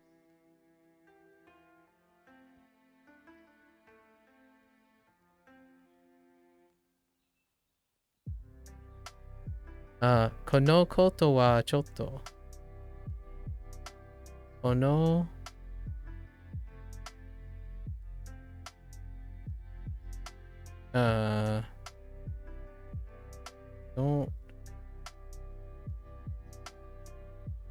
山口さんの服はかっこいいです。山口さんの山口さんの服はかっこいいです。服はかっこいいです。山口さんの服はかっこいいです。Naomi's wallet is cute. Naomiさんは、no. Naomiさんの財布はかっこいいです。かっこいいです。かわいいです。Okay. Naomi さんの財布はかわいいです。かわいいです。この白い帽子はちょっと。この白い帽子はちょっと。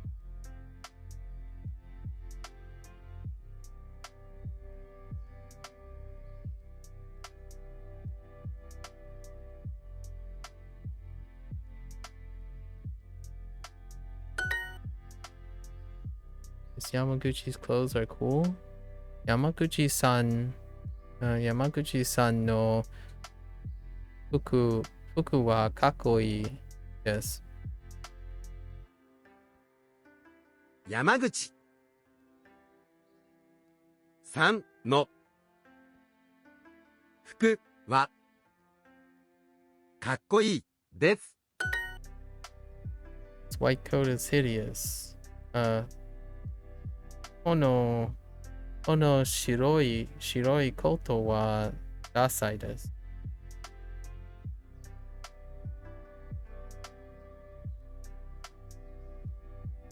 この白いコートはダサいです。Okay. My wallet is hideous. Watashi no saifu wa dasai desu. 私の財布はダサいです。I don't really like this wallet. Saifu wa chotto. 財布はちょっと Oh, wait. こ Oh の no. Oh no, saifu wa chotto.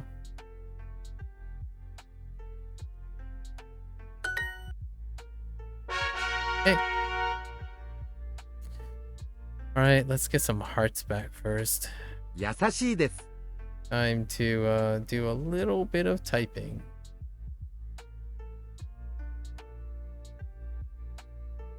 Okay.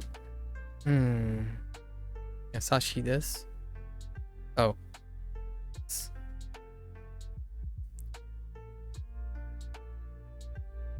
優しい弁護士とかっこいい先生。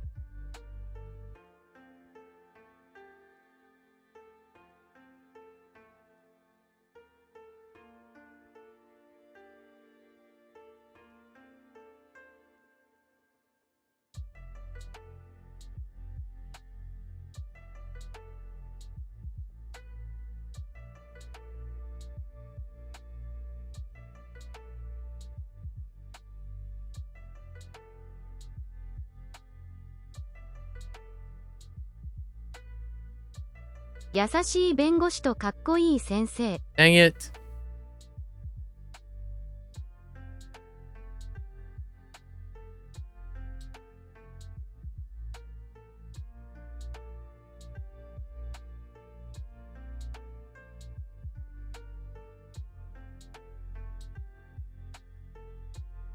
Okay. Oh, rip. Oh, I missed that. 先生、医者。 In Bengoshi. Uh, mm. Mm-mm-mm.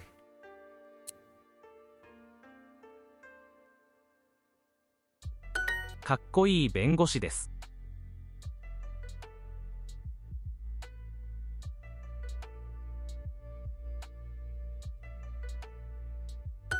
弁護士と先生。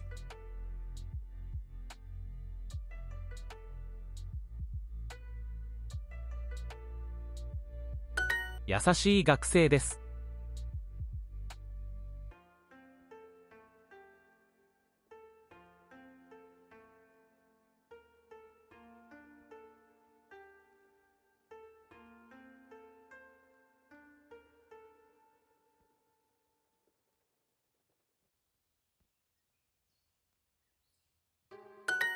かっこいい人です。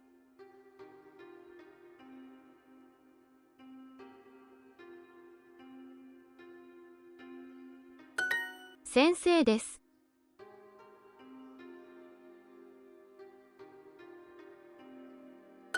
かっこいい学生です。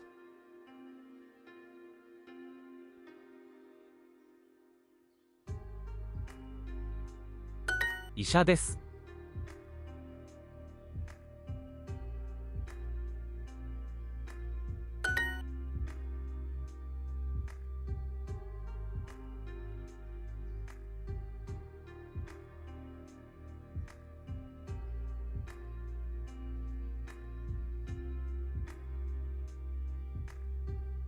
人。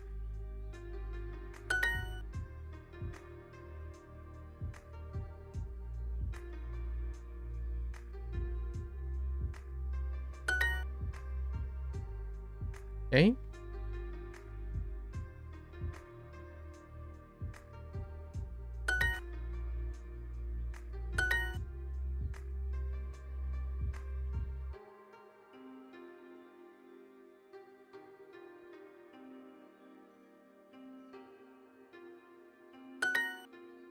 優しい弁護士とかっこいい先生。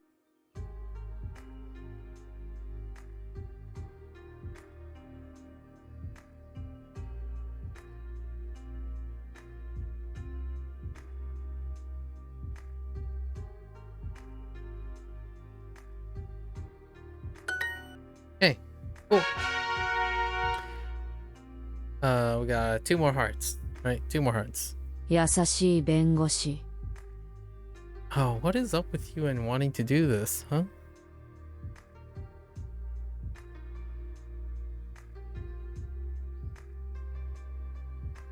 優しい医者と優しい先生。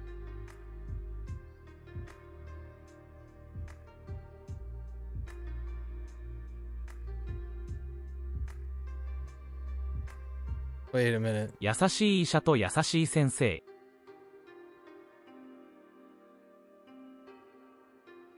Wait, whoa, whoa, whoa, whoa, whoa.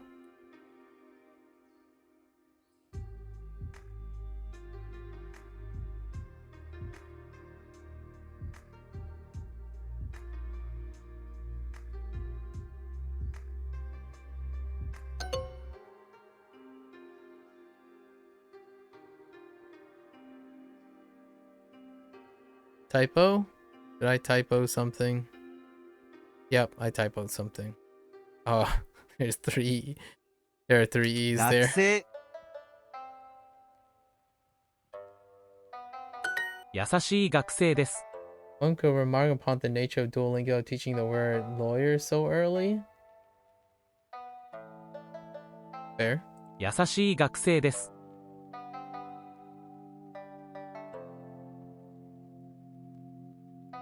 Honestly, I think that's a deep cut into Japanese culturalism, though. 優しい学生です。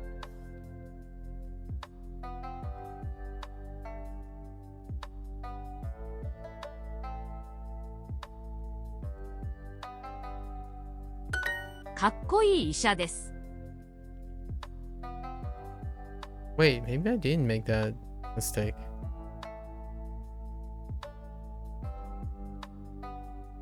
Hmm. 先生です。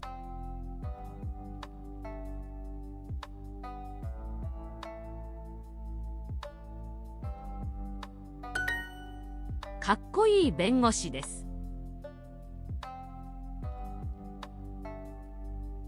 医者です。 医者です。 弁護士です。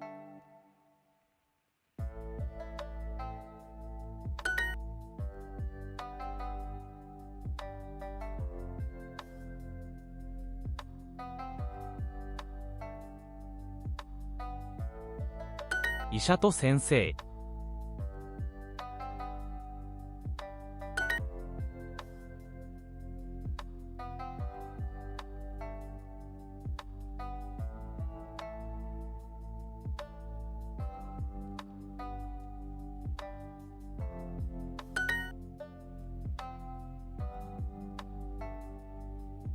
That exclamation mark.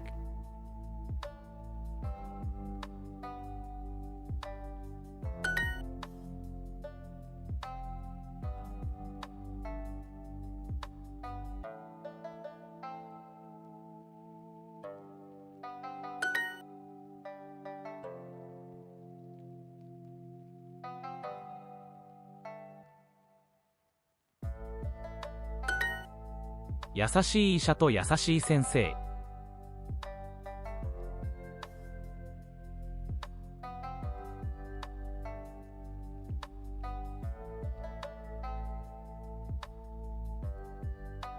優しい医者と優しい先生。 I don't know.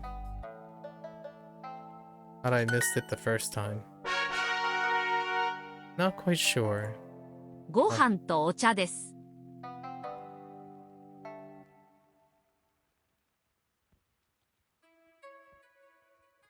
ご飯と寿司。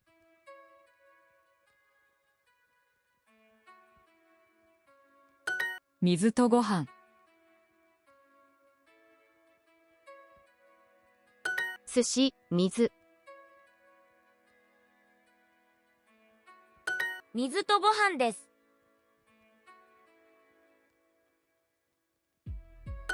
ご飯と水ください。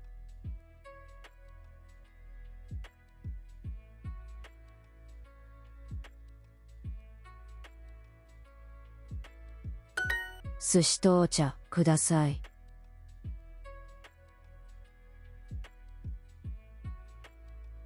寿司とお茶です。水と寿司で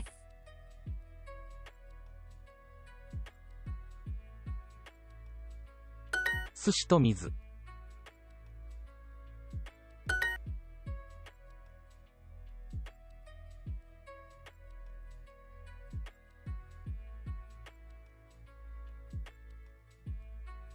水ください。I think you can spacebar. If it doesn't teach you kanji at the moment, you can cheat the exercise, I feel. I do. I know. And I will only convert things to kanji when I know the kanji. So I can space kanji at any time when I know it's appropriate.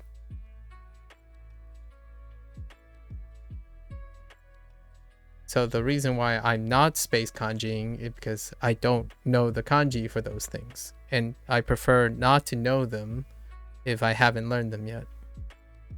水ください。But yes, I'll put in kanji where it's available.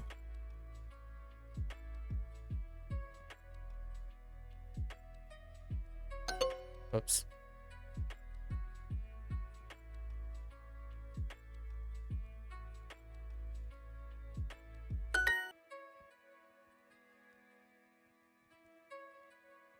I did just learn the kanji for Mizu though. Mizu. Now that I think about it.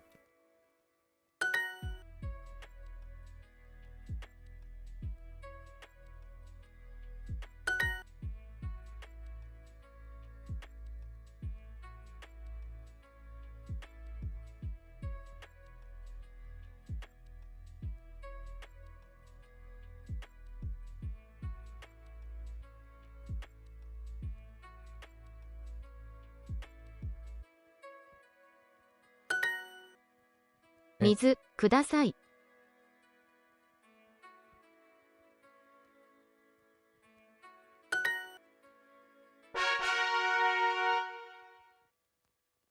Hey. All right. 新しい。 All right. Atarashi. 新しい。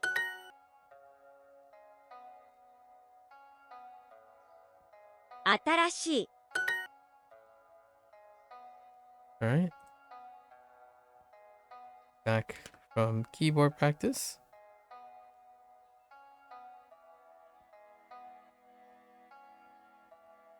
This skirt is cute, isn't it? Okay. Skato. Gato. Gato wa kawaii desu ne. Well. Kono スカートはかわいいですね。このスカートはかわいいですね。新しい靴が欲しいです。新しい靴が欲しいです。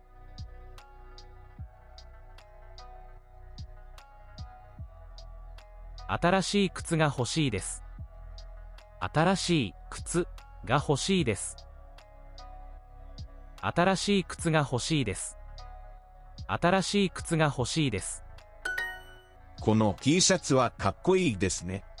この T シャツはかっこいいですね。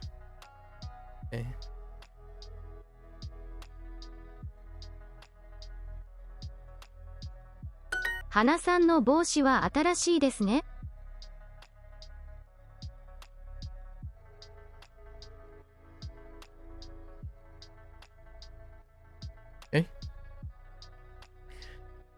そう。花さんの帽子は新しいですね。新しいスカートが欲しいです。Yes, we got Hoshi. 新しいスカートが欲しいです。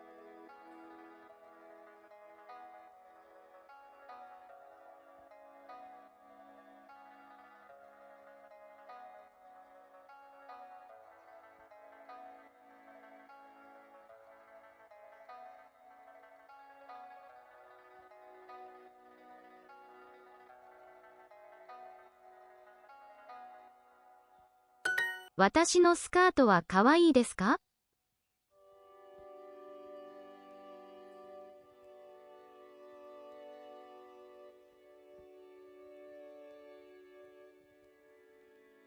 私のスカートは可愛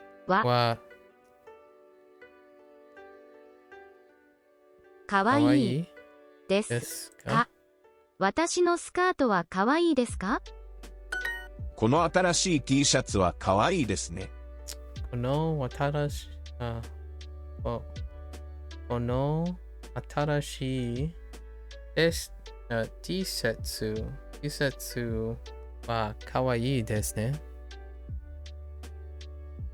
The Japanese is going well. Thanks. Thanks, Red. Akai?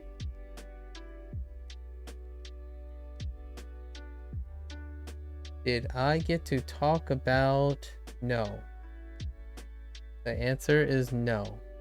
Just by looking at them. Oh, you're talking about like the arrangement? Is that what XYV stands for? You're talking about predicate with a V, Y with the subject, and X with the topic? Again, Hideyoshi, we're in section 1. Section 1 does not have that grammar, but I already know that grammar. By that, I mean I already know that pattern. So that's the reason why. For Hoshi, I know. Yes, sir, my eye don't... Oh, but you don't speak Japanese? I see.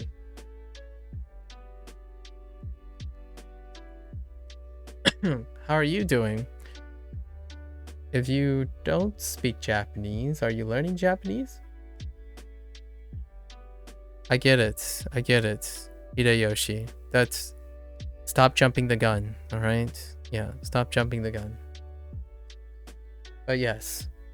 X, Y, ga, yes. I get it. Particles, particle sentence structures. Again, probably the last 10 days I've said the same thing.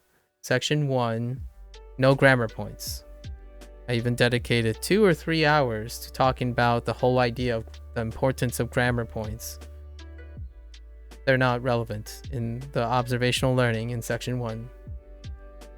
I know. I got it.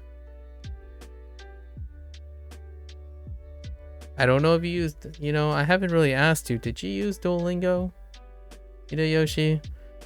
Because, it would very much help if you actually know what's in Duolingo.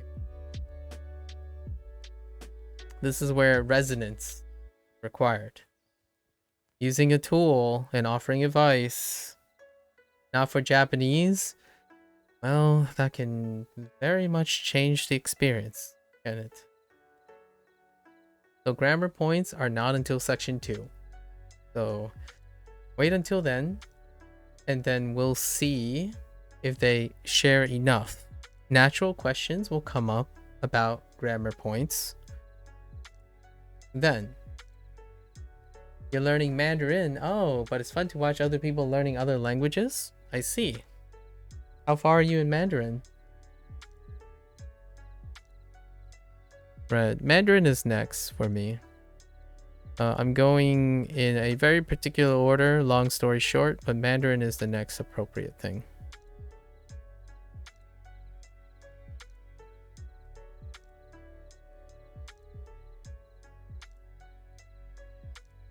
I throw in some Chinese related stuff here and there when it makes me think of it.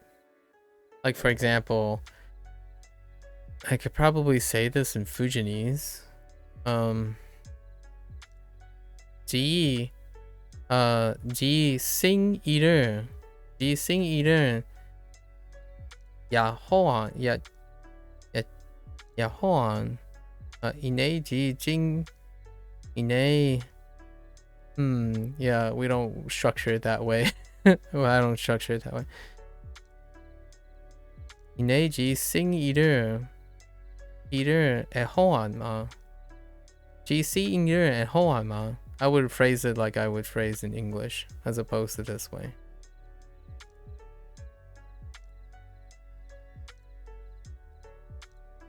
Hey,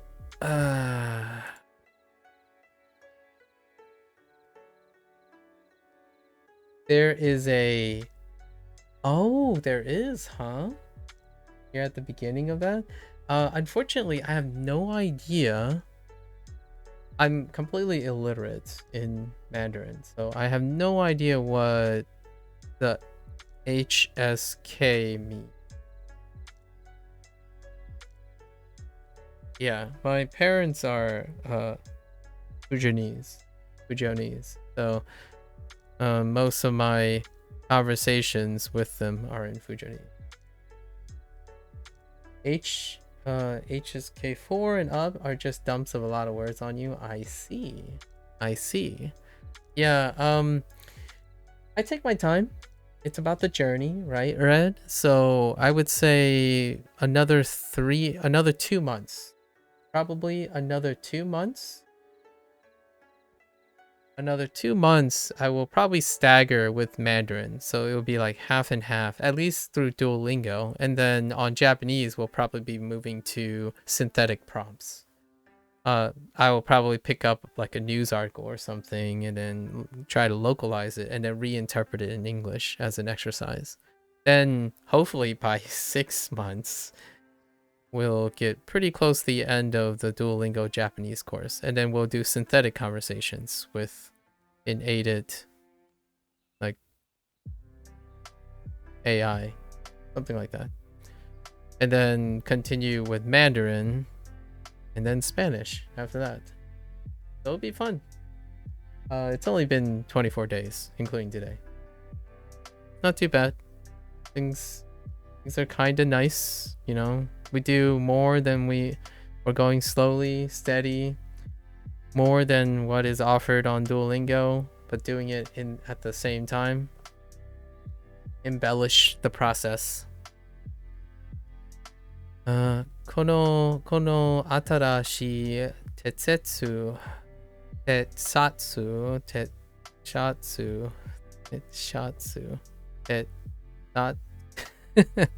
T-shirt, come on. この新しい T シャツは可愛いですね。T シャツは可愛いですね。この新しい T シャツは可愛いですね。This new T-shirt is cute, isn't it?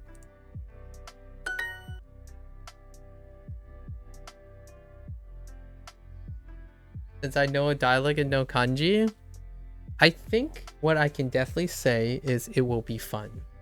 It will be very fun.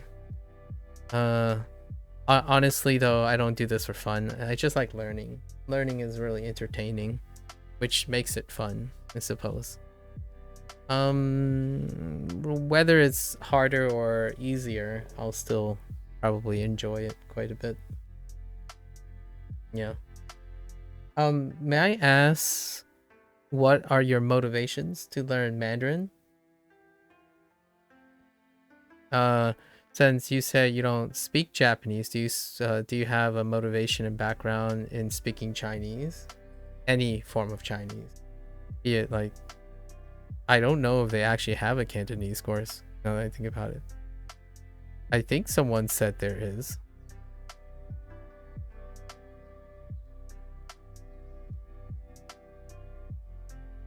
I just like learning things.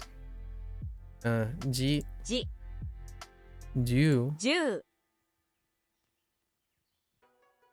古い 古い12 12 and akarashi. 新しい。 Atarashi. Atarashi. ナオミさんの傘は新しいですね。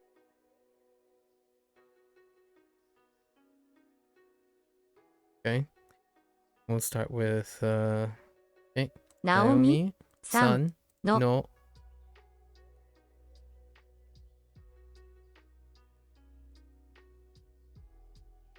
I forgot the object. Or the subject.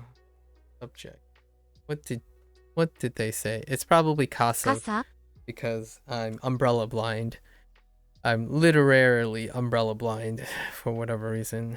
Naomi-san no kasa wa は atarashi です desu ne. ね。ナオミさんの傘は新しいですね。 Yep.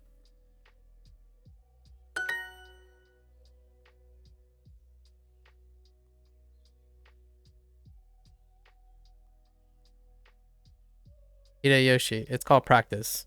Like, please stop like dictating things. It's obviously called practice. There's a difference between misreading and mispronouncing. So shelve your assumptions again. Well, you got an opportunity to study 6 months in Shanghai. Oh, so I'm trying to get the basics at least, like study exchange. Ooh. That's lovely. 6 months in Shanghai. Is there a particular interest in China? Like, do you have any particular interests or investments in it?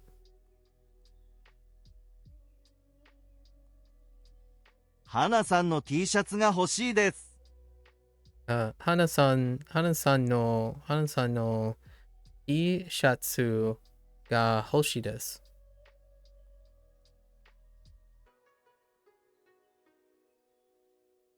Hana's t-shirt is... Oh, no. I want Hana's t-shirt. This t-shirt is cool, isn't it? Tishatsu, kono tishatsu. Kono tishatsu wa kakkoi desu ne. この T シャツはかっこいいですね。この赤いスカートが欲しいです。この赤いスカートが欲しいです。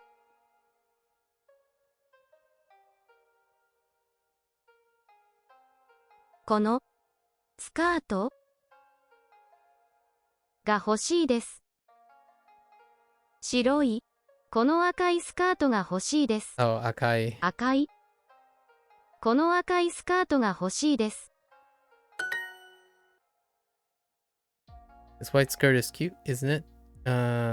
この白いスカートはかわいいですね。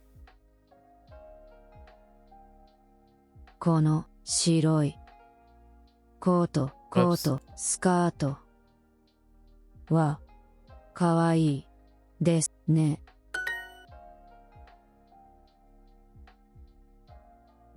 I want this t-shirt. この T シャツが欲しいです。欲しいです。この T シャツが欲しいです。I want Hana's t-shirt. Hana-sanの T シャツが欲しいです。欲しいです。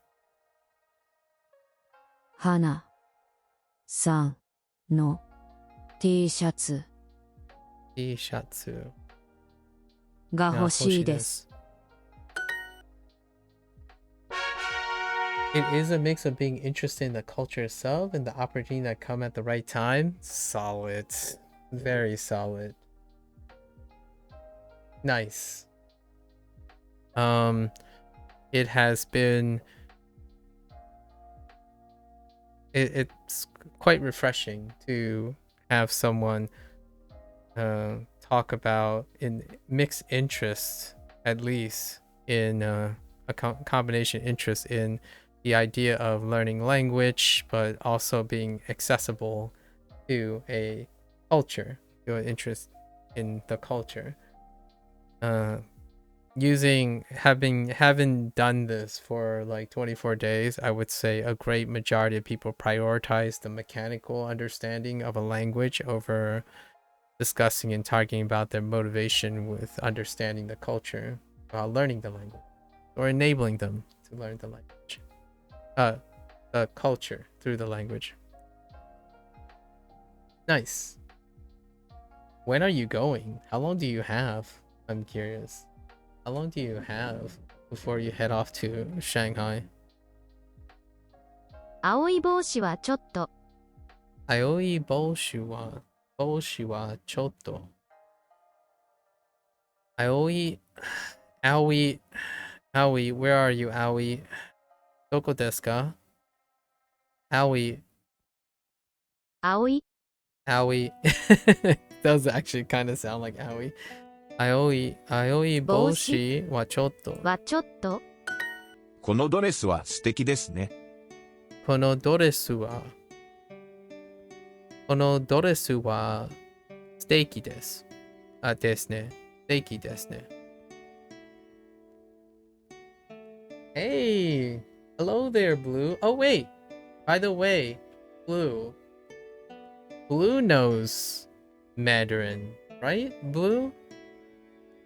Because when we discussed something, you came in when I was just willy-nilly hitting up like an association with Mandarin. Was that you? And welcome back. Genki desu ka?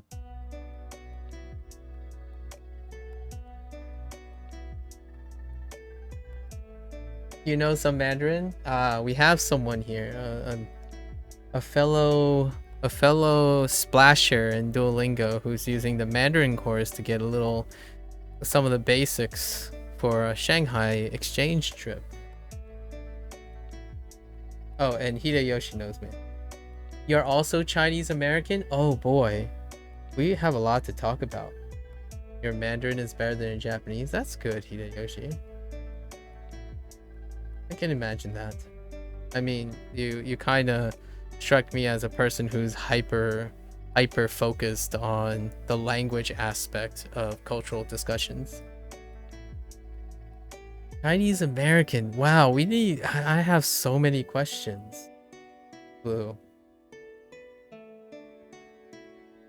What type of Chinese American are you? And for that, I mean both the Chinese and the American. I am, as we talked about it a little bit, my parents are Fujianese, and I am Northeast. I am East Coast Asian from New York City. I'm a New Yorker Asian. Oh, Guangdong? Okay. Interesting. Guangdong has a dialect too, doesn't it? Like a prominent one? I don't know like what it sounds like.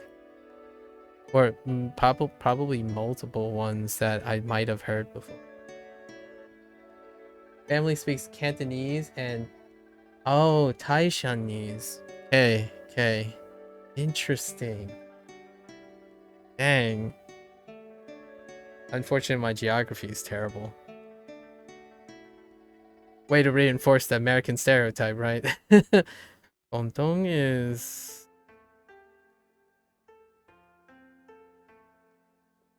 I feel that's further south.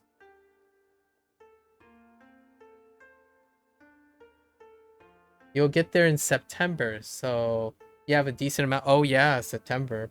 Plenty of time. Yeah, plenty of time. Have you found any other people who are learning or streaming or doing something with Mandarin? Like they're learning Mandarin? I have heard okay, since I don't have firsthand, I haven't done it yet. Mandarin was like a after edition. So if we were doing like the comprehensiveness, right, the flagship was Spanish and then obviously English to follow. But Japanese course is like in the Duolingo glossary is like below that, and then below that is Mandarin. So there are other resources and whatnot, but I imagine you're probably gonna have that comment somewhere, or read lots of that comment somewhere.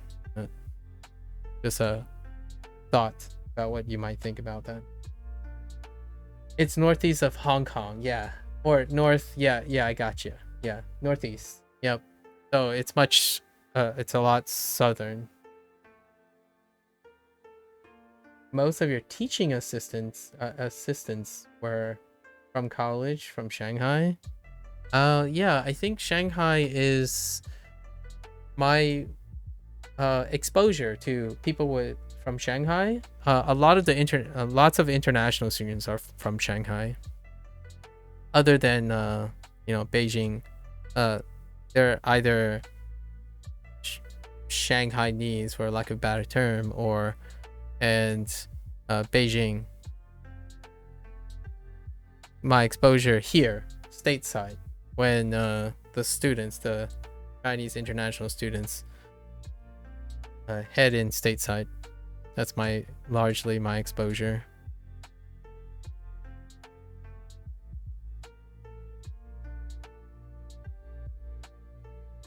Okay, so このドレスは oh, steaky. Yeah, steaky ですね. Where are you what kind of Asian are you? Like American? Like what I mean is, where are you regionally? I'm northeast. Good old New York City. East Coast. American, Asian American. It does quite make a difference, of course. You're in New York too? Oh, you're in New York, Hideyoshi. Huh. East Coast, huh? You're in San Francisco? Okay, West Coast. Yeah, I think most of the Asian Americans I met, at least by coincidence, when it comes to the Guangdong, I don't think I might have met one. Oh, that made their trek across. Actually, they were from the West Coast. Usually, I guess Fujianese is a high concentration from New York City, right?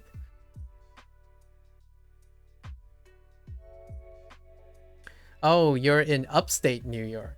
I see. Yeah, or the other, yeah, the New York, which Duolingo doesn't distinguish. Funny enough, Duolingo does not distinguish between New York and New York City. Yeah, the real upstate, the actual state New York. In Albany. You've met a few people studying, but haven't met someone who streams learning Chinese in a context. I see. How big of a departure is Mandarin from your speaking environment? I imagine you use English as your normal speaking environment.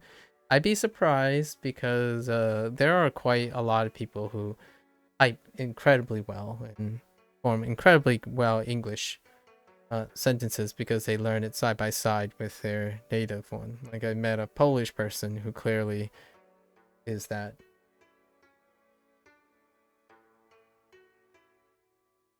Wait until you see what Duolingo does with British English. That sounds exciting. I have way down the line, in like a year and a half to 2 years, I actually want to change the UI to Japanese or Mandarin and then learn English Duolingo in Chinese or in Mandarin or Japanese or Spanish. I think Spanish would be the flagship since that is their flagship in general.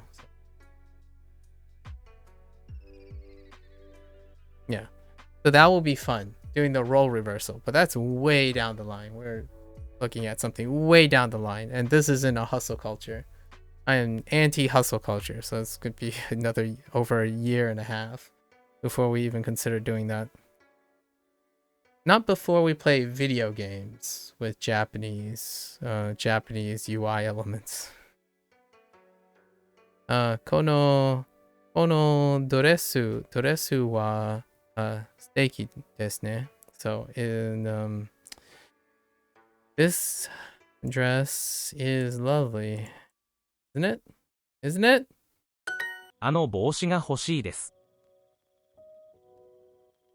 あの帽子が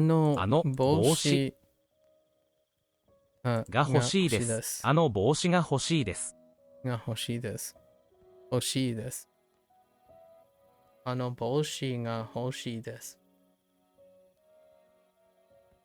You didn't quite understand the question. Do you mean like our Chinese is from my mother? Oh, yeah. Yeah, like what is do you feel when you're learning Mandarin? Is it far from your mother language? Like so for example, a lot of times when learning, I always am curious about when someone learns with respect to their native language. Like, I don't want to assume or presume that English is your baseline for learning Mandarin.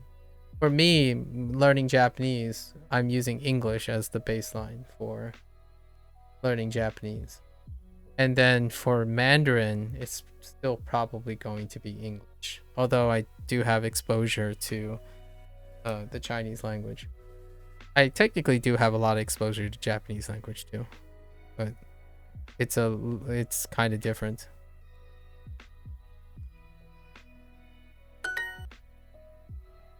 This umbrella is lovely, isn't it? The umbrella. I'm umbrella blind. この傘は素敵ですね。この傘は素敵ですね。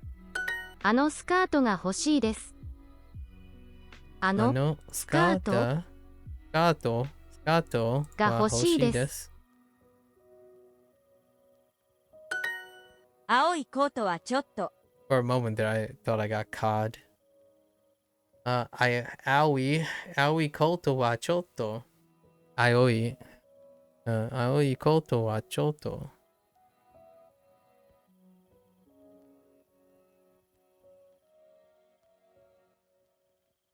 Try not to be literally colorblind as well. 花さんの傘はいいですね。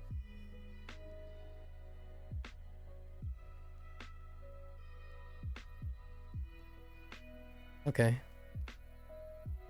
花さんの傘は Oh. は Did I hear? Yeah, like いいですね。花さんの傘はいいですね。Yeah, いいですね。You mostly use English to study, okay, or learn Mandarin. There's not much context to Spanish to Mandarin. Oh, I see. Spanish, huh? Unfortunately, my Spanish is too rusty to be confident in using Spanish right now. I was educated in Spanish for a couple years, but that's over a decade ago. Now I only use just enough Spanish to talk to people to type to people in chat in case, gaming and stuff. 青い靴はちょっと。青い靴はちょっと。I don't really like Blue shoes. Blue suede shoes.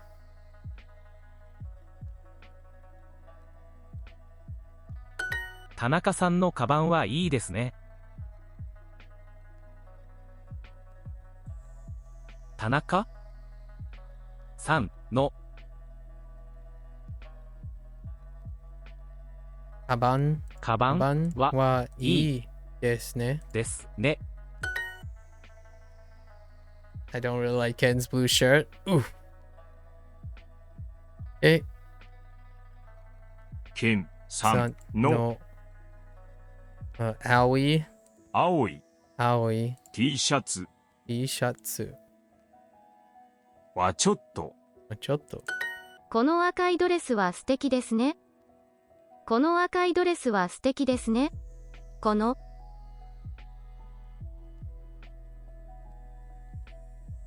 赤いドレスは素敵ですね。赤い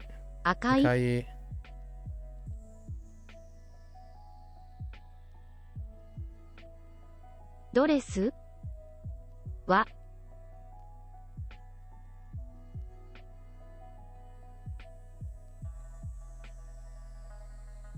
この赤いドレスは素敵ですね。素敵ですね。What's the hardest part of learning Japanese in my point of view? As an English person? The hardest part for now, I would say, I guess by the hardest part, I'm interpreting it as getting the grasp of, like being proficient. I would say pitch accent. Like reading something and understanding where the subtle up pitch and down pitch are. It's an ever looming distraction for me, but it's also an ever looming interest. Pulling something from English, it's quite different. And then mora is the other one, which is the beats. So it's generally the beats and the accent, the pitch accent, that is ever looming. You hear it all the time. This is, in my opinion, why I appreciate Duolingo's slower pace. So the more I hear kono and akai doresu wa, like the more I hear these things and I say it out loud, since I'm streaming, right? I always say these out loud repeatedly. The ones that repeat the most are the ones that I start finally honing in on the mora and the pitch accent. The mora is the beat. So, you know, you could say something like akai. So you could say something like kono akai doresu wa suteki desu ne. So you could say all that, but over time you need to develop the feeling or the intuition for the mora and the pitch accent. So that part, the charm of English allows you to be a little playful with most of these things. You can even say syllable things incorrectly and it'd still be considered kind of playful, right? So emphasis, carries, drawing, pulling out your words intentionally for emphasis, or just dropping slowly out of context and speeding up again. That type of thing is an English natural pattern. And when you listen to someone speak English and you're really focused on the way someone speaks, you can identify them even if they sound the same in pitch accent, right? It's very astronomically unlikely for two people to have a similar, like an identical layer of pattern and pitch. However, in Japanese, you're trying to meet and mold yourself into that. So you have to increase and close off your precision. So you have to stop being loose with your enunciation and accent. And when you're doing lots of vocabulary, it can be a little jarring because you say one thing and you hear back another thing. You can, if you're really attentive to or sensitive to accents, which since I'm Asian American, I hear my parents talk in different pitch accents and patterns, and I usually am surrounded with international people.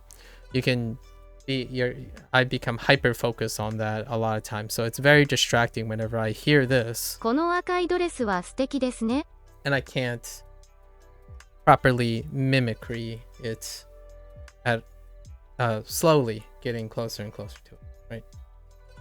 That makes sense. It creates a learning environment. Yeah. So it's kind of nice. And I don't think what I'm doing is what most people who use Duolingo is doing. Like, Duolingo is not telling you, hey, please say all of these things aloud to yourself constantly. Because I can tell you, after I talk a lot on stream, like a lot, but man, voice, like once the stream ends, I don't talk at all. I just hydrate and wait for the next day. So the way you say it matter even more than what you're saying sometimes. Yes, for sure.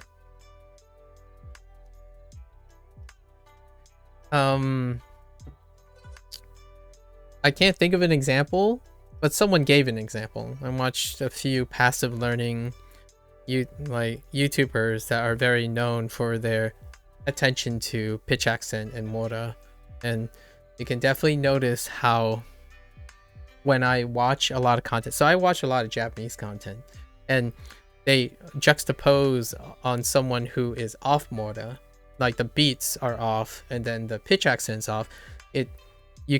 My ear training over these years, I can tell that it's off. So whenever I say it off, it takes a long time. It takes a while for me to train. It's one of those things, if you want to sing, you can sing, but it requires a lot of practice, because just like most things, right, you have to get used to actually saying those things. So when you're reading the thing and you're hearing the thing in your head, and then when you try it, it doesn't come out right. And the first thing I will probably say that most people that I take for granted is that when you think about Mandarin and then you go into a tonal language, right, a really tonal language, I have to remind myself that there are things that I do already in terms of the sound profile that you need.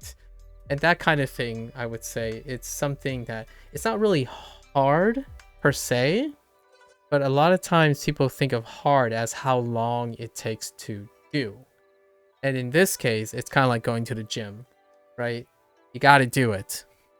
The gym isn't going to magically get shorter or longer if you don't put in the time. It's not one of those things where an efficient way could somehow create your muscles to move and contract in a way that it should. So I would say that's probably the quote-unquote hardest part. It's the longest part. I don't usually think of things as hard and easy. I tend to just do the things and then reflect upon it, I guess. So I haven't completed this stuff, and right now that would be the first thing. Only the first thing that comes to mind. So I've been working on that, even though the intellectual side is not as engaging. So I've done these exercises. Duolingo moves quite slow. If you're just focused on like vocabulary and volume, like, you know, getting in as much volume as you want, I would say the average user might find it a little tedious. However, I'm using that as the opportunity to speak as much as I can. Like, keep on saying kono. So kono akai, right? Kono akai doresu wa suteki desu ne, right? Just taking the opportunity to do so. Meanwhile, Mandarin and stuff, it'll be interesting. It'll be very interesting, because right now, as I'm talking, I usually get Mandarin and Cantonese mixed up. all the time. The silver lining is I probably already have the articulation necessary. Now I just need to put my brain in the same place. Like, what am I actually saying? What sound am I actually making? So getting the sounds down were great. Now you gotta shape your English tendencies into a more restrictive language when it comes to that.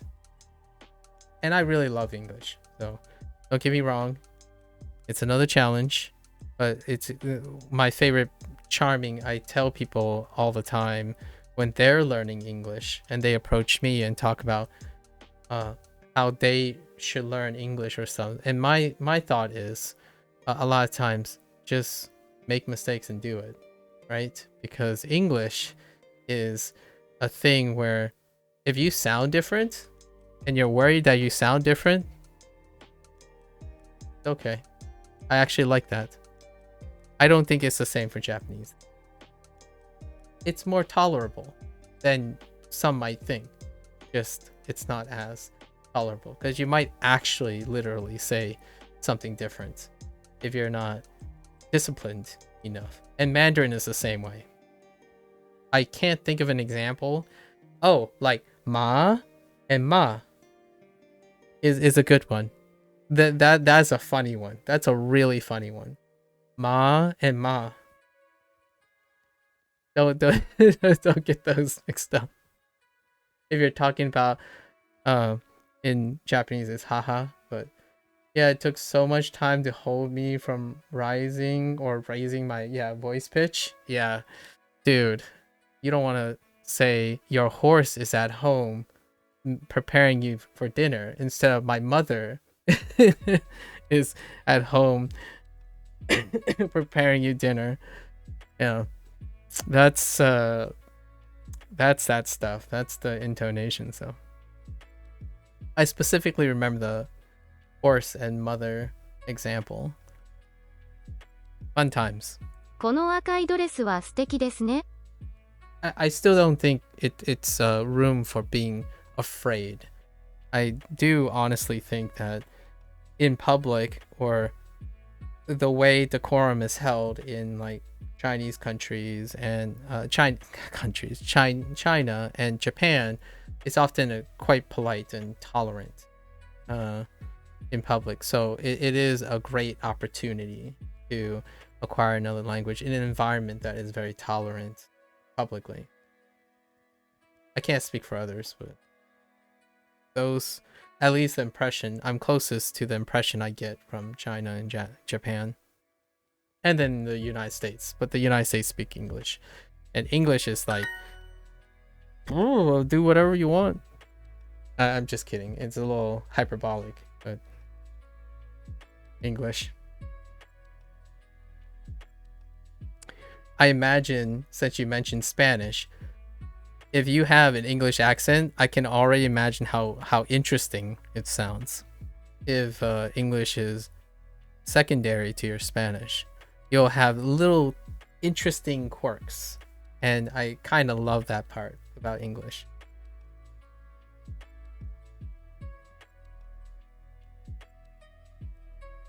This wallet is lovely, isn't it? So, kono saifu wa steiki desu ne. この Kono saifu 財布 wa は steiki 素敵 deki. ですね。 It's あ so の可 sharp. 愛いドレスが欲しいです。 Okay. あのkawaii doresuが欲しいです。欲しいです。あのkawaii doresuが欲しいです。Okay. So I want that kawaii doresu, cute dress over there. The red dress is lovely, isn't it? この赤いドレスは素敵ですね。このこの赤い赤いドレスドレス of course that's an option too. ドレスはは素敵素敵ですね。ケンさんの新しい財布はいいですね。ケンさんの新しいは No 新しい Who? Oh wait. Oh. Wait. 財布 Yeah. 新しい財布はいいですね。Okay. So, Oh, wait.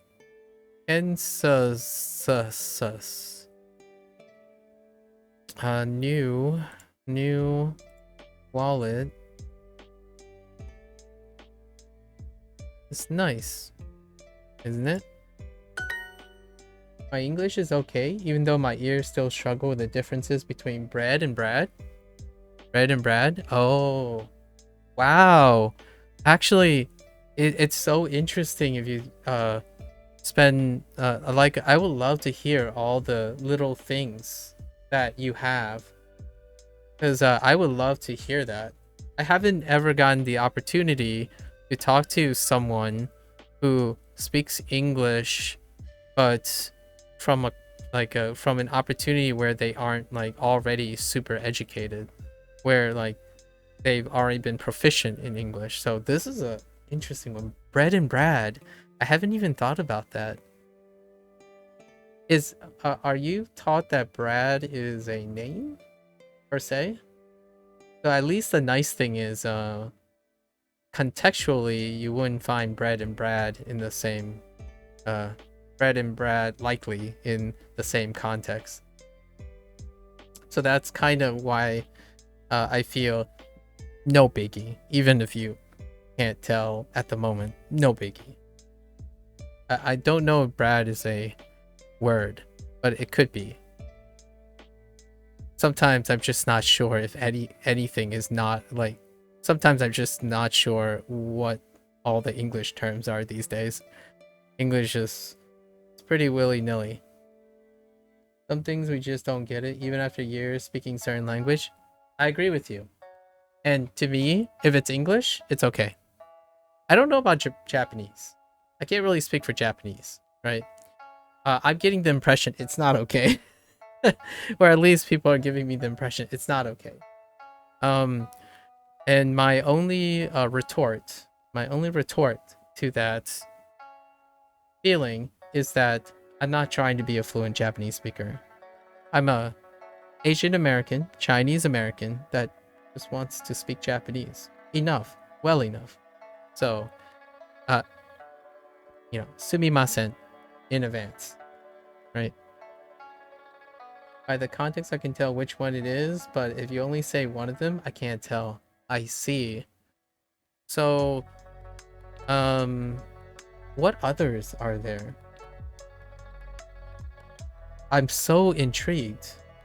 I rarely ever have a chance to catch someone who is using an app, right, that is dominated in English UI while learning another language, but also like there are some people who are using their secondary language to learn a tertiary language, and that's so interesting to me because I want to do that at some point. So I want to learn Japanese well enough so that I can use the Japanese UI to see what it's like to learn with English.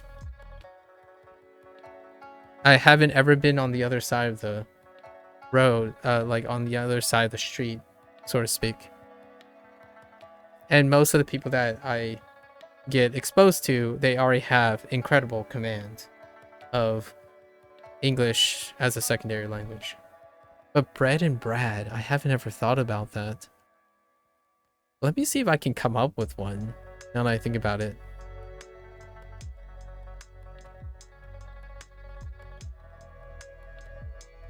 What's something like bread and Brad? Oh, what about T's and D's?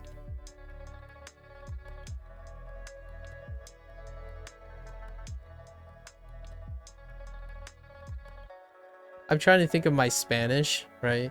It's really, it's like terrible at this point. But I'm thinking of the sounds that are closer together, like D's and T's. Words with D's and T's in them, especially in the middle of stuff. Like metal and middle, right? Metal and middle. So it, metal and middle, or metal and metal.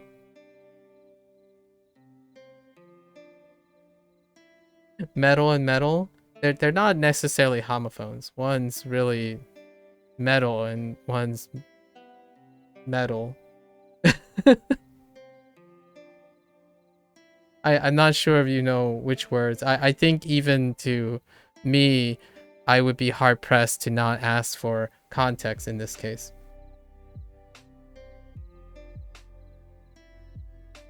B and beach is a very common mistake, and also the sound like I have a brother from another bother. Oh, I have a bother from another bother. Oh, that's a good one. It's hard to find a Spanish speaker who can pronounce well. I see. Also, no, it's perfectly all right. Oh, and Chinese is kind of messing up your English. Dude, I feel you. Japanese is making me like drop articles and like drop random words. It's getting tough. Like the closer you get to doing another thing, you're starting to drop things. So I totally get how you feel. But meddle, like to meddle with someone's affairs, and metal, as in the metal, like shiny metal. And then there's metal, the homophone metal, which is the like a medal you win at the Olympics 2024 Olympics, right? So there's metal and metal, which metal and metal are homophones. But there's also metal, which there's two T's in it, and that's to like meddle in someone's affairs. And they're really close. They're like so close that they might as well be the same. They're also homophones, right? That's anything with like double T's can be kind of close, because I always think that if you're learning, oh, actually, I haven't asked, are you learning American English or are you learning British English? Because I think the things I'm describing are more specifically American English. Because when you say metal, like metal and metal, the two T's are there. The T's go back in the word, but an English speaker would drop the T's for D's, kind of closer to Spanish. I kind of like that. It just happened to work to my advantage back in the day when I was learning from a Latina. So just dropping the T sounds. You add the T sounds back in Japanese, although kind of slightly different than a T from British. It's like less sharp than a British T, but it's weird. Like watashi would be a great one. Like ta. It's slightly less stressed than a ta, like a super ta. And then you have da, right? Da. And da, I always feel like Spanish T's are a little bit between a D and a T. And and any B's as well. And any B's for sure. Especially V's. Like Ooh. What's a good V? Vine and Vine? So, Vine and Vine. Lots of people don't hold out their V's for very long, so Vine and Vine can be a little bit of a trouble area where anything that has V and B's rhyme, they can sound like each other. Is what I would think if I were to remember how Spanish lines up with English. American English, there's a lot of movies and series from Hollywood, so okay. Me too, by the way. Red, I'm saying red in a really weird way. That's kind of where Japanese came in for me as well. Movies, entertainment, video games. So I imagine you've heard this before somewhere. It's, yeah, lots of entertainment. So that's great extra.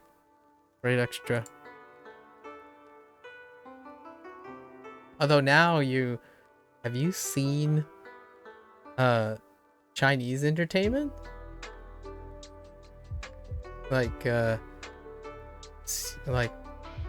dramas and whatnot coming from China, or maybe old cop dramas and martial arts, kung fu films and stuff. Oh, the Vine and Vine.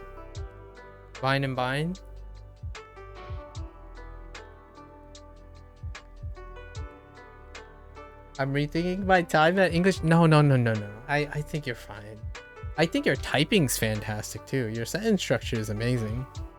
I mean, I know you said like also my bad for grammar. I think trust me, when it comes to typing, I actually think English speakers do even less for grammar and typing than like the baseline for actually typing. I don't really blame you for thinking that.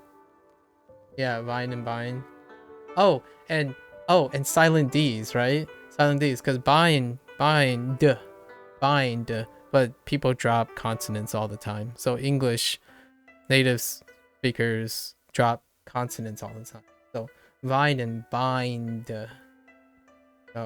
Or wine and wine, or wine and dine. Sorry. It's such an interesting topic. Sorry. I'm beginning to be like the other peeps now. So I will reel it back. I just get so excited. Tanaka san. さん No. Kaban wa yasashi. Wait. Oh. カバン Kaban ii desu ne. いいですね Gotta make sure not to use yasashi by accident. Oh! I missed wa, didn't I? Yes. I missed the particle. That's fine. I want that cool coat over there. So, ano, kakkoi koto wa... Oh, no wait. Ono...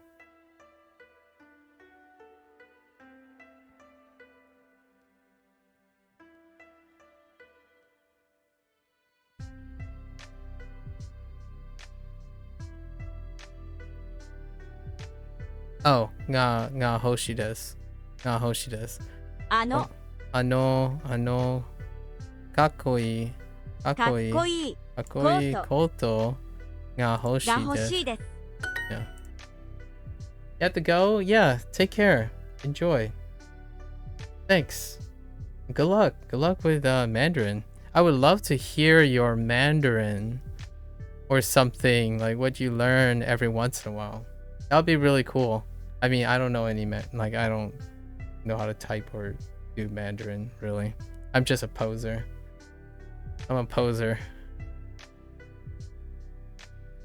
Good luck. Good luck. How did I mess up here? So, Tanaka-san no, I missed a particle, right? I missed a particle. Kaban カバン wa, ii desu ne. ですね。 Okay. Yeah, we're definitely gonna get to these last two lessons and save these. Yeah, we can totally get to the end tomorrow. And we can finally get to whatever word, phrases, and grammar concepts are. Okay. Yaku. 100 I bet everyone's waiting for Yaku. that. Everyone. I do have a Discord server. Oh, okay. Yeah. Discord service. Yeah, definitely feel free. I want people to talk about language. That'll be fun. Okay. So, Yaku. 100 Yaku. 100あのドレスはいくらですか？ドレスはいくらですか？あのドレスはいくらですか？ Wait. あのドレスはいくらですか？ Yeah. 新しいand 100 100 8 8古い古い and 9時この帽子は安いですね。9時 Wait. What? この帽子は安いですね。この帽子は安いですね。帽子は安いですね。新しいネクタイが欲しいです。新しい Oh, I totally forgot about necktie. 新しいネクタイが欲しいです。I'm not hitting that motor right there. 欲しいです。新しいネクタイが欲しいです。Okay. I want a necktie? Oh, a new necktie. すみません、これはいくらですか？すみません。I heard いくらですか？ guess this すみませ t-shirt. ん。 Wait. すみません、これはいくらですか？ Oh, Oh, how much it cost? Okay. こ How れ much does this cost? これはいくらですか？すみません、これはいくらですか？すみません。これはいくらですか？いくらですか？すみません、これはいくらですか？すみません。これはいくらですか？ This blue hat is cheap, isn't it? Okay. So,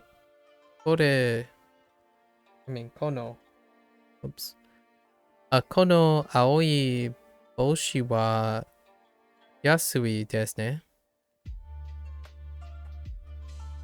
この青い帽子は安いですね。ケンさんの新しいネクタイが欲しいです。ケンさんの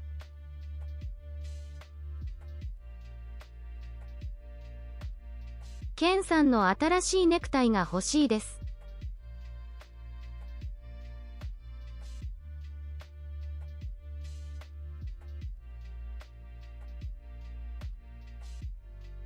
新しい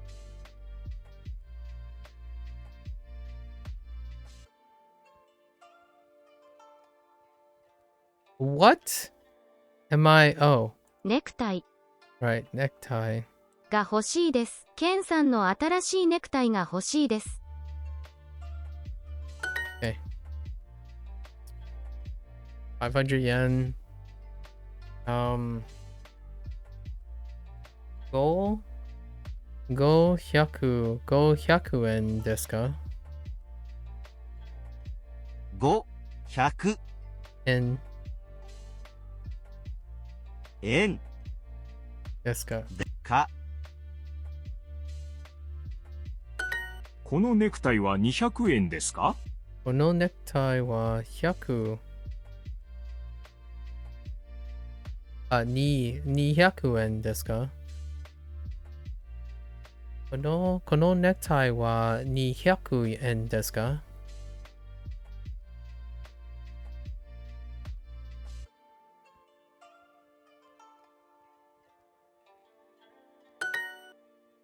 I want this blue necktie.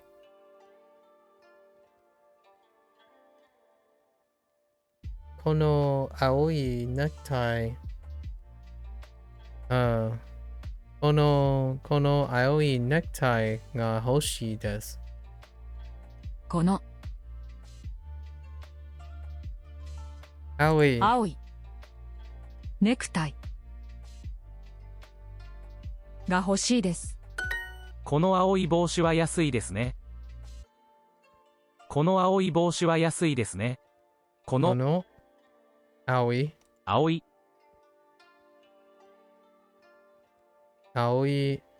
帽子はI don't remember. この青い帽子は安いですね。安いですね。安いですね。この青い帽子は安いですね。すみません。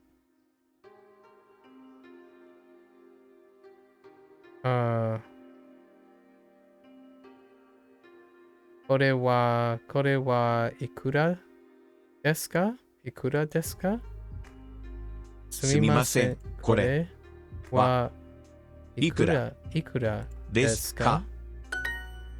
この T シャツは500円ですか？この T シャツは500円ですか？ Okay. Is this t-shirt 500 yen? Okay.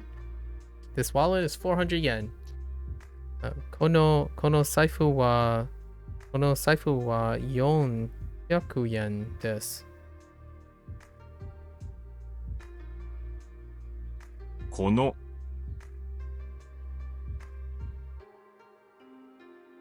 財布は400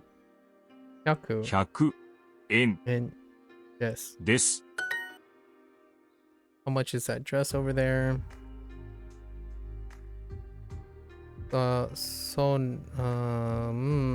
Hold up.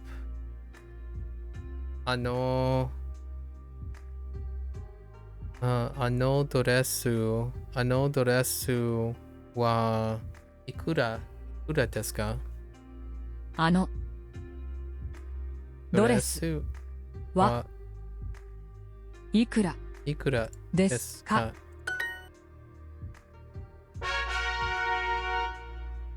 ？Time to practice. Whoa, wait. Oh, that's a super function. Oh, so there is something here.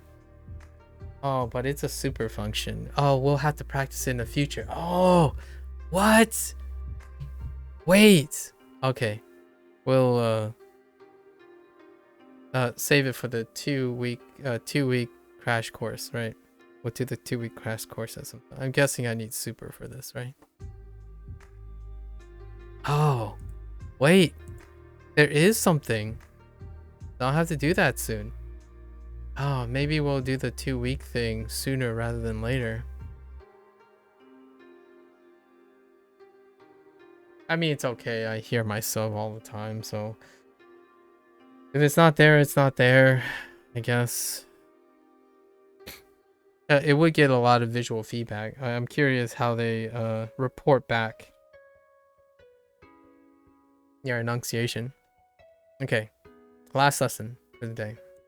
1000 1000ケンさん、ありがとうございます。I think we reverse this. Thank you, Ken. Ken-san, ありがとうございます。ございます。Wait. ケンさん、ありがとうございます。Yeah, ございます。Ken-san, ありがとうございます。And it's just thank you, Ken. 高い服はちょっと。高い。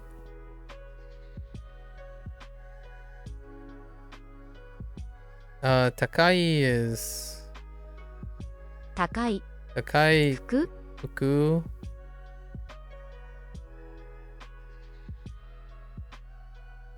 Wait.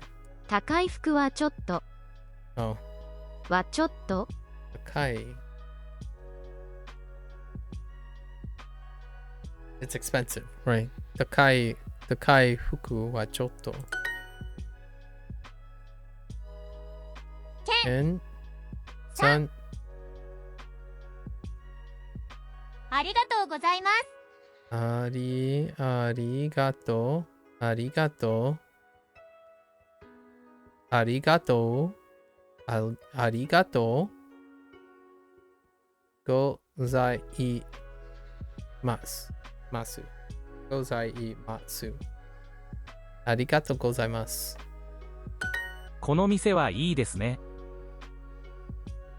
このいい。So I heard me.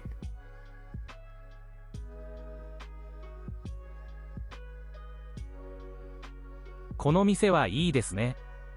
店はいいですね。ですね。この店はいいですね。1000このジャケットは4000円です。このジャケット、このジャケットは4000円です。4000円です。This jacket is 4,000 yen. Crazy. Now that's pretty reasonable. ナオミさんのジャケットはかっこいいですね。ナオミさんのジャケットはかっこいいです。です。ナオミさんのジャケットはかっこいいですね。ですね。ね。That dress over there is 5,000 yen. そのドレスは5,000円です。5,000円です。No, sorry. あのドレスは5,000円です。1000円です。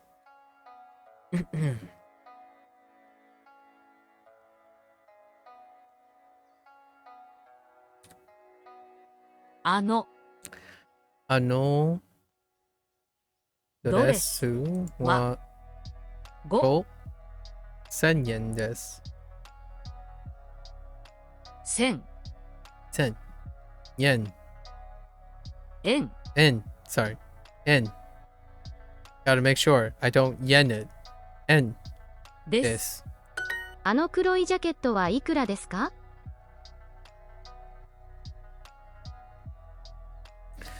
あの黒いジ黒いャケットはいくらですか？いくらですか？いくらですか？あの黒いジャケットはいくらですか？高い。いや、高い帽子はちょっと。この店は安いですね。この店は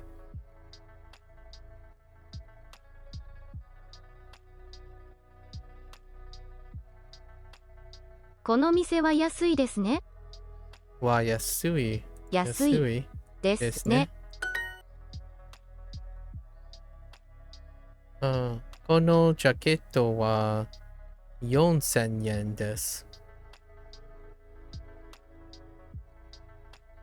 このは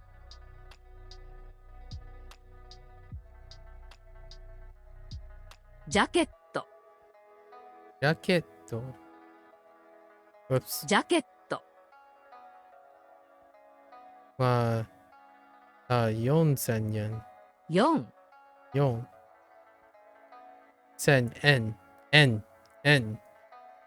4000円です。黒い靴はいくらですか？黒い靴。黒い靴はいくらですか？ That's a lot of shoes. 黒い靴はいくらですか？ How much are the black shoes? すみません。この黒いドレスはいくらですか？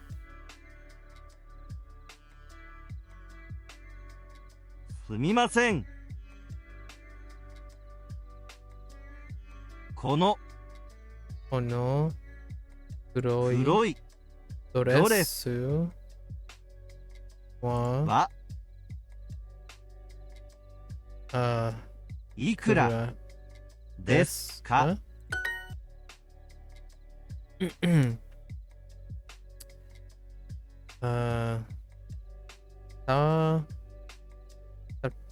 高い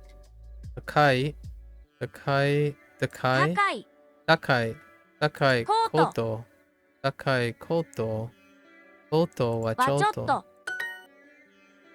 The store is expensive, isn't it? This store. この店は高いですね。ですね。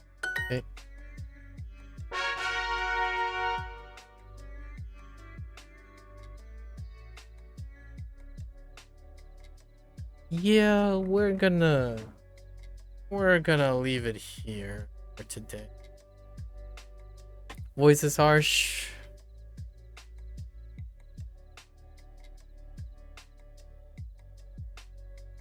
Oh, hey. People are completing stuff. Yeah. Not bad. I think last week we went kind of hard too. Not bad. Got some more gemmies, I suppose. Yeah, man. So there's a mic input after all. I wonder how the mic how I did hear about the mic input being hit and miss. So I'm really curious how the mic input works. Guess we'll see soon enough. Not right now. I'll just get a lot of self-practice in before I do anything like that. Alright, folks. There you have it. I think we completed these two today, so it's kind of like halfway. And then really jumping into section 2. Although we're probably going to do a summary the following day. Alright, folks. There you have it. Thanks for hanging out. Thanks for listening. As always, feel free to comment, share, discuss your gripes, I suppose. Your if buts. It can't do, what have you. As long as, and what your solutions. what your solutions are, right? Until next time, enjoy learning a new language, soaking in the culture, transiently through learning a language. Stay safe, right? Healthy, make sure to rest. Don't overdo it, guys. Life's a marathon, or a very, very long marathon, not a sprint. Until next time, mata ashita. じゃあね。